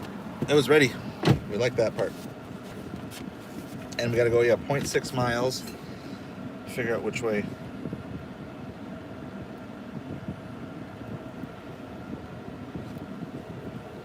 It's actually really close to where we just last dropped off, too. $5 for 1 mile. Yeah, I think so. Now, I would say I probably don't do 5 for 1 if it's like 6 o'clock supper time on a Friday or Saturday. I'm pretty sure I can get better than that.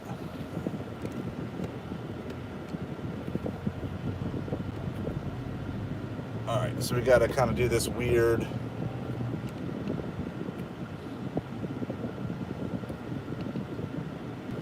loop around so we can make a left, because we got to go head back south. I'll tell you, it's better than all the $2 for 5 mile orders DoorDash was sending us a few minutes ago, so I'm not going to complain.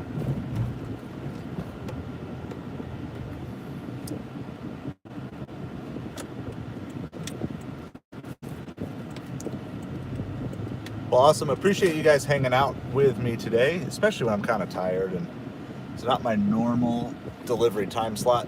So fun bringing you guys along with me. If you haven't hit that like and subscribe, as always, we'd appreciate it if you would. We're on our journey to 700 subscribers. We're going to try to get there by Friday. I'm going to try to stream as much as I can over the next couple days. We're going to do, for those of you who are interested in learning a little bit about retail arbitrage and Amazon, I'm going to stream some sourcing at Walmart for Amazon tomorrow, just to show you what it's like. Don't know if there's going to be good finds or not. That's not really the point. The point is to show you the process of what that would look like.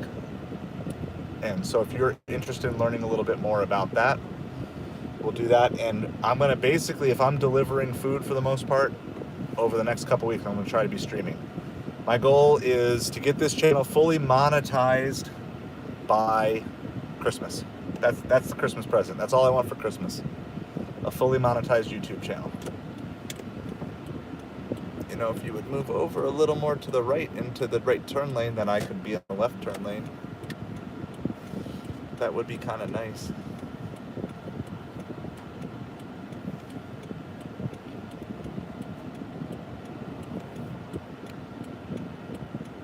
All right, we're grabbing, it's going to be right after our drop off. We just grabbed a $9 for 1 mile Chipotle on Uber. So this drop off is on the way anyway, so it doesn't really change anything.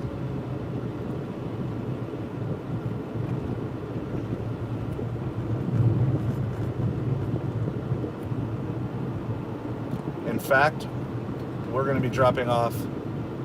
We might be dropping off in the same plaza as Chipotle. We'll see. Oh, maybe not. Maybe not. I guess we gotta go. We gotta go past a little bit here. I might have missed my turn. Hopefully not.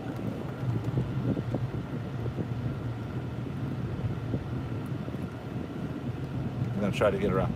So we gotta go back end. I might have to be cutting across somebody's yard here. Might have missed my turn. We'll see. Sometimes there's back alley access.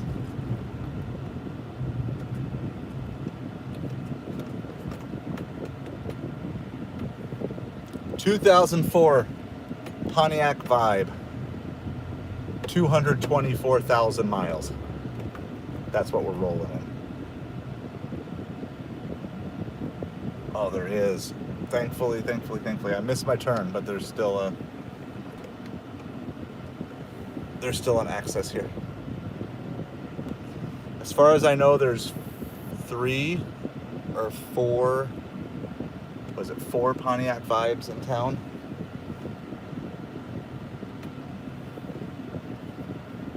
Is this going? I think it's going here. This has to be it. I need to see an address.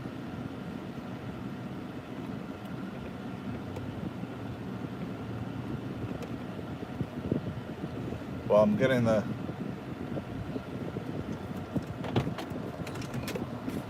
Alright, we're good. We just gotta leave this one at the reception. Just quick take a picture, then head to Chipotle. Keep throwing those questions up. I'll get to them all as I have opportunity. At least we're staying busy.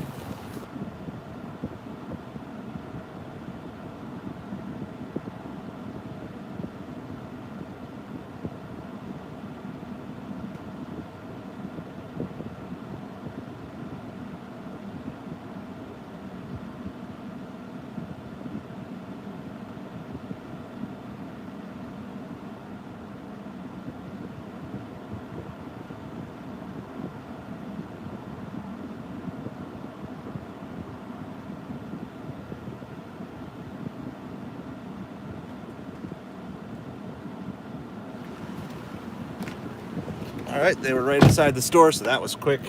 Easy drop off. We have a Chipotle now from Uber.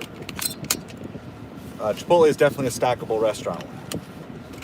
There's a good chance that we'll see another order from Chipotle, either on Doordash, Grubhub. I don't know if Grubhub's on that one, but Doordash or Ubereats may stack us, or try to. Just gotta get back on the main road.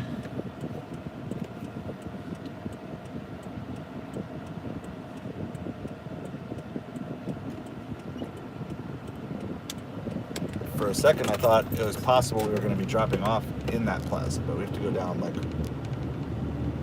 1 or 2 more.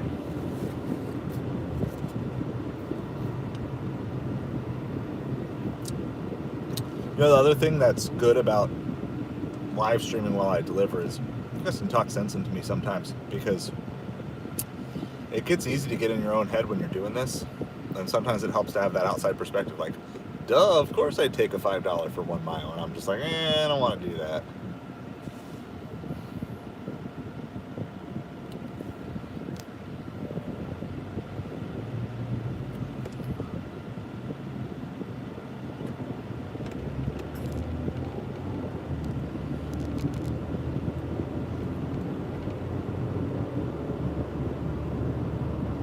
And then this drop off, I think this was like $9 for 1 mile as well. And we were a half a mile away at least from the store we got. So this is going to be super quick.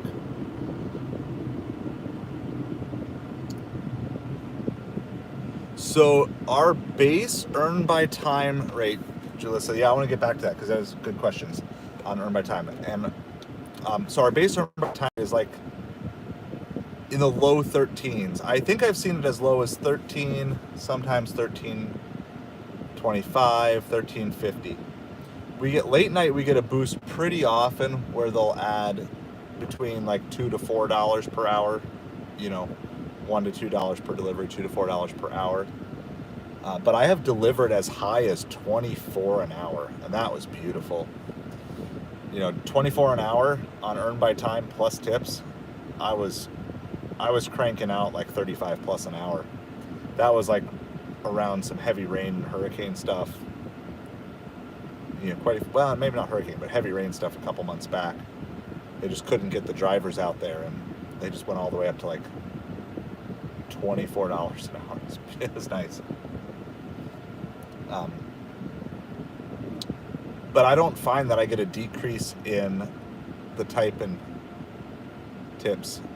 Yeah, so there's another lady who hangs out with us a lot, Lisa, and she kind of is the same way.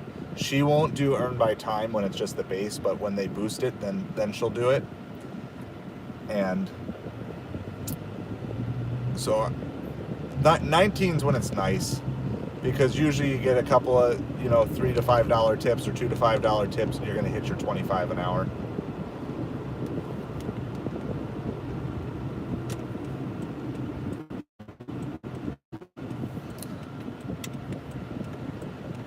But if I'm just hey, catering order, very nice. We had a quick little $5 for 1 mile Mexican, and now we've got like a $9 for 1 mile Chipotle that we're doing here. Talking about earn by time. Where was your catering order from, Jaeger? And what'd your pay? They pay you good? Pay you well? Did you get good pay? All right, this guy was like, he wasn't gonna stop for me, even though I'm driving. Big truck. Me have big truck. Big truck. Follow no rules of road. They don't cover your gas, Aristoteles. So gas and all your maintenance, it's all out of pocket. We are independent contractors. Independent contractors. In this case, I am gonna lock the car, but I'll leave you streaming, and hopefully I can be back in 5 minutes or less. So the stream stays live. Take this break, if you haven't yet done so, to please like and subscribe. Leave your comments. I'll get back to them as soon as I get back here. We're gonna go try to grab this Chipotle order here real quick.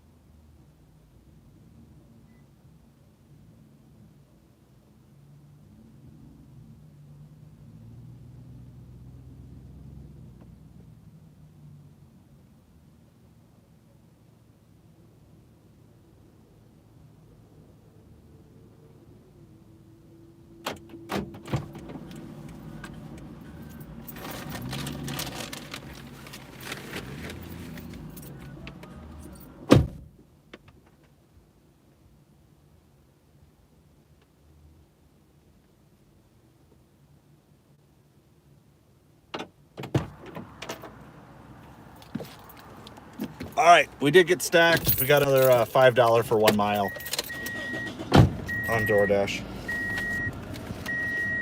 So, again, as long as you're keeping your mileage low, you can do this. It just makes it a lot better. Awesome. I love the likes. We're up to 15. 2 away from Saturday's stream that had 17. So appreciate you guys. Check the messages here real quick.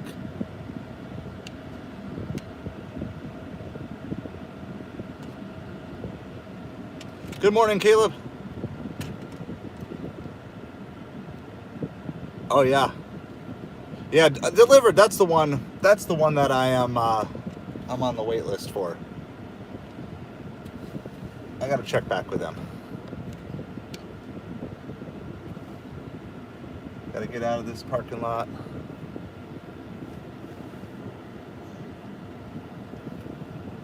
There were so many orders waiting to be picked up, and so many drivers coming in and out of that Chipotle. Look like a bunch of just ants. Yes, I am multi-apping. I got 6 apps rolling right now.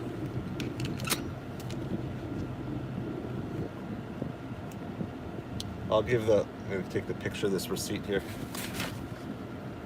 We are rolling DoorDash, Ubereats, Instacart, Grubhub, shipped, and what's the other one? DeliverThat. Those are the 4 that we're currently running. And we have delivered on all of the restaurant delivery apps so far today. So we have delivered on DoorDash, Ubereats, Grubhub, and DeliverThat. We have not done any shopping so far. Most days I'll set up at Costco at 10 o'clock for the Costco drop.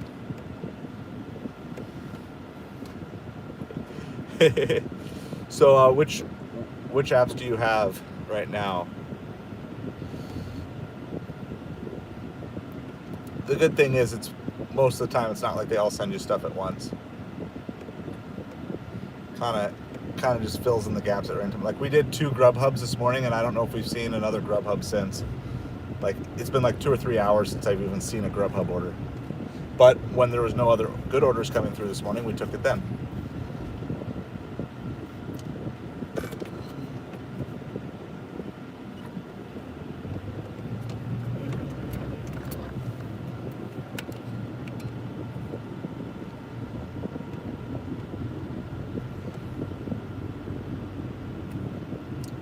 All right, we're almost to our first drop off. Both of these are like within a mile of the restaurant.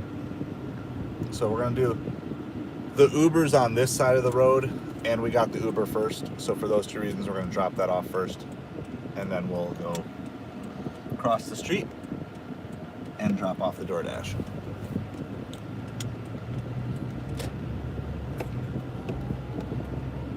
And the Uber's slightly higher paying, and they can remove tips on Uber. So all things being equal, I will always deliver an Uber delivery first. But sometimes it doesn't make sense. But we do need a PIN for this one too.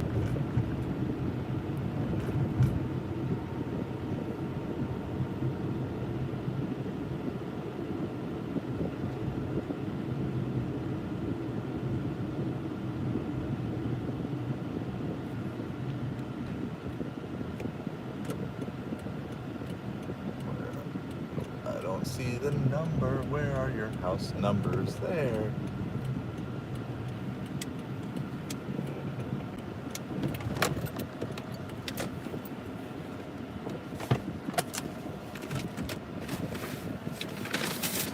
Good morning, afternoon, whenever it is.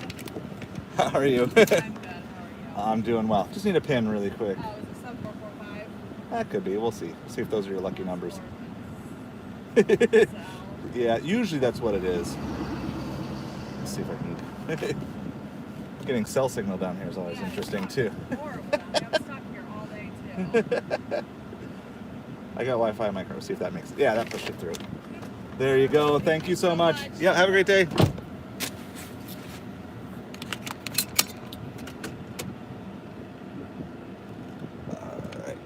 And now we turn around.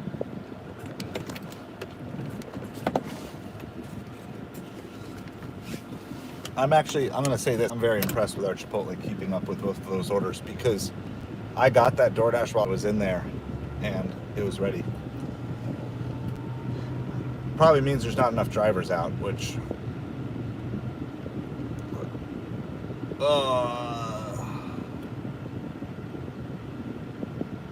that's 2. I'm going to pass on that for a second. All right, we're going to get our DoorDash, which is our other Chipotle. This one's only $5, but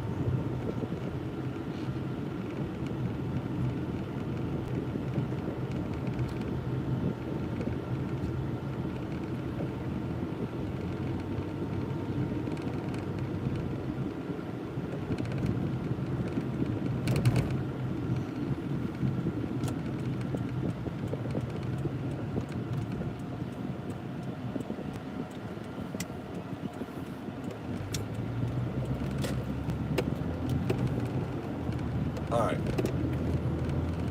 Got that done.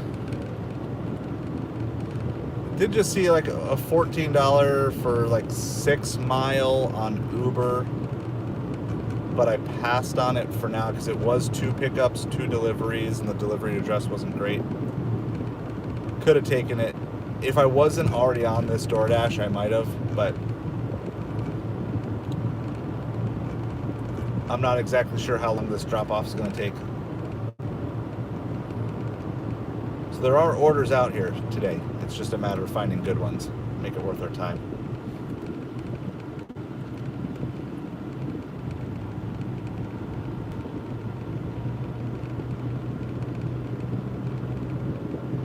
I would love to be like at close to $100 by 1:30 or so.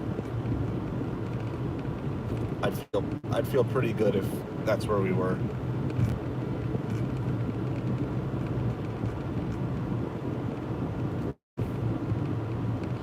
Yeah, Jaeger, just thinking about that, man. A $50 catering order just makes such a nice dent into your goals of the day when you get something like that.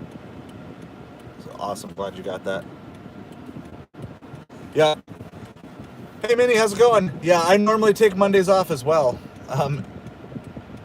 And other than the quantity of orders, the quality of orders have not been great.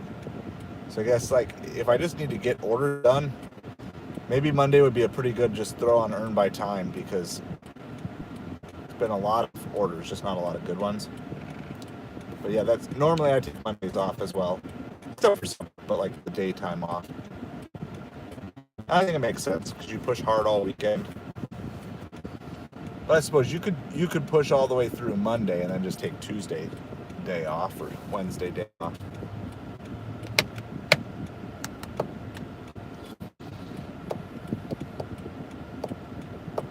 I'm going to be delivering and streaming till about 3:30, something like that today. So feel free to come off and on, come back whenever you want, say hi.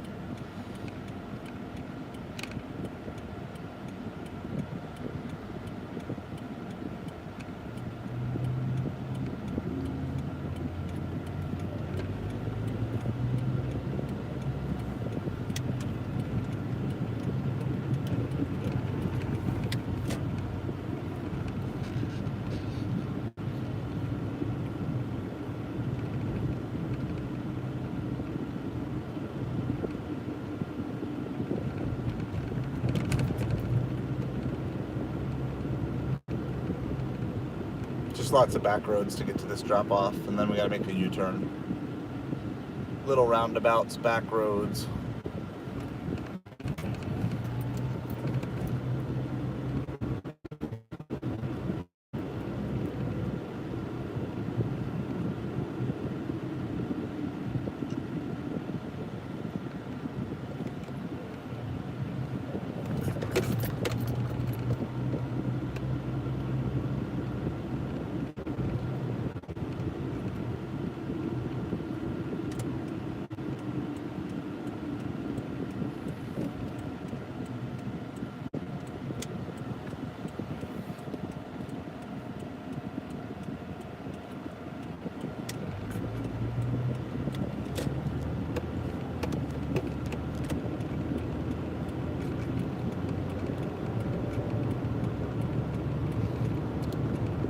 So our drop-off is just to the left, but there's no way to get in from this side. So gotta go past, make our U-turn.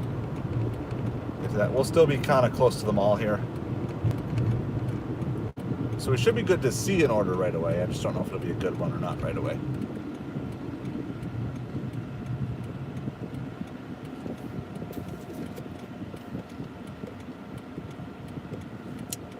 There we go, green arrow.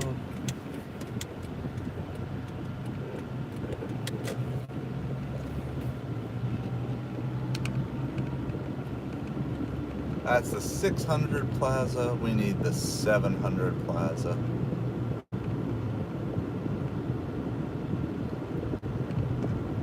$670, $680, $696. There we go.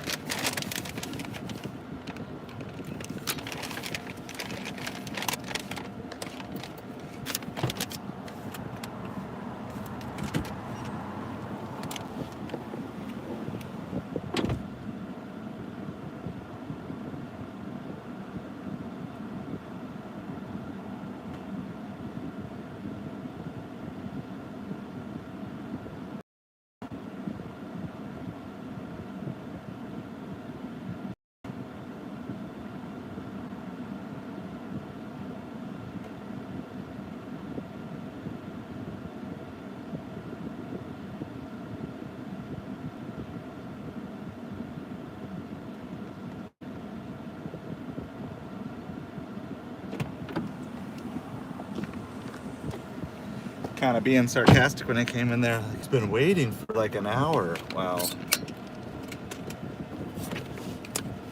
I wonder why that might be.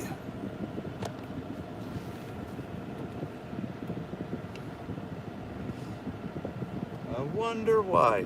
Does anybody want to hazard a guess why someone might have to wait a long time to get their food from a delivery driver?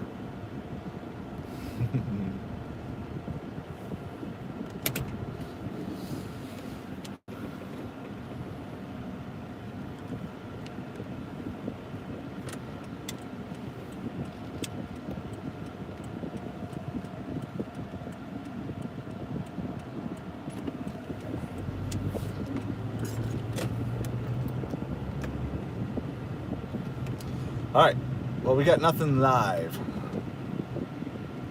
Nothing live at the moment. All apps are on.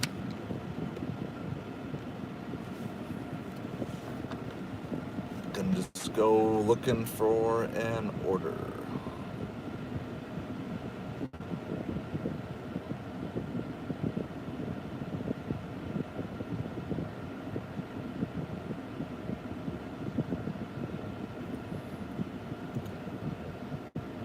If we don't find much else, we may just kind of make our way to Costco and just see if we can nab a Costco batch or something this afternoon. We got about 2.5. Yeah. Hey, you got any ideas? I don't know. I have an idea or two, but I don't know if I should actually say them.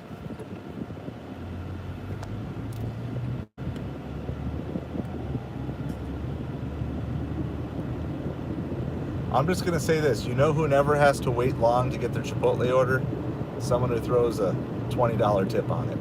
They never have to wait long. I wonder why. And I don't care. You guys know me from the channel. I don't care if you tip or not, right? Your choice. Your money, your choice. Just have zero expectations as to what type of speed your delivery will arrive in if you don't tip.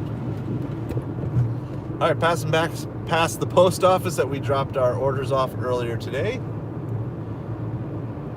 I mean, I didn't even wait around. I was actually in the Chipotle when they sent it to me, and it was sitting ready. So I was impressed maybe that they were getting the orders done on time, but maybe in reality what was happening is no one's grabbing them. Nobody's taking all these low orders like me. Just had to wait till they could find someone who would even take that order.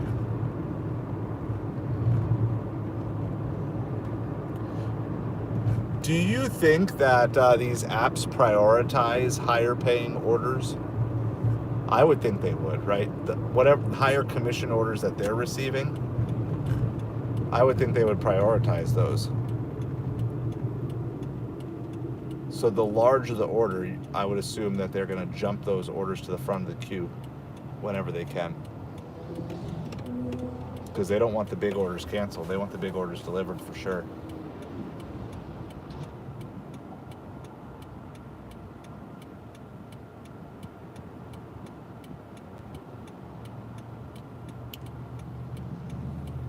Because I'm just thinking of that Chipotle, right? Something like 20 orders sitting on the shelf waiting to be picked up. Which one is DoorDash going to push out first? Whatever customer makes them the most money, right?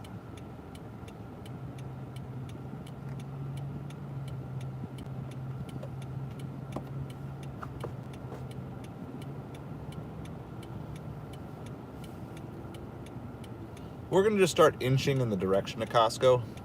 I'm not saying for sure we're going to do Costco or anything like that, but that's kind of the direction we were headed before when we got that California Pizza Kitchen order. We're going to inch that direction because in the very least we can just set up there in the shade for a little bit. For how rough lunch is, I can't imagine this afternoon's going to be good at all. And I'm not really feeling like turning on. All right. Julissa, sounds good. I'll be here. I just can't imagine that. I don't have the stomach to take on Earn by Time today and be taking all these. I mean, Earn by Time is like, it's wild. It's like you go pick up a pretzel from the mall and drive it 18 miles for like a $2 tip. Like, I wonder why no one was gonna. I think these apps should actually put a minimum order in. Like, just bare minimum. Because they got to be taking a bloodbath on some of these Earn by Time orders that they can't get anybody to take.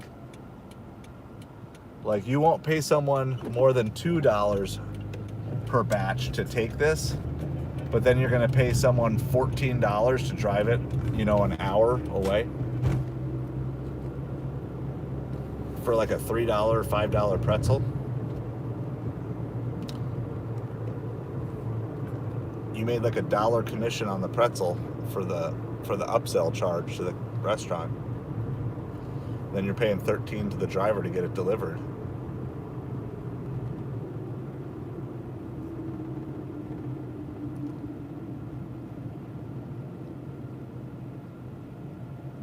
That's what I would do. I would put minimum orders, and then obviously as a driver I want a radius, right? 5 mile radius sounds fair from the restaurant.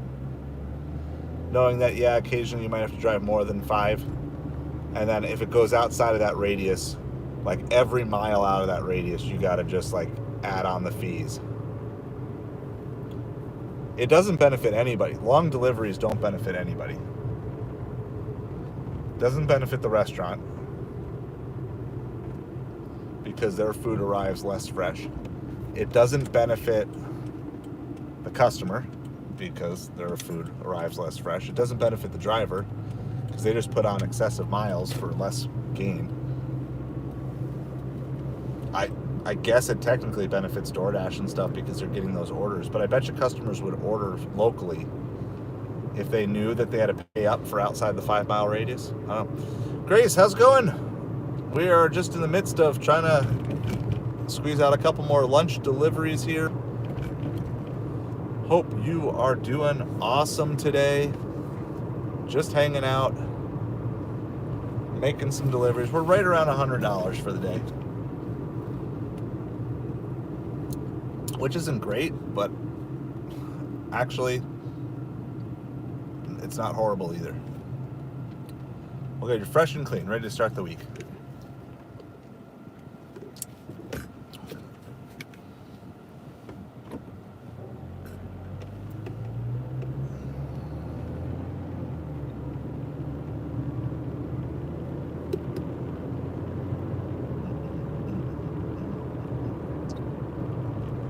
Oh, the other thing is when I do Earn by Time, occasionally they send something crazy. They'll do like 6 pickups from like retail stores. Chick-fil-A. So I'm always a fan of Chick-fil-A lunch. I'm always, if you ever want to be like a little adventurous and try something new, find like a place that does pizza by the slice that you've never visited before. I'm always a fan of like just, maybe you've never been there, but you can go find like some of these local pizzerias will do pizza by the slice for lunch. And that's kind of a cool way to try out something new. I'm a big proponent of supporting your local restaurants too. So you could find another local restaurant that, or a diner or a cafe, something like that you've never tried before. And give them a whirl. I know a lot of local restaurants are struggling. I like me some Chick-fil-A.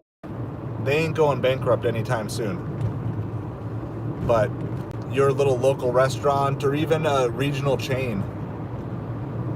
One of our favorite regional chains just closed all their stores. In our BurgerFi, which was like a really good burger place, they just closed all their stores in our area. And it's kind of a bummer, and we've tried supporting them as much as we could before, during, and after the pandemic as best as we could, but they just couldn't survive. So a lot of times these regional chains, they can use your business too. So, or of course, just follow your nose, follow your stomach, whatever sounds good.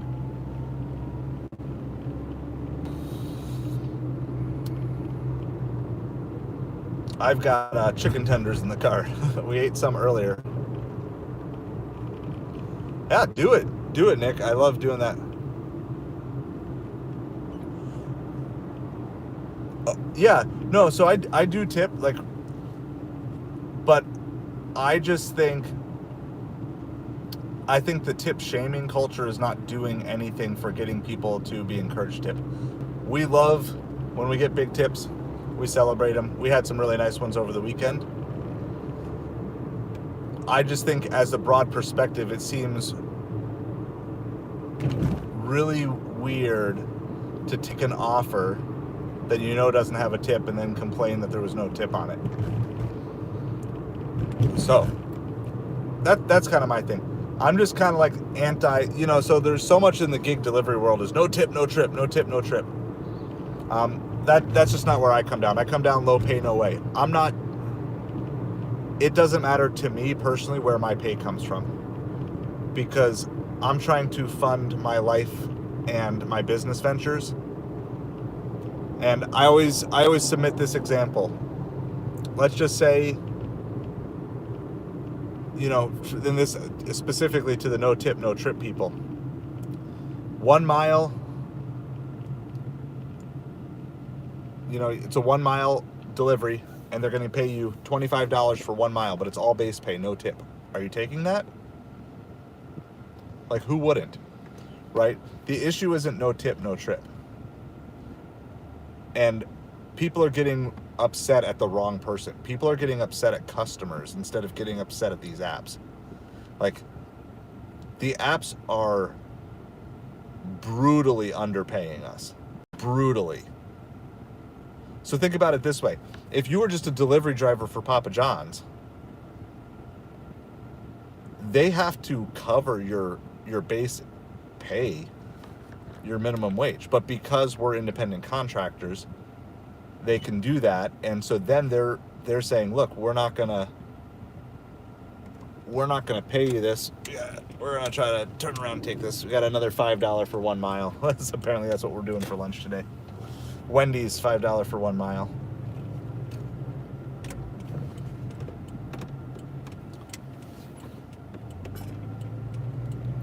Can I use the right lane to turn right though?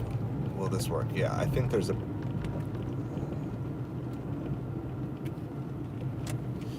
So it's just my take that I see so many people call them trash customers or clown customers or different things like that. Like, that doesn't really make any sense to me. People order on these apps for a lot of different reasons. And so let's just say you're someone who's really in a tough and down and out situation and you're given a DoorDash gift card or something like that, and no one's ever talked to you about tipping or whatever. Does that make you a trash person just because you don't tip because someone gave you a gift card when they know you're financially struggling and maybe they know you're stuck or whatever? Like, not everybody knows or understands. And I don't think we're winning new tippers by calling non-tippers trash customers or clown customers. I don't think that wins anybody over. I think my perspective is you just need to look at the offer. If it's a good offer for you, you take it. And if it's not a good offer for you, you don't take it. And I've met some really, really nice people who are no tipping customers. That's just my take. Now, I'm going to try to take as many high tip orders as I can.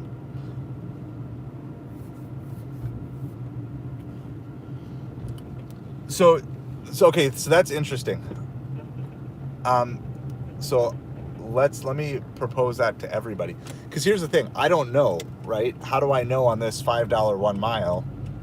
I'm assuming it's $2 base pay plus a $3 tip. I'm making that assumption, right? But I don't know that. So do you guys, doesn't matter. Like, does it matter to you if when I hit this thing, would it make a difference to you? Okay, they weren't turning left. Would it make a difference to you if it says $5 and no tip, or $2 and $3 tip, or $4.50 base pay and a 50-cent tip? Like, to me, that doesn't change my perspective of the offer per se. I want to read. I missed that. I'll read here when we get into the Wendy's parking lot here. It's a good discussion, and I understand people come down on different sides of this or whatever.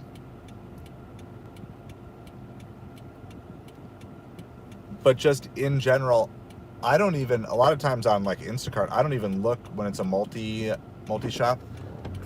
I don't even look to see where the tip came from all the time.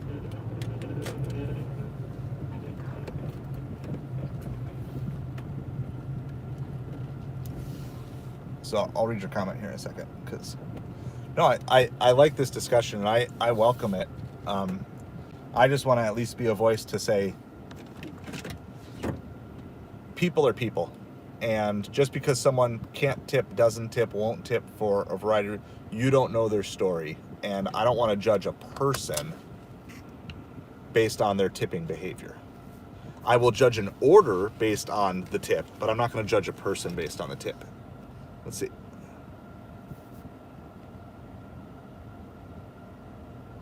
Yeah, so Nick, that's, to me, that's a good, if you want to roll that, and is that working? Like, are you actually noticing that? Because I've actually started thinking about that. I think somebody else mentioned that recently too.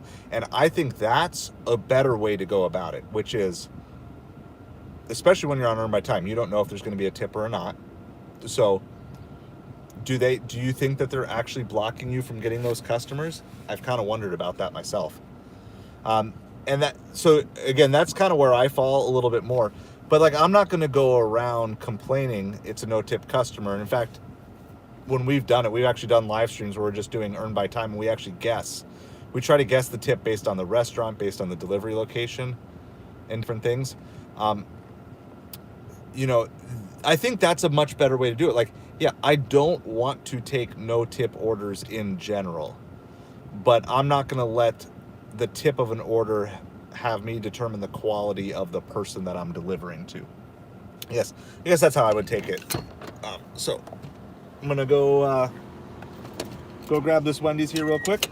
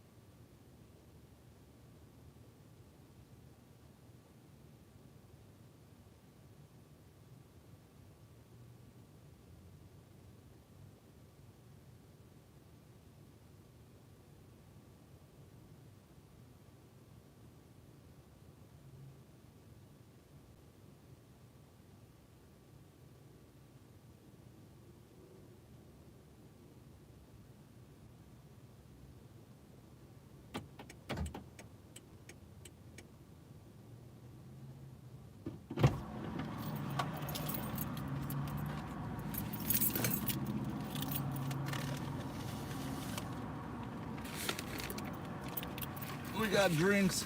I don't like drinks.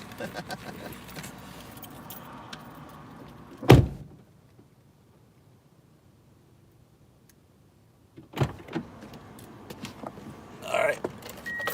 You guys all playing nice here.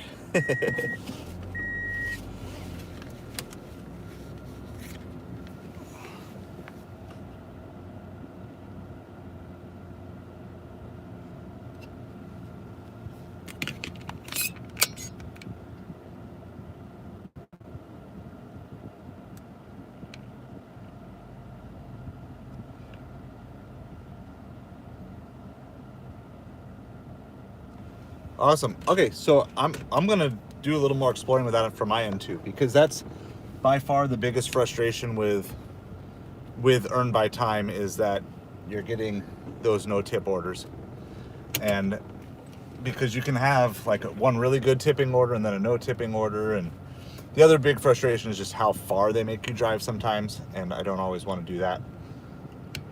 But yeah, I don't really want to cut off orders just because of distance, because you never know when you're going to be in that area another time. But I do want to cut off no tipping orders. So it's interesting. That's what I appreciate. That's why I love this exchange, because I think ideas and comments like this get lost in the larger dialogue of, you know, the YouTube gigtuber world, and just so much of everything is focused on negativity, and I want to be a problem solver. So I love that idea, Nick. So appreciate it. All right, we are half a mile away from the drop off. So every time we're just keep getting these $5 for 1 mile orders. So that's what we're gonna do today, I guess. This is three in a row on Doordash now. It'd be really fun if we start heading back to some of these same businesses. I know this one. This is actually, ooh, I wonder if I can bring you guys in. So this is actually like a high-end thrift store. So St. Matthew's House is like a local charity down here. They help with like drug, alcohol addiction, and they have some thrift stores to support what they do. And they have, I think this is like the clothing and furniture boutique. So it's like nice clothing and nice furniture. They also have like a more traditional thrift store that's just stuff in a different part of town. But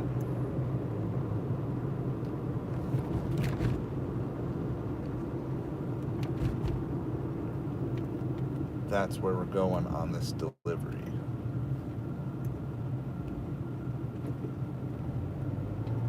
And I think they took over a space that used to be a different thrift store. Yeah. All right, so we're already almost to the delivery location. I gotta admit, as someone who doesn't always like taking these $5 for 1 mile, they're not too bad. They're not too bad. So I appreciate you guys for pushing me a little bit. Still prefer $10 for 2 miles though.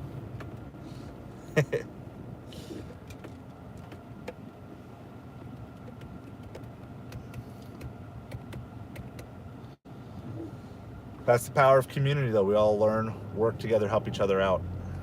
So, yeah, I've heard a couple places in the last week this idea of just starting to keep track of a list, but I don't think I'd heard anyone actually call in to ask to not get those orders. Honestly, I think it should be kind of a given anyway, that like, the car in front of us is going, they're not waiting for us, so.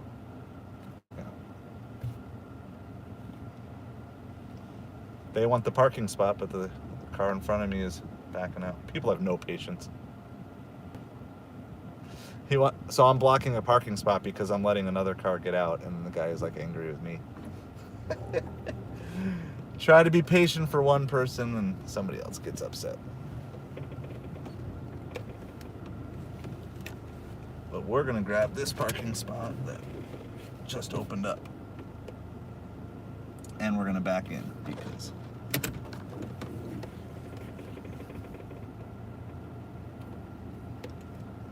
this seems like a dreadful parking lot to try to get out of.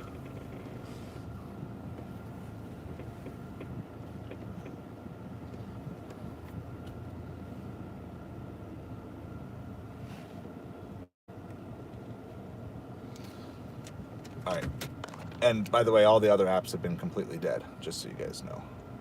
You're not missing out on any other possibilities here. Once downtown slows up, I think we're just gonna keep marching towards Costco so we can grab something eventually. But for now, we'll stay busy with what we got.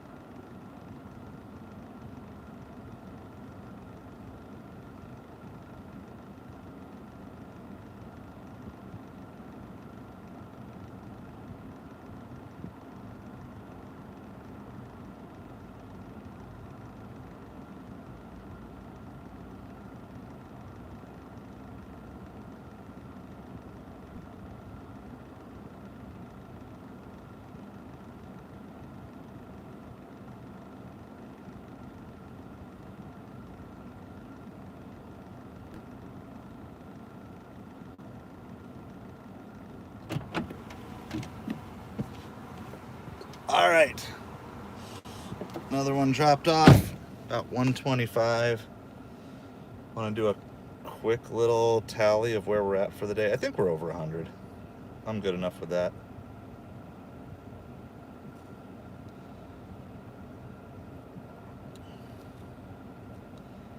$31, $51, $71. Oh, we're like 91. We're almost there.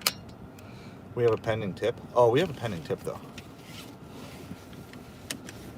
I think we have a pending tip on a Chipotle still.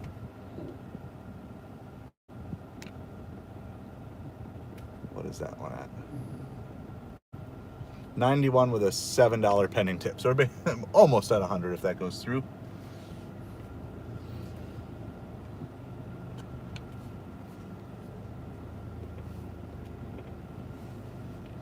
Yes, so Nick, I have had that with Instacart, though I've had very few. What I wish I could do would be like block them like when I see a bad order in the first place. But I love it. I love the dialogue, and even when I'm not here, you guys are dialoguing, learning, pushing each other, stretching each other. So it's good stuff. All about the community.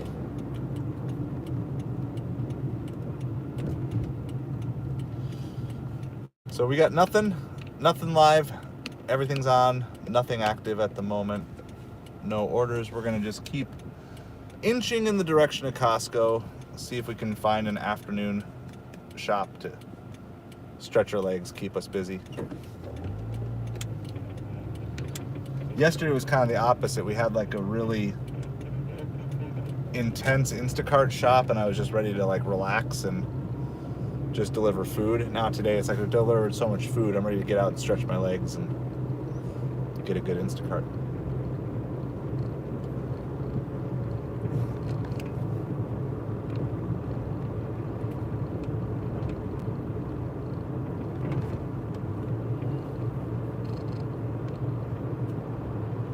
$3, 3 miles, Ubereats, that's a no.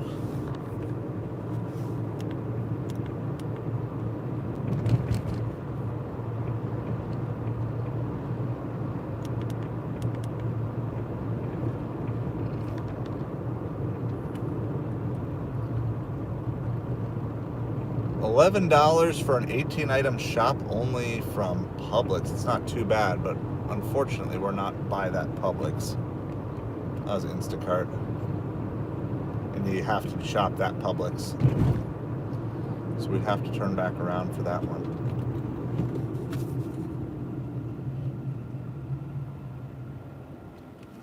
Somebody grabbed it. That's pretty good. For shop only, that's pretty good. Anytime you can get over 50 cents an item for a shop only, you're good, because then you don't have to deal with the delivery and drive afterwards.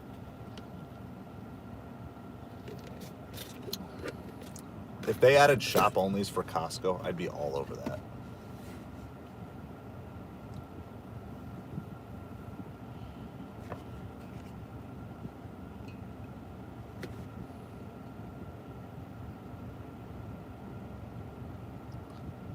By the way, I've now had a sale on Amazon for 5 days straight. I'm very happy with that. It may not continue, but 5 days in a row I've sold something on Amazon. So I'm trying to rebuild that thing.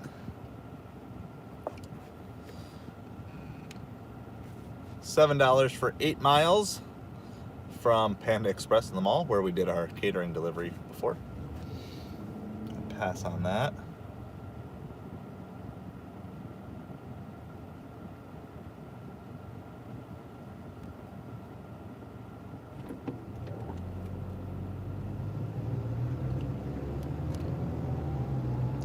Yeah, so check out if you have a local T-Mobile, check it out. There are other options.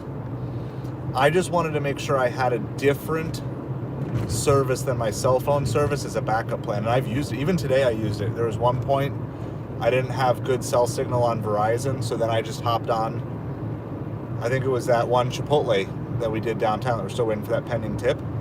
I just switched onto my T-Mobile car Wi-Fi to be able to push that order through, because T-Mobile was good there. So, yeah, I mean, give it a shot. Obviously, I want to upgrade the tech eventually. So that's why we're trying to get the channel monetized, so we can keep increasing and building what we do. But it comes with its glitches, you know, because obviously streaming on a phone that doesn't have an actual cell plan, it's completely dependent on the Wi-Fi. But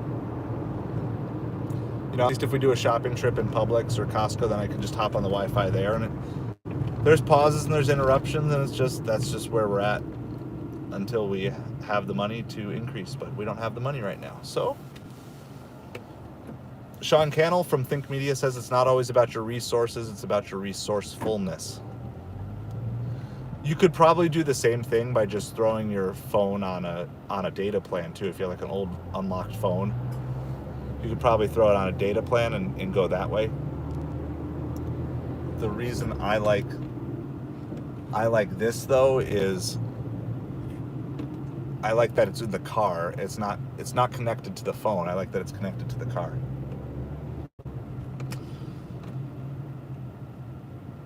All right, get the afternoon lunchtime traffic. It's getting busier and busier down here. I've always wondered for the people up north, because I've never really noticed it up north. It's not like the traffic goes away up north when everyone comes south, but when everyone comes south, the traffic gets way worse. So I would love to know if that's why that is.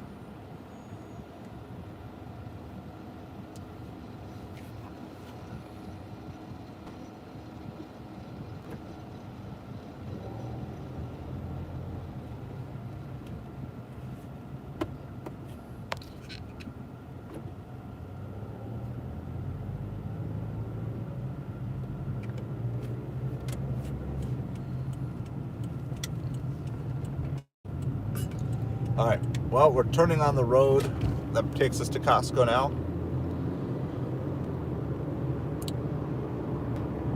It's 1:30. I always figure after 1:30, I can't be picky in my market. From like 1:30 to 4:30, if it has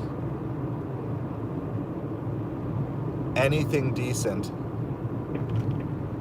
then I gotta take it. If I had unlimited budget and a nicer car, what's the Elon Musk one? Stargate? Is that what it's called? Stargate? That would be 100% what I would run off of. But it's like a couple $100 to just get the software installed, or to get the hardware installed in the first place.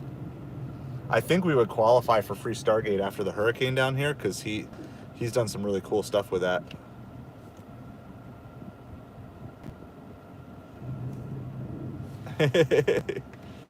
But as long as traffic brings money, I put up with it. You can come, but you better bring your cash with you, because I need it. That's what all the restaurants down here think about too.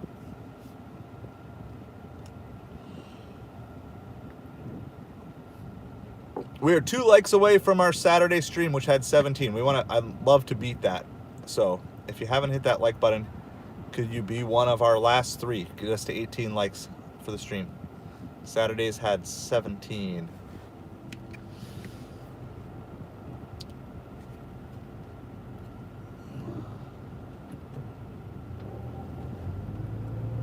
If we do get a Costco batch, I'll take you in shopping with me like we did yesterday. I have no idea. I'm not really expecting us to get a good one, but it would be nice.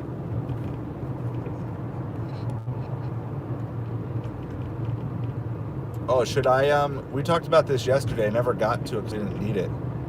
Should I turn on shopping orders on Doordash for the afternoon?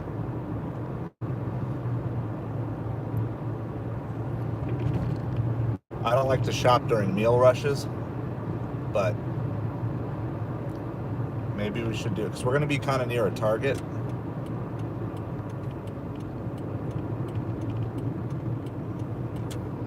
We'll think about that here. There you go. Thank you for that like. Appreciate it.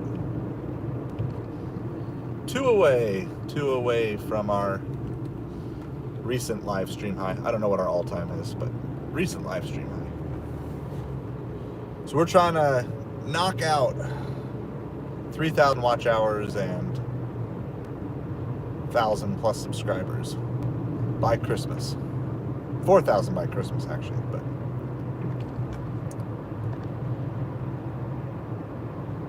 So anything you guys want to cover, let me know. I'll get caught up on messages here. We're like a mile or 2 away from Costco. We're also close to Panera, so we can always sip cup up at any point in time we want. Our restaurants by Costco are really bad. Not like our orders have been good today anyway, but they're about the best restaurants we have are Panera and Chick-fil-A. $3 for 5 mile on Uber. We're going to turn down. How many cars will run the red light? It's 2. Red lights are optional now.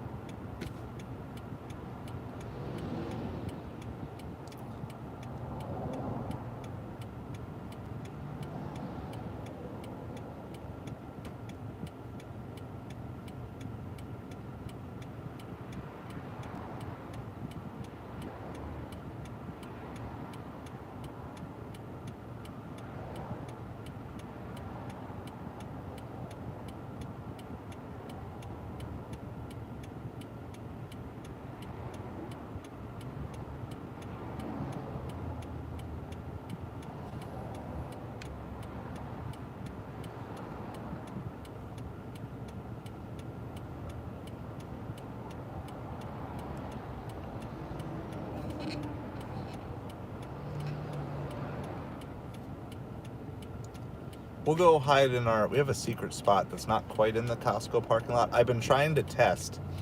So for you Instacart people, love to hear your opinion. I've been kind of testing it a couple different ways. Do you think if you're in the circle of the store, so it's like a red circle or an orange circle, does it matter where you are within that circle? Or do you think it just matters that you're in the circle? I didn't think it would matter, but more recently than not, it seems like I really have a hard time getting good batches when I'm on the edge of the circle versus when I'm in the middle and close to the store. Instacart says it doesn't matter. It says if you're in the circle, you have first priority. But I don't know if I believe them. So, just out of curiosity, if for those of you who do Instacart, do you think it makes a difference how close to the store you are as long as you're in the circle?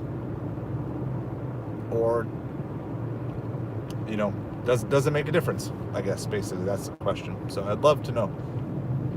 Because I used to think no, and I found a nice spot that is in the circle of more stores, but it's on the edge of every store.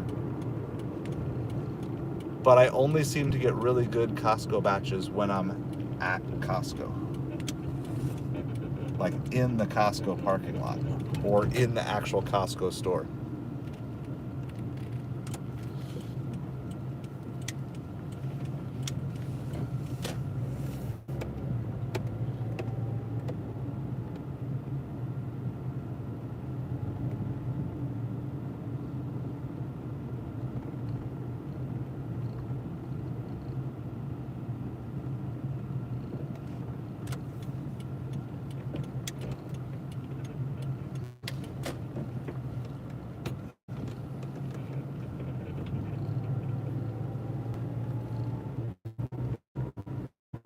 It's getting a little bit cloudy. Let's see how.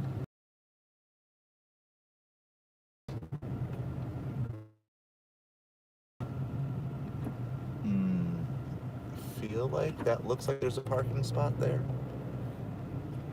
There's not. I got suckered into that one. I should have known there wasn't a parking spot there. There's one further back. I do think it is really important that as soon as you're in range of your store, you hit refresh on Instacart. We still have everything on. I haven't decided if I'm going to turn on Doordash shopping or not. But we're mainly looking for Costco. I was getting Costco batches on Ubereats like a few months ago, but I haven't seen any recently.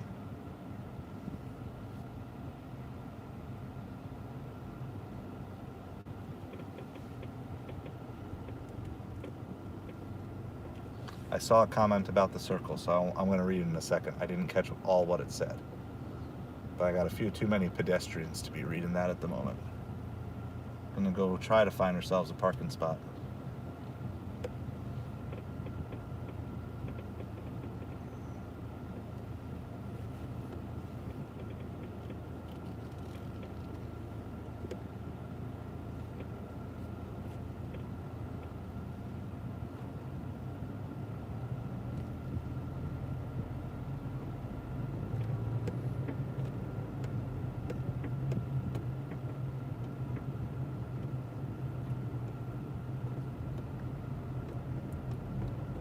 It is full. It's a full parking lot today.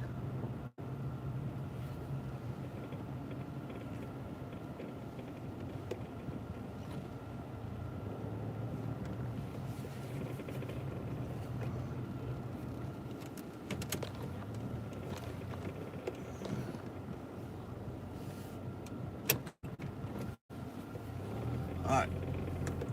We're gonna park. I want to see what you guys are saying. If you think matters where in the circle you are.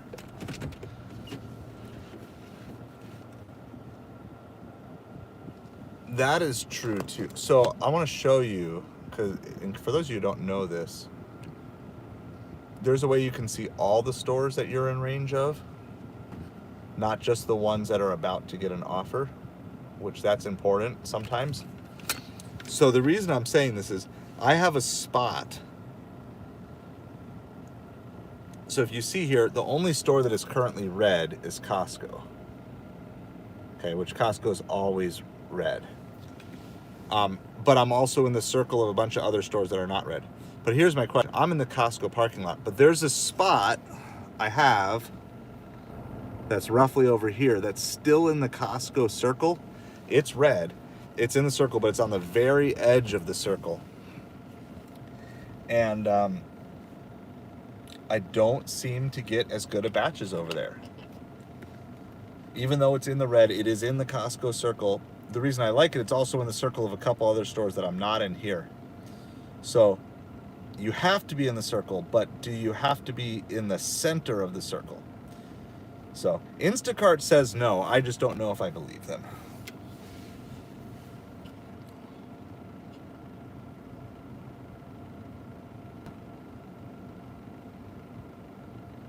$150 for 5 hours. Very nice. Hey, all things considered, what you're saying this morning, that's pretty good. All right, what's my favorite fast food restaurant to pick up from and least favorite? Oh. Okay, so I generally try to avoid fast food as much as possible. That's part one to this. And if I'm looking down, I'm not ignoring you. I'm just keeping an eye on Instacart. Got to be ready for the fastest finger, right? For those of you that don't know, that's an old Who Wants to Be a Millionaire reference. Gotta look back. Regis Philbin, Who Wants to Be a Millionaire, the original. I don't know if they still do that anymore. I don't even know if the show's on anymore, because I barely watch TV. Yeah, 150. Nice job, good job.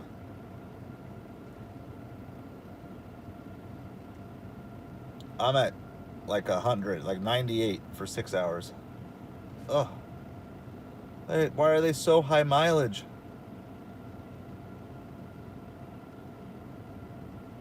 That's such a bad pairing. Such a bad pairing.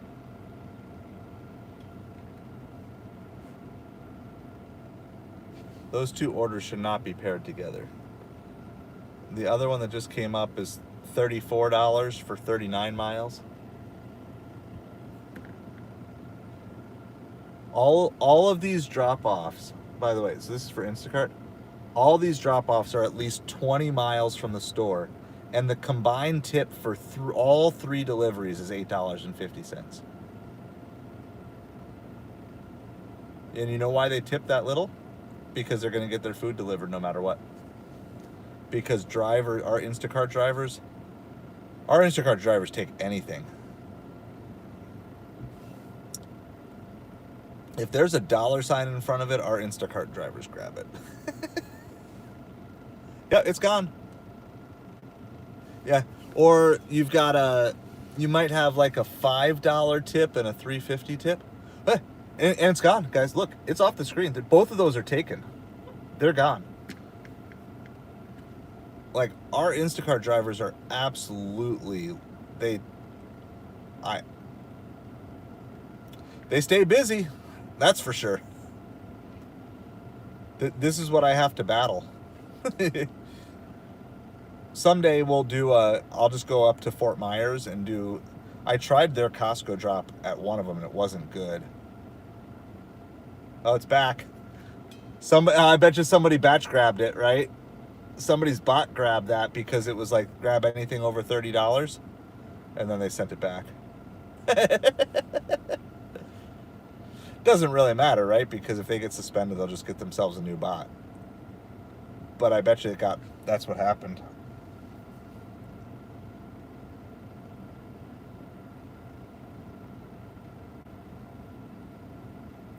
Absolutely nutso.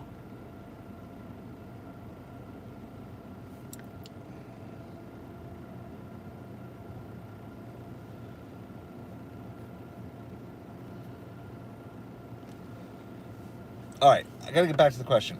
So, at least in my current state of being, if you consider Panera fast food, they're probably one of my favorites to pick up from, because then I always have an excuse to get sip cup at the same time.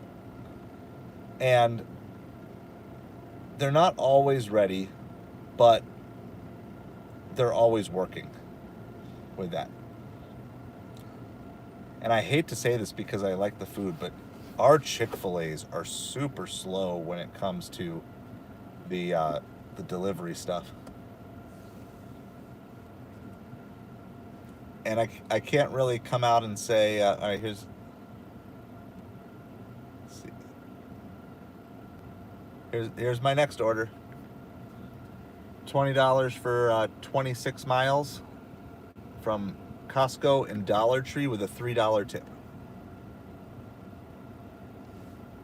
And it's gone. Don't come to Southwest Florida if you want to get decent Instacart batches. Our shoppers are just literally, and that someone took that 34 for 3 or whatever. The only way that any of that would even make sense is if you're like, have a shopper and then you got people going to deliver for you. Yeah, I kind of would. I mean, our Panda Express is in a mall. I think Chipotle, I don't know what the dividing line. I mean, if you're talking about a place that has a drive-through, okay. So I'll tell you one. I know not everybody likes this place, but I don't mind delivering from Starbucks. Coffee buyers tend to be good tippers, right? It's part of the coffee culture to tip well. And so rarely do I get no tip coffee orders, even on Earn by Time. Almost always the coffee people are tipping at least average to above average. So if you consider Starbucks fast food, they'd be near the top. Of course, they're really only good in the morning most of the time. Sometimes the afternoon, but really mostly the morning.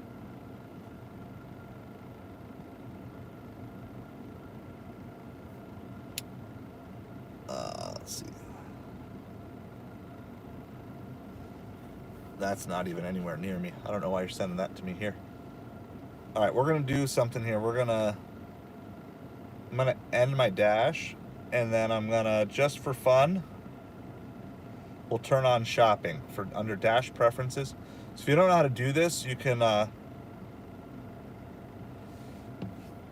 you go down to the bottom, you go down to account, and then you can click on dash preferences, which is like the third one down on mine. And you can see I've got cash on delivery, I got alcohol, I've got pizza bag verified, but at the top, I currently have shop and deliver turned off, but I'm going to turn it on.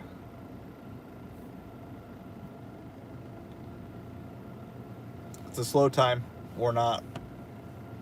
This is a hard time. Like, I'll tell you, many days, I will just go home.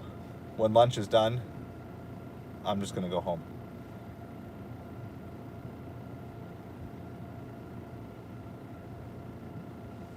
But at this point, it's not worth it because I got to go pick up everybody from school at like 3:30.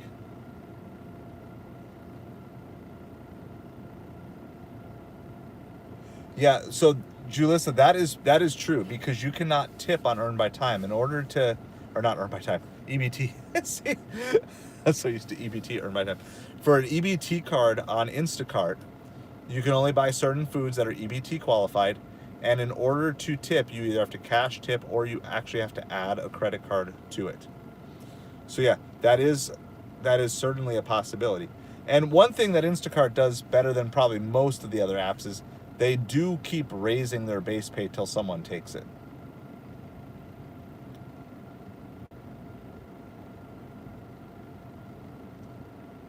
But also, I've still had customers who have tipped relatively low for their order on Instacart, and I take it because the base pay is worth it, get upset that they didn't get their order faster. Like, that's just not how this works. You pay for speed. That's the number one, especially with Instacart. You are paying for speed. Yeah, no, most people won't. And again, most people who are paying for food on EBT don't have extra cash to give. But maybe, look, there are times you're not paying that much more for Instacart than you are if you just went to the store yourself, especially considering someone, especially if you're considering someone who doesn't have regular access to a car or something like that. I got three kiddos, and my wife is a teacher's aide at the school, so they're all at school together. So that's what they're doing right now. My wife is actually subbing today. So she's normally a teacher's aide, but they're having her sub in the class that she's normally the teacher's aide for. So And yes, they love ice cream. We're going over to a friend's house tonight for supper, and my wife's making some brownies. But this family is like, they're like dairy free and tree nut free, which is like not us. We like live on dairy, our family. But we had to find like a special Bob's Red Mill brownie mix. It's still going to be good because it's chocolate. So that's what we're bringing. We're bringing dessert, brownie mix, and then some strawberries and raspberries to go with it for whoever wants to have that together.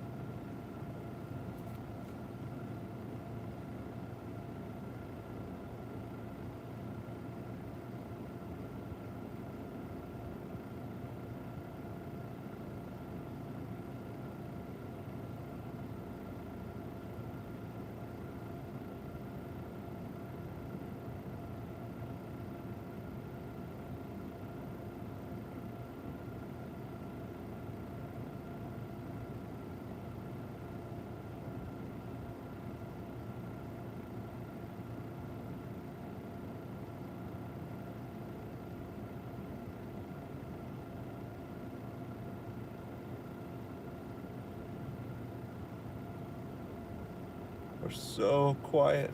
No orders. Well, if you got questions, ask away, because I got time to chat.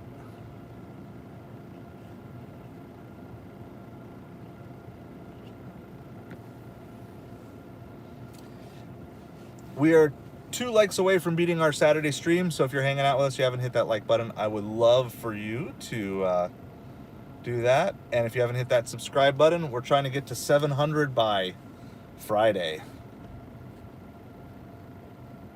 Yeah, so we're not monetized on YouTube yet. If you want to support the channel though, I'll show everybody since we're actually stopped right now. I do have a Patreon.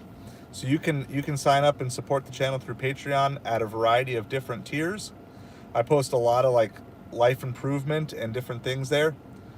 You're gonna look for this page. That's scary, right? Patreon.com/asideofhustle. Okay, patreon.com/asideofhustle. If you want to financially support this channel,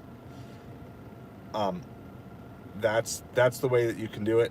And yeah, it all works. So we're working. That's why we're working to get this channel monetized, so we can start doing super chats and stickers and stuff. So it's all these watch hours, all your likes, all your subscribes, they all help in that process. Unfortunately, it takes YouTube's got a process. It takes a little time. We got to prove to them that we're for real. So I appreciate, Julissa, I appreciate your generosity and your spirit of giving so much. It's so awesome. But yeah, I mean, I share it every once in a while because I would love to grow this channel and be able to do a lot more. But the Patreon is the way that you can support this channel. So let me see if I can find you can, there are free tiers as well if you just want to kind of get some of the growth stuff, and you don't have extra money to give. But then there's all sorts of different paid tiers from $5 up. I don't even know how high it goes at this point. But you actually get to see some behind the scenes stuff as well. And I've gotten a little out of rhythm on posting the last week and a half because of the hurricane. All right, I gotta see. We got a riddle here, right? You feel like the customer did not tip on a fast food delivery, would you go the extra mile? All right, so here's the way I play it. Just in my general way is everybody gets one favor per order. Okay? This is my principle, and I especially apply this in Instacart. Everybody gets one favor per order. That's my base level of service. What that favor is gonna obviously depend. Most of the time, the favor is I'm gonna just try to do it. But sometimes the favor is I gotta reach out to them and I'm gonna let them know. Sometimes the favor is they're gonna ask for something and I'll do that. I'll go out of my way for them. I try not to let my base level of service be dependent on the tip. However, if I know they're a good tipper or a big tipper, then they will get an extra level of service. But I try to make sure my base level of service is better than 90% of the drivers in my area. So if I'm doing Instacart, here's how this would play out. So if they're like, hey, I'll ask, like, hey, if you need anything else, let me know. I'll grab it for you on the way out the door. If they ask for one thing, like, yeah, I'll do that. And then if they're like, okay, but then could you do this? Then could you do that? Or I'll go back, right? If I've even gone back after checkout for Instacart for someone as their favor, because after I checked out, they're like, hey, if you're still at the store, could you still grab this? And like, if I haven't done anything else for them, and then yeah, I'll go back. I'll do one favor. That's kind of like the base level of service that I like to do. So I would, if I'm there. Now, once I leave, it's different. Yeah.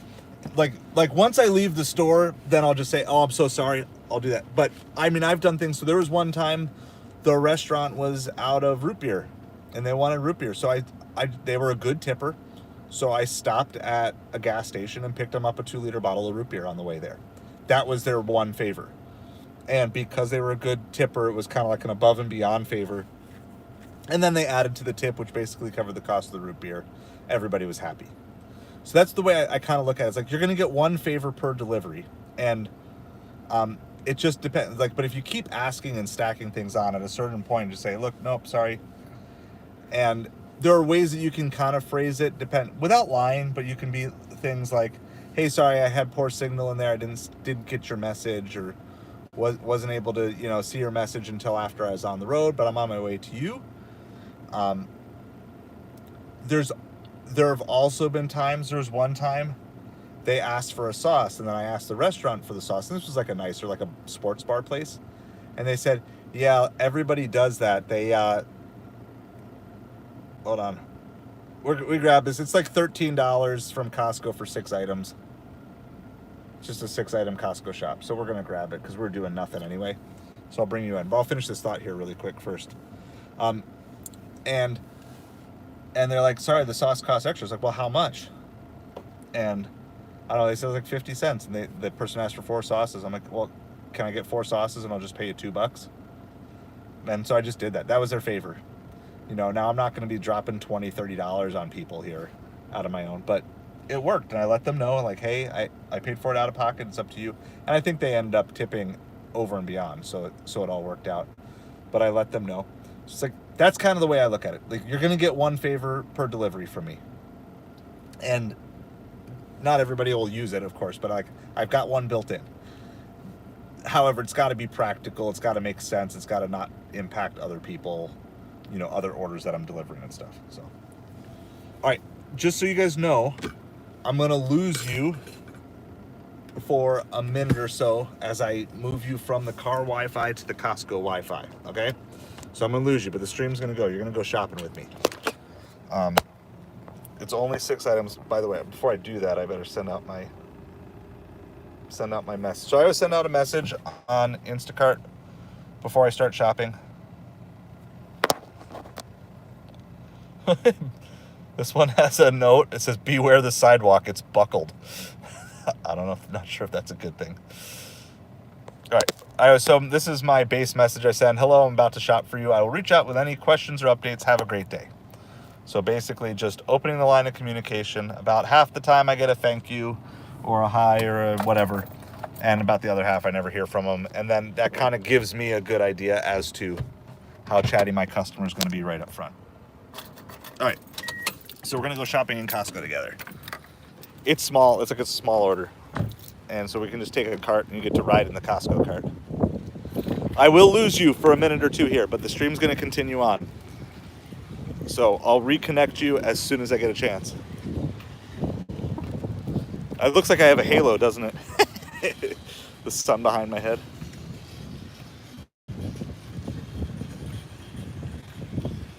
I'm actually surprised that it's... All right, I think we're back on Costco.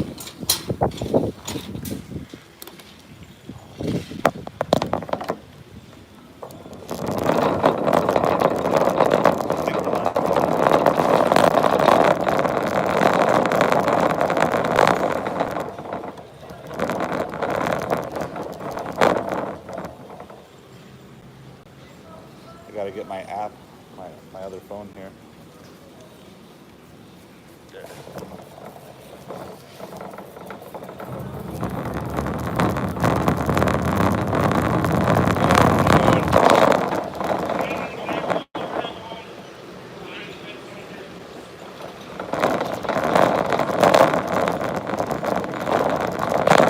So I don't know how well you feel it here.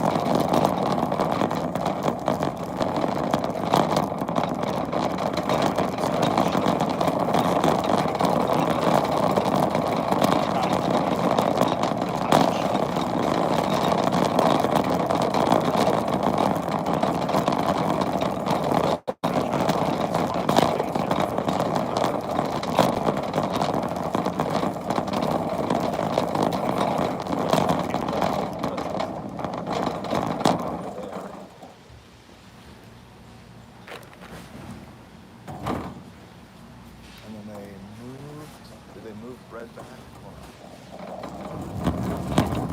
They like rearrange their Costco every 6 weeks for fun. Everything's awesome. Yeah, they moved bread again, so. How's it going, Howie? We're doing a live Costco shop. It's only like 6 items. Find some cupcakes. Oh, samples. We're not questioning it. Thank you. Potato chips.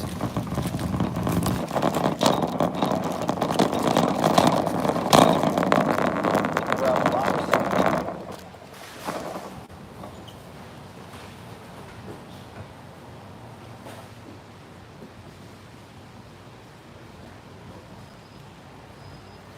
Ourselves a banana box. 6 items, but makes everything easier to carry. Gotta find some cupcakes.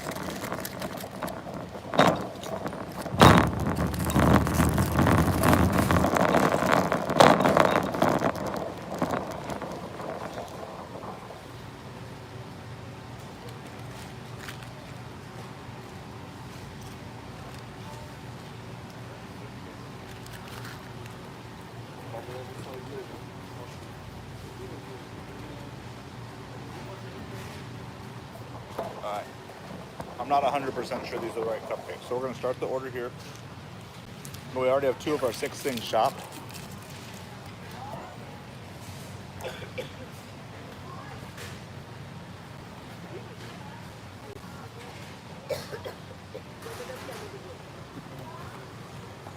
Cupcakes.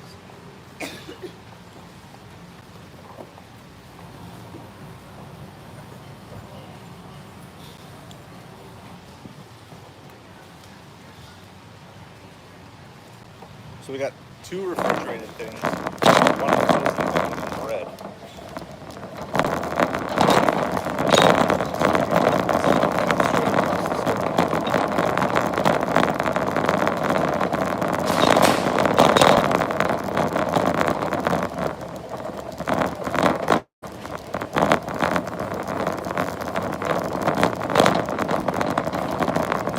Navigate all the traffic here. This is basically the Costco roads.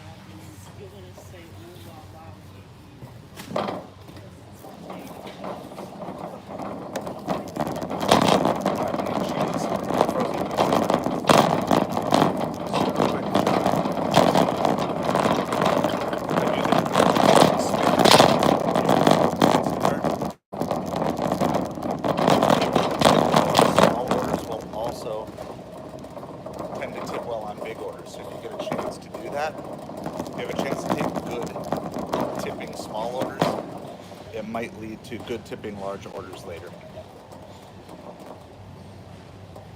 Alright, I gotta find Havarti cheese.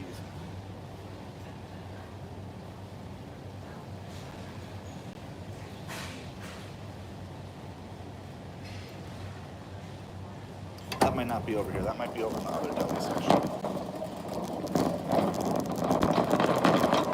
We'll go double check.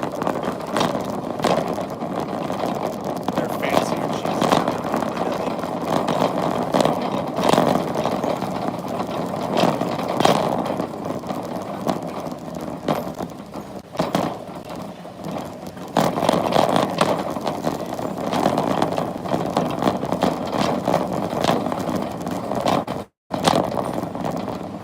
There's two more items.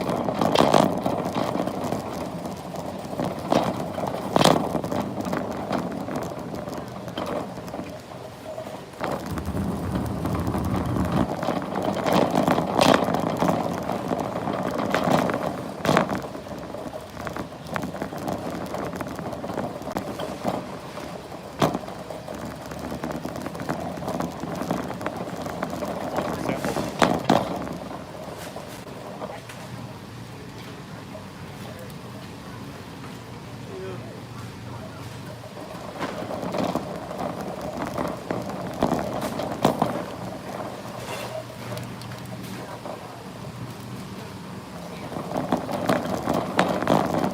I don't see Havarti cheese anywhere. Let's see if they have a replacement. Finlandia Munster. I think that's back on the other side.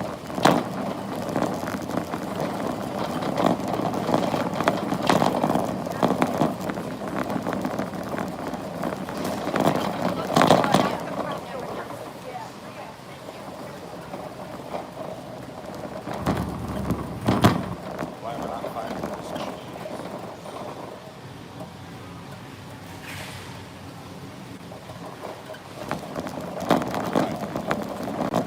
We'll have a spot to go to.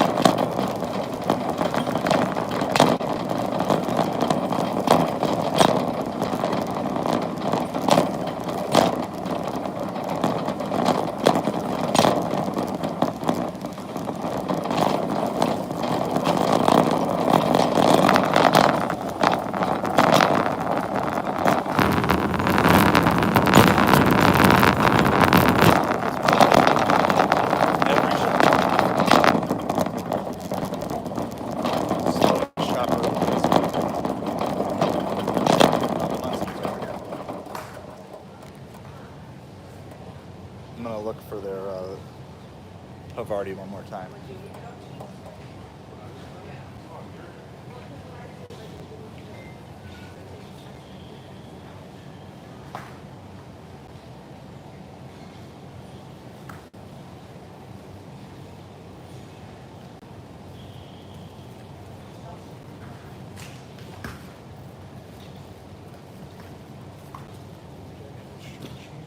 Huh?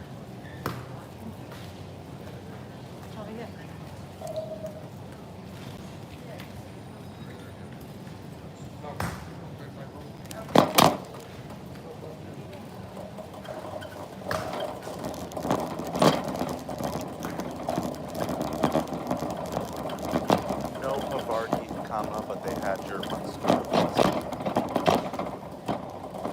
Munster.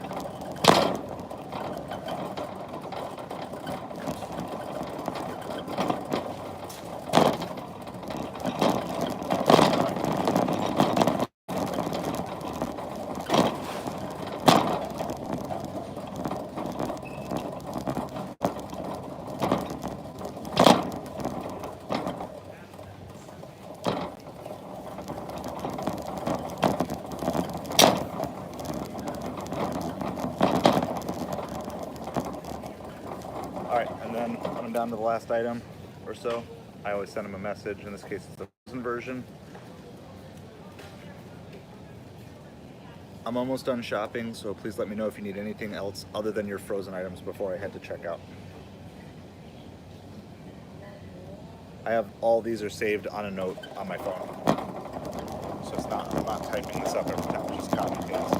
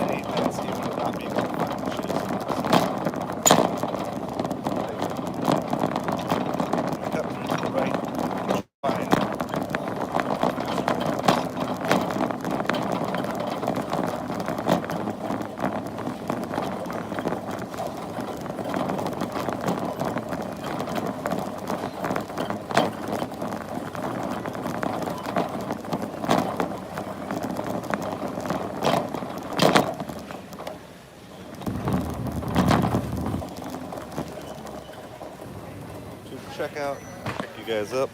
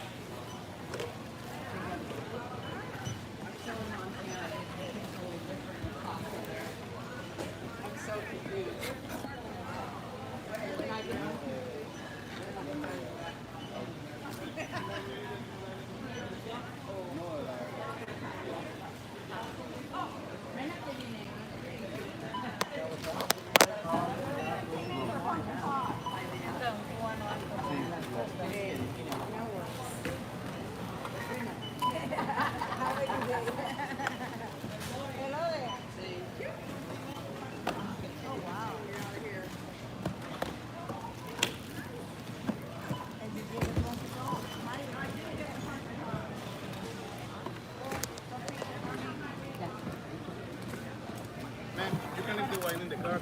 I can? Yeah, if you take it out, the cashier might drink it. Oh, you can leave the wine in the car. Thank you. Good, how are you?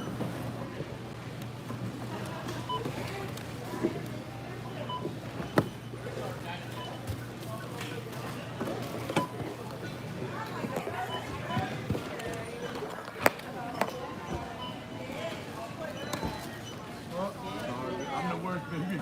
Thank you.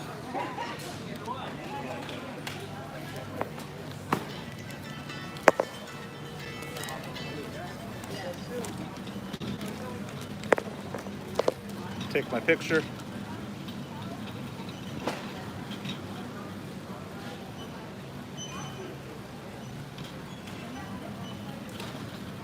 Confirm, kept the receipt.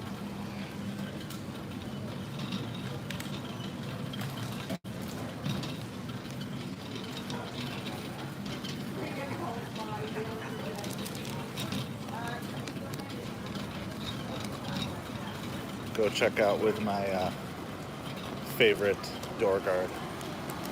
Good afternoon, Molly. Simple one today. They know I'm not too smart.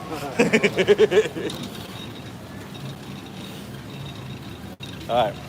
Gonna lose you guys again. Gonna lose the Costco Wi-Fi until we get back on the car. Probably 3 minutes or whatever. But we did it. That'll push us over 100 for the day. So we're happy with that. Low expectations for a Monday.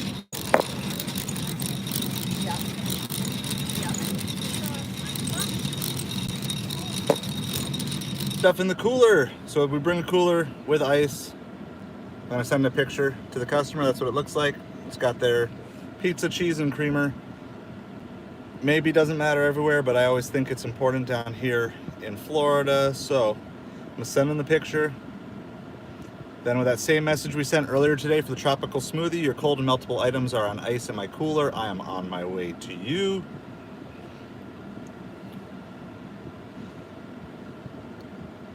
Maximizing your tips on these apps is kind of like walking the balance of making sure that you're providing great customer service with a little bit of self-promotion.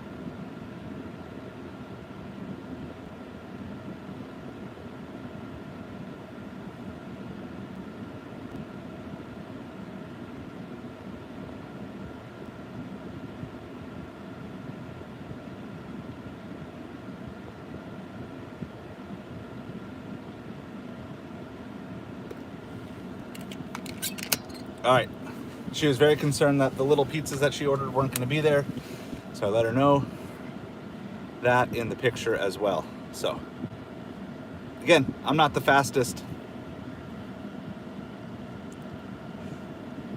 Costco shopper in the world. We just try to be the best. All right, so go back. We're going to navigate. We don't have to go too far. Time for our afternoon snack, more chicken. It says we're only 1.2 miles, but it's going to be further with the roads.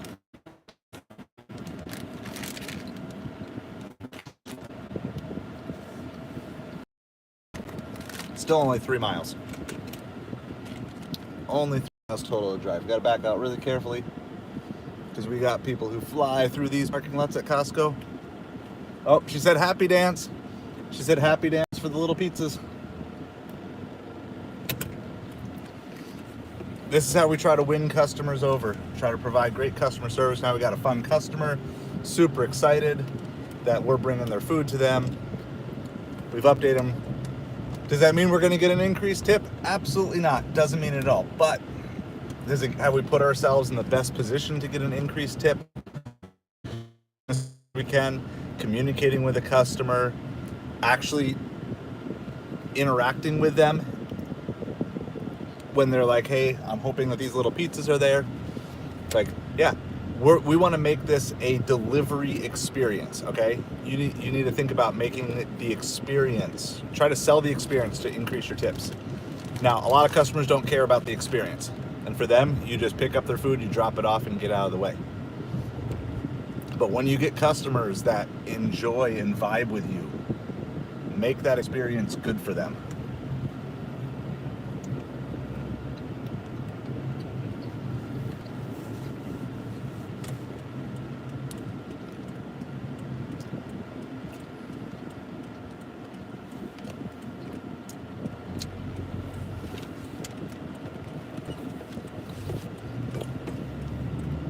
This will be our 5th app that we are completing a delivery on today.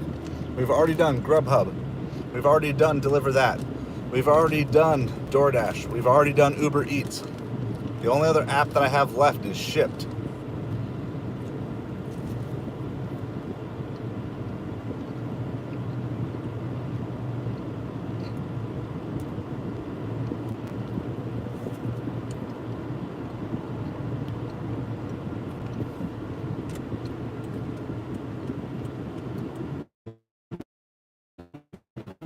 Still got some sip cup.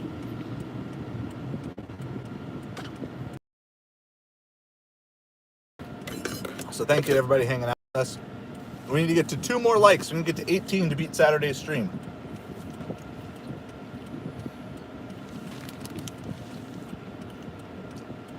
So if you haven't hit that like button, I would appreciate it. You could be number 17 to tie us, or number 18 to take us over the top. I know one of you is just waiting to be number 18.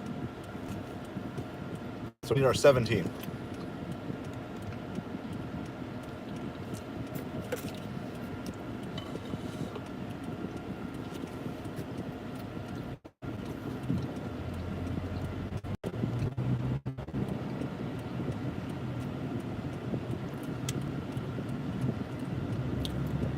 We have about a 3 to 4 mile trip here to drop this order off.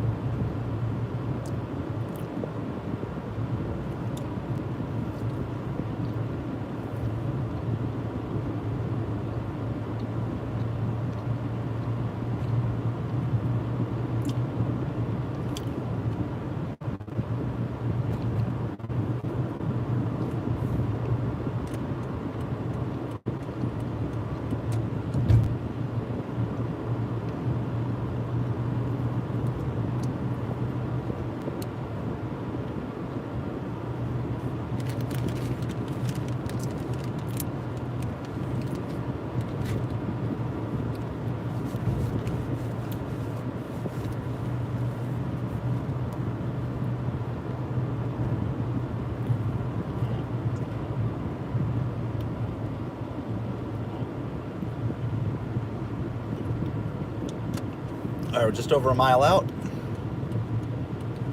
Quick 6-item shop from Costco. $13. Nice little tip.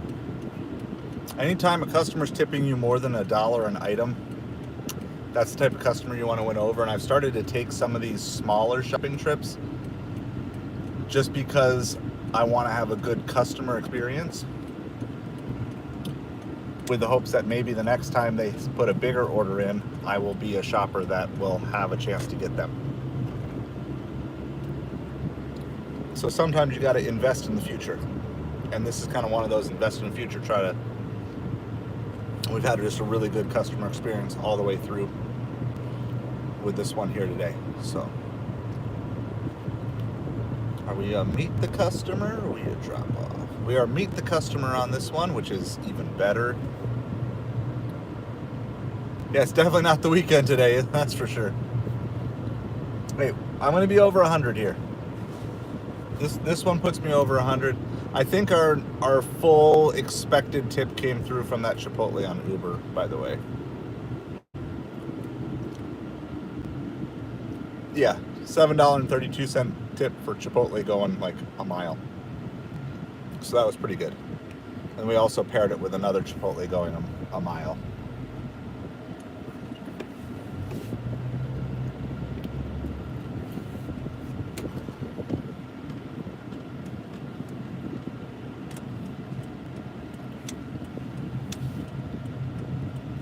Now we got to zigzag through our back roads here.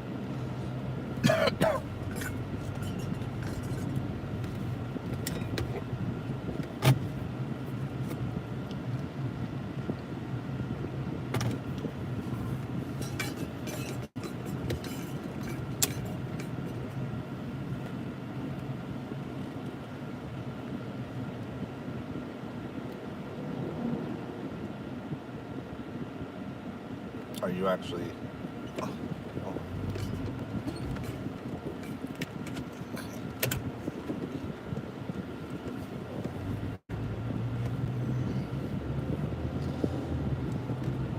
Trying to get by.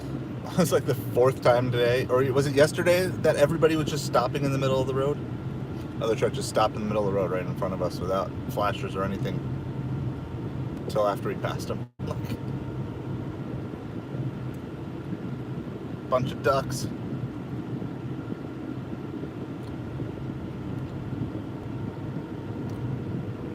So when you see a group of adult ducks, does that mean they were just like all siblings growing up and now they just hang out as adults?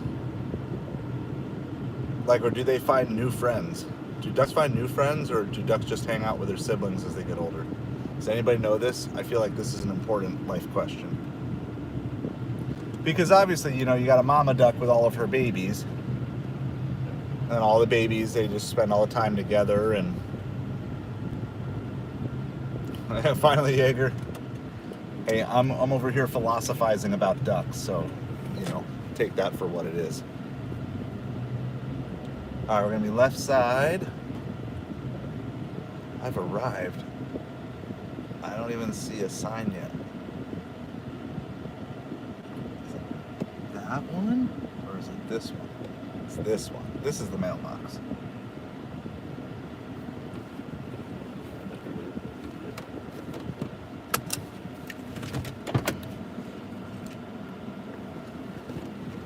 Good afternoon. How are you?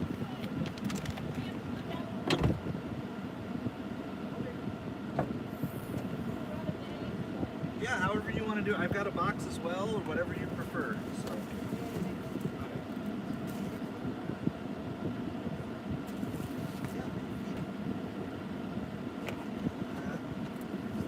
Yes, they had them. There weren't too many left, so they looked pretty popular. Well, they had a. Ah, gotcha.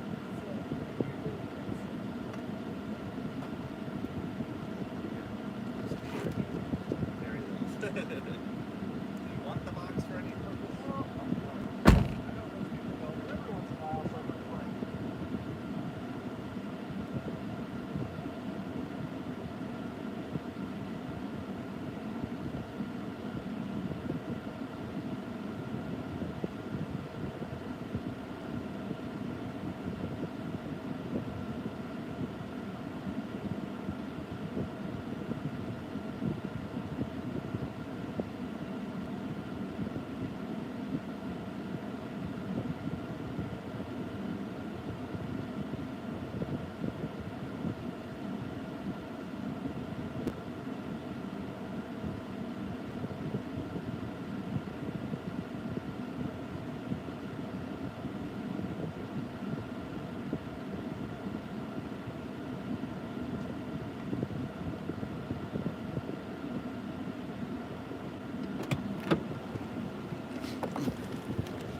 up there, bring everything in.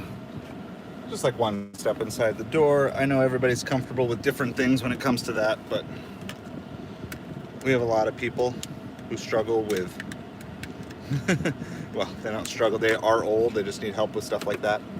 Oh, hold on, just got one more thing. Yes! Oh, did I forget those? Oh my goodness.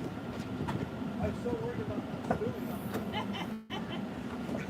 Good thing, glad you caught me.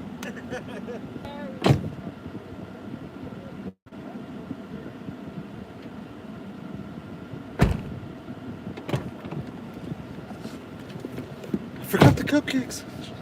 Hope she doesn't think I was trying to steal them. I don't need cupcakes. Alright, so here we go. Send our thank you message. Always send a thank you message at the end of every one of our Instacart deliveries. Next, complete delivery.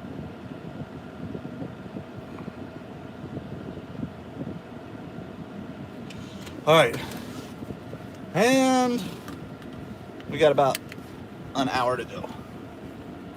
What are we gonna do for an hour?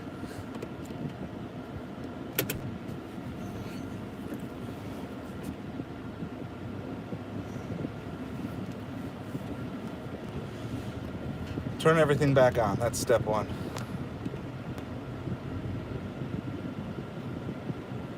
So anytime, this is a principle I've learned in my own life. Anytime I get thrown out of rhythm, that's when I'm likely to make mistakes. So she came out with bags to bring all the stuff inside. And of course, I normally drop off Costco in the box. And so when she did that, I forgot, I loaded the bags, but I wasn't going to load the cupcakes in sideways. So I made the mistake there because I got out of rhythm. And one of the things I've been working on that I obviously failed there is when the rhythm breaks, just pause for a second, take a deep breath, and kind of almost like restart from scratch with the goal of knowing, okay, because something happened different or unexpected, I'm kind of out of rhythm right now, and there's a chance that I'm going to forget or miss something, which I did there. So the being out of rhythm part was not good, and then I made that mistake. So it's kind of just a good lesson, real time, real life, real time lesson. All right, we're going to turn everything back on. We didn't turn everything off, but I think Uber and Doordash were off.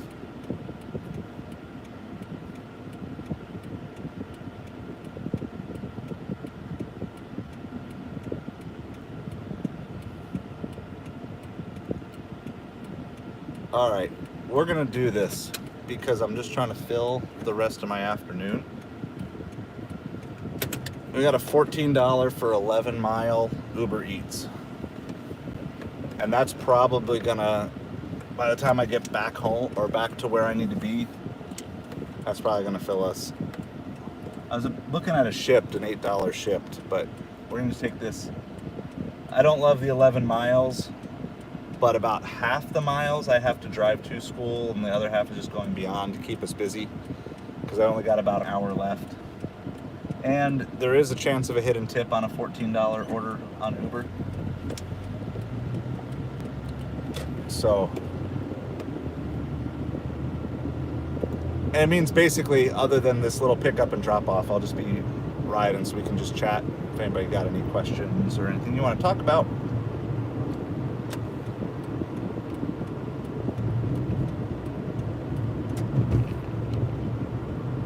It's not a huge order. So either it's just a good tipping customer or they really increase the base pay.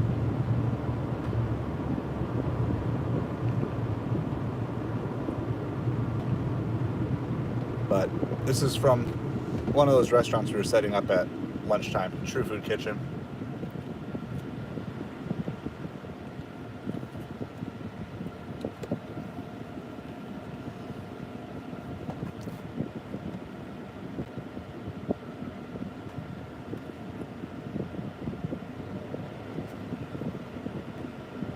Yeah, so Nick, that's another thing I want to explore. I'm just seeing that now regarding asking for a 5-star. I think there's a way you could phrase it that would be kind of fun. Say, hey, especially if you're able to get it. If you don't get something or if you mess up, I would never ask for a review if you know you made a mistake. In those cases, just let sleeping dogs lie, right? Like, don't poke the bear. If you know you messed up or if you know you weren't able to complete something, but I do want to dig into more about how to get more 5-star reviews, because I agree with you. I think that plays a big role. So that would be interesting. So, I think you could do it in a play that's like gets the point across, but isn't demanding. Like, hey, hopefully I provided 5-star service for you because I was able to get the mustard and ketchup and whatever else if you wanted. Something along those lines.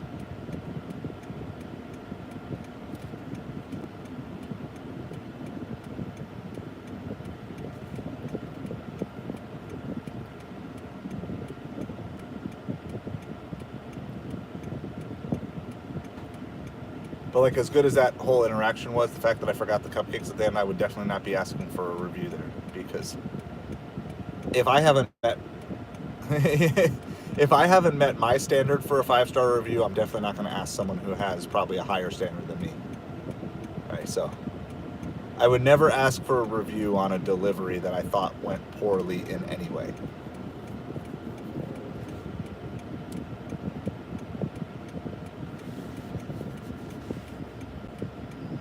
Whether it was my fault or not my fault.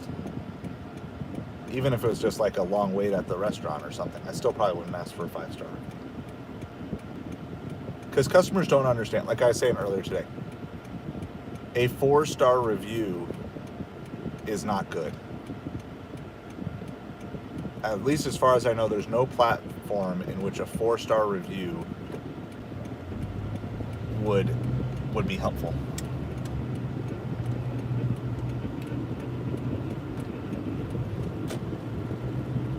Because like on Doordash, you get a 4-star review. It's going to bring your average down and bring you closer to deactivation. So obviously it's not as bad as a 1-star, but a 4-star is not good. It's great, or a scale of not good to really bad.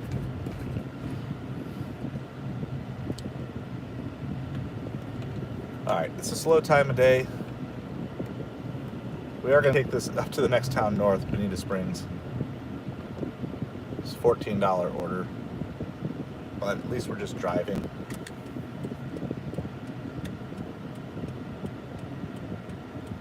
Oh yeah, no, I agree. And I think it's an area that needs to be explored and talked about a lot more, of how to get more 5-star reviews and how to minimize the bad reviews.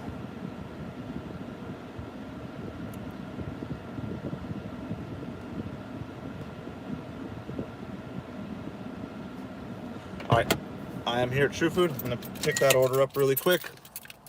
Hopefully it's ready. And we'll go make what might be our final drop off of the day.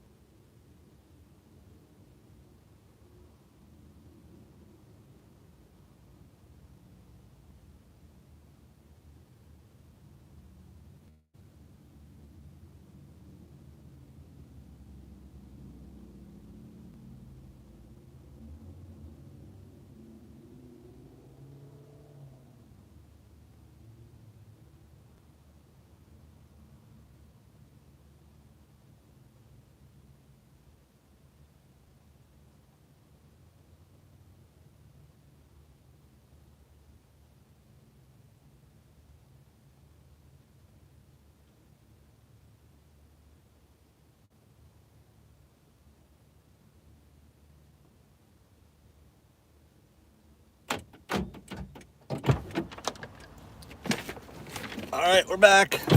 Thanks for hanging. Thanks for your patience.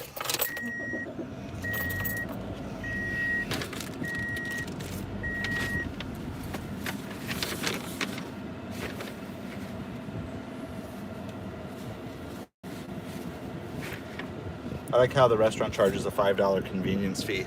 Like, who's getting that convenience fee? The restaurant?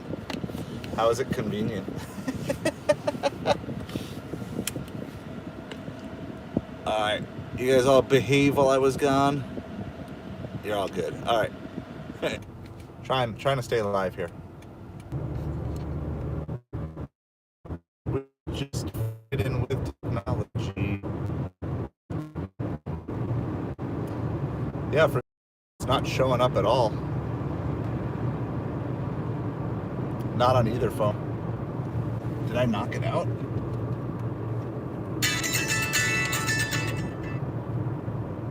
Oh my goodness. Alright.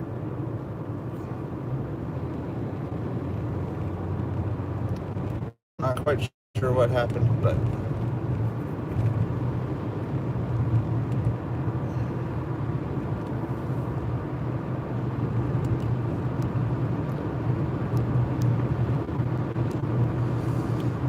there. I think it finally came back up. I think maybe I just hit it, knocked it loose. Hold on. We're going to try to switch back over. Maybe. I might be back. Hold on. All right, we're back on the car network. We'll see if this holds. See if this works. Yeah, this is going to be my last delivery of the day. It just took a while for the car Wi-Fi to kick back in, I guess. But we're going on a nice little trip here. We still have like 9 miles. It's like $14 for 11 miles. Only because it's the last one of the day are we doing it. I'm already pretty tired.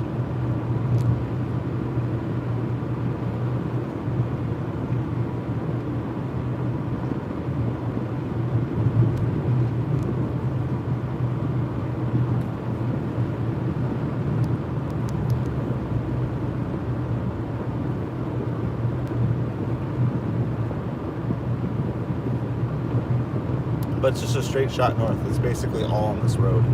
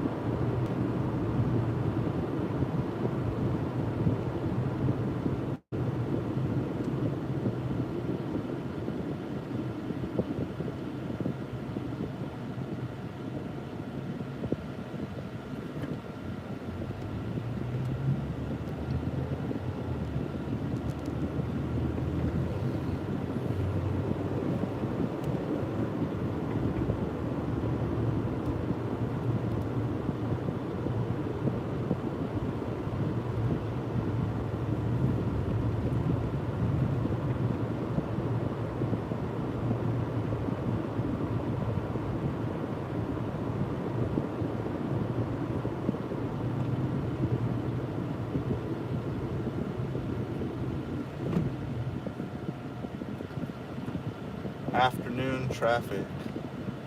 There's morning traffic, there's lunchtime traffic, there's afternoon traffic, and I don't really know when one stops and the next one begins. And there's rush hour home traffic.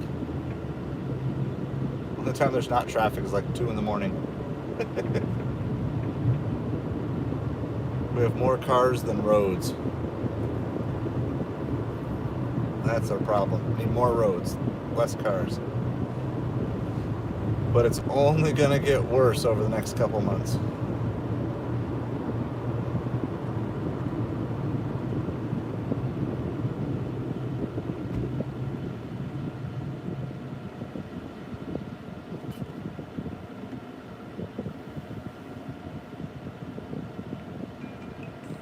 I got my notification to schedule Doordash. 3 o'clock. So if you're not on Platinum Tier, get on there, get your Doordash scheduled.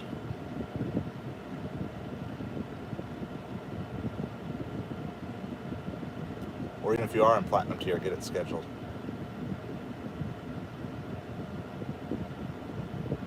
You'll be scheduling for next Sunday. Next Sunday.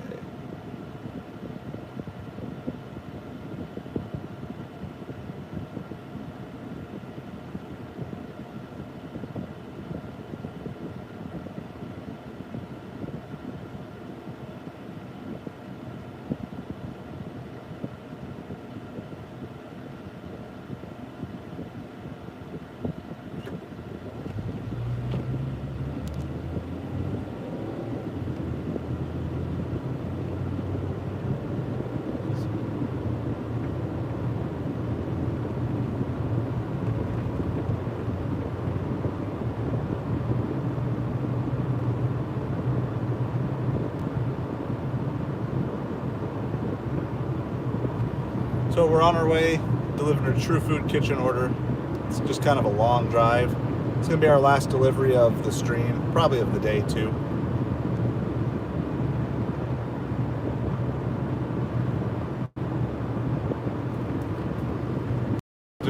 After the drop off, I'll have a little driving. We'll probably do the quick summary. We'll drop it off, and then that's going to be it for now, I think.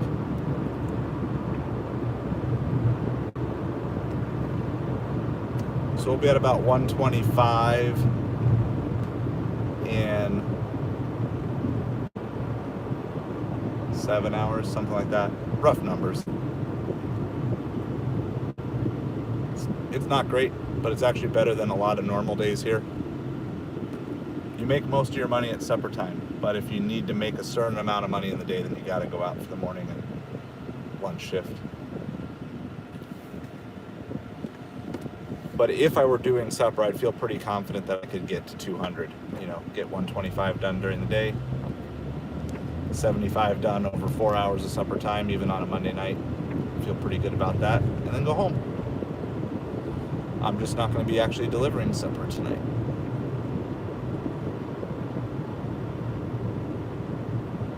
Tomorrow we're going to do a live Walmart, Amazon, retail arbitrage sourcing stream at least one of the Walmarts. I'm going to do it. I know I have... I don't know. Well, there's one I want to go back to that I've been to. I think I've actually been to most of the ones in my area. A couple of Targets I haven't been to yet recently. Yeah, absolutely appreciate you hanging out. So, it was a good time. Definitely gave me some motivation when I wasn't feeling it. So I appreciate you guys too. If you haven't yet, hit that like button on the way out. We're too short of our goal. I would love it, but we have absolutely obliterated the subscribe goal today. We added more than 10 subscribers, so appreciate everybody on that.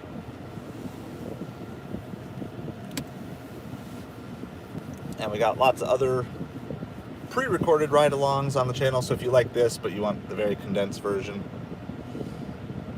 then that's available for you as well. Different times.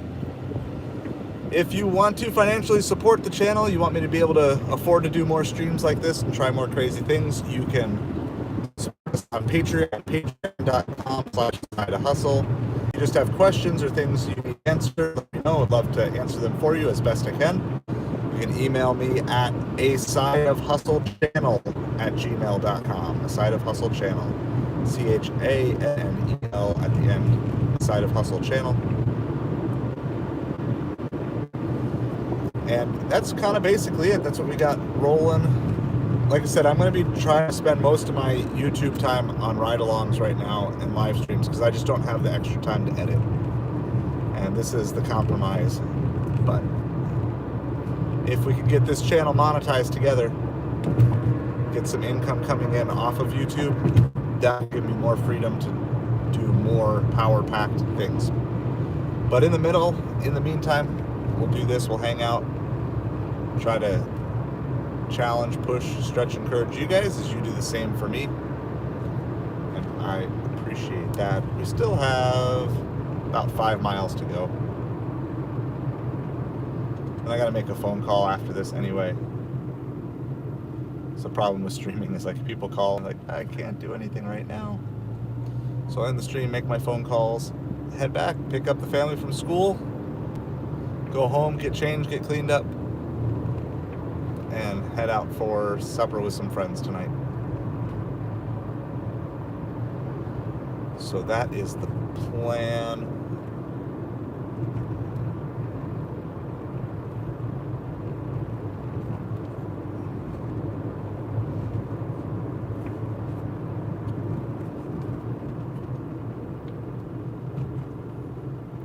So if you have any other questions before we go, you can throw them in the chat now. Try to check them here before we do that.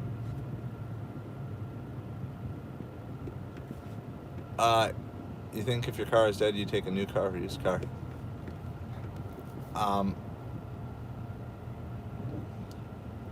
Well, I mean, I guess if you're talking in the context of food delivery, always want to do a used car, unless it's like a rental. Which I have done a rental car for delivery a couple of times when this car was in the shop. Because sometimes you just have to pay for the rental just to keep the money coming in. Even if it's just a push.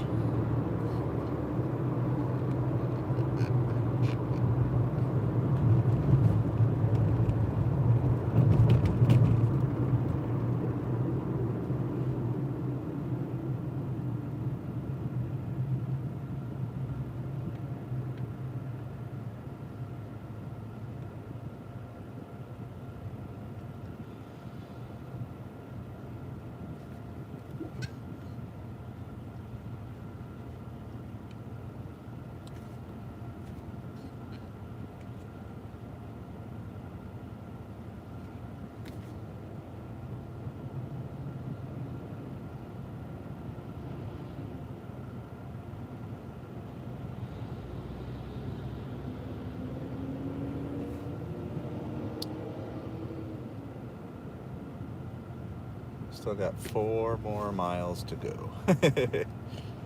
And lots of traffic lights.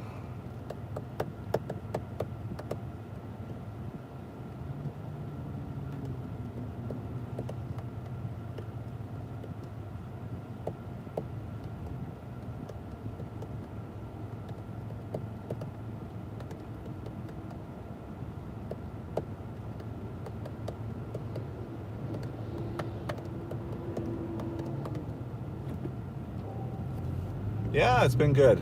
So are you gonna be out for supper tonight, Jaeger, as well? If so, hopefully it'll be a little better than the early part of the day.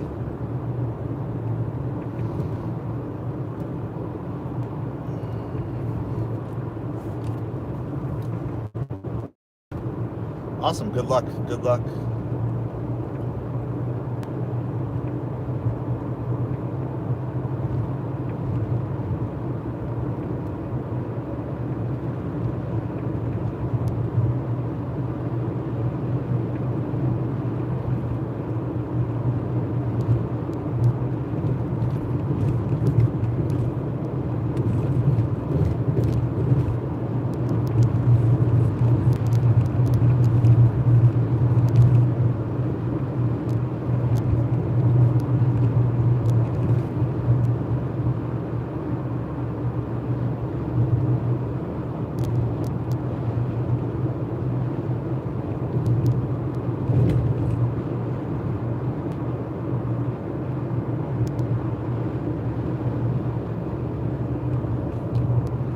I feel like the sun goes down, really noticing, starting to go down earlier.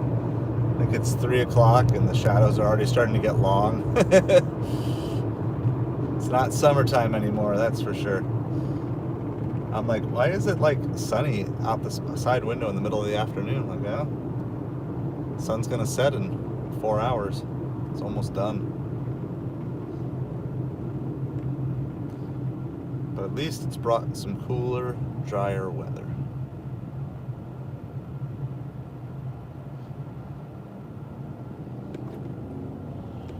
Three miles. I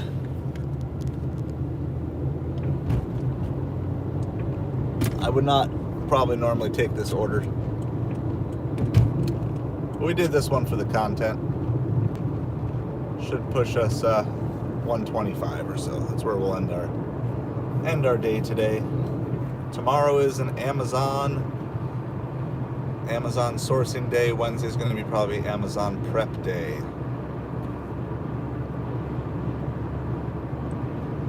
Try to get a shipment out the door either Wednesday night or Thursday morning.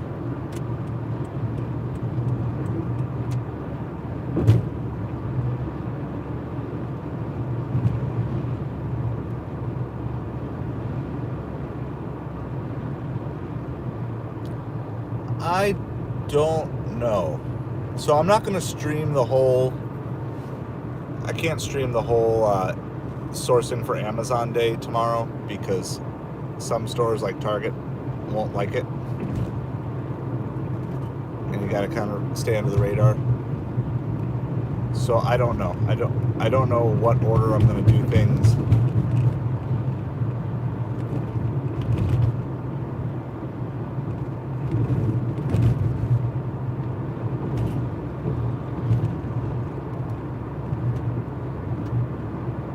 So just make sure you subscribe and have notifications on. That's the best thing I can suggest.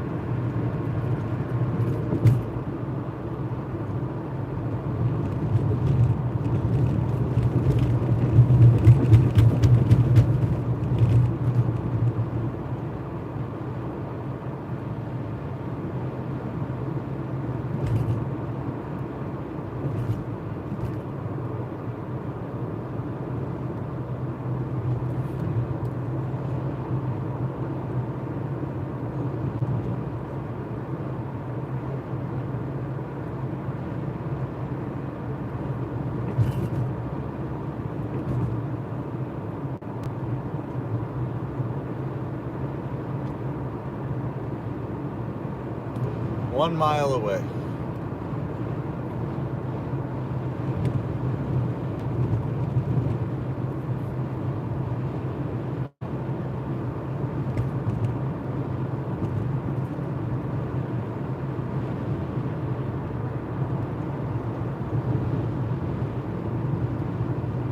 I think I'm gonna cut off the stream when I actually get there instead of coming back again.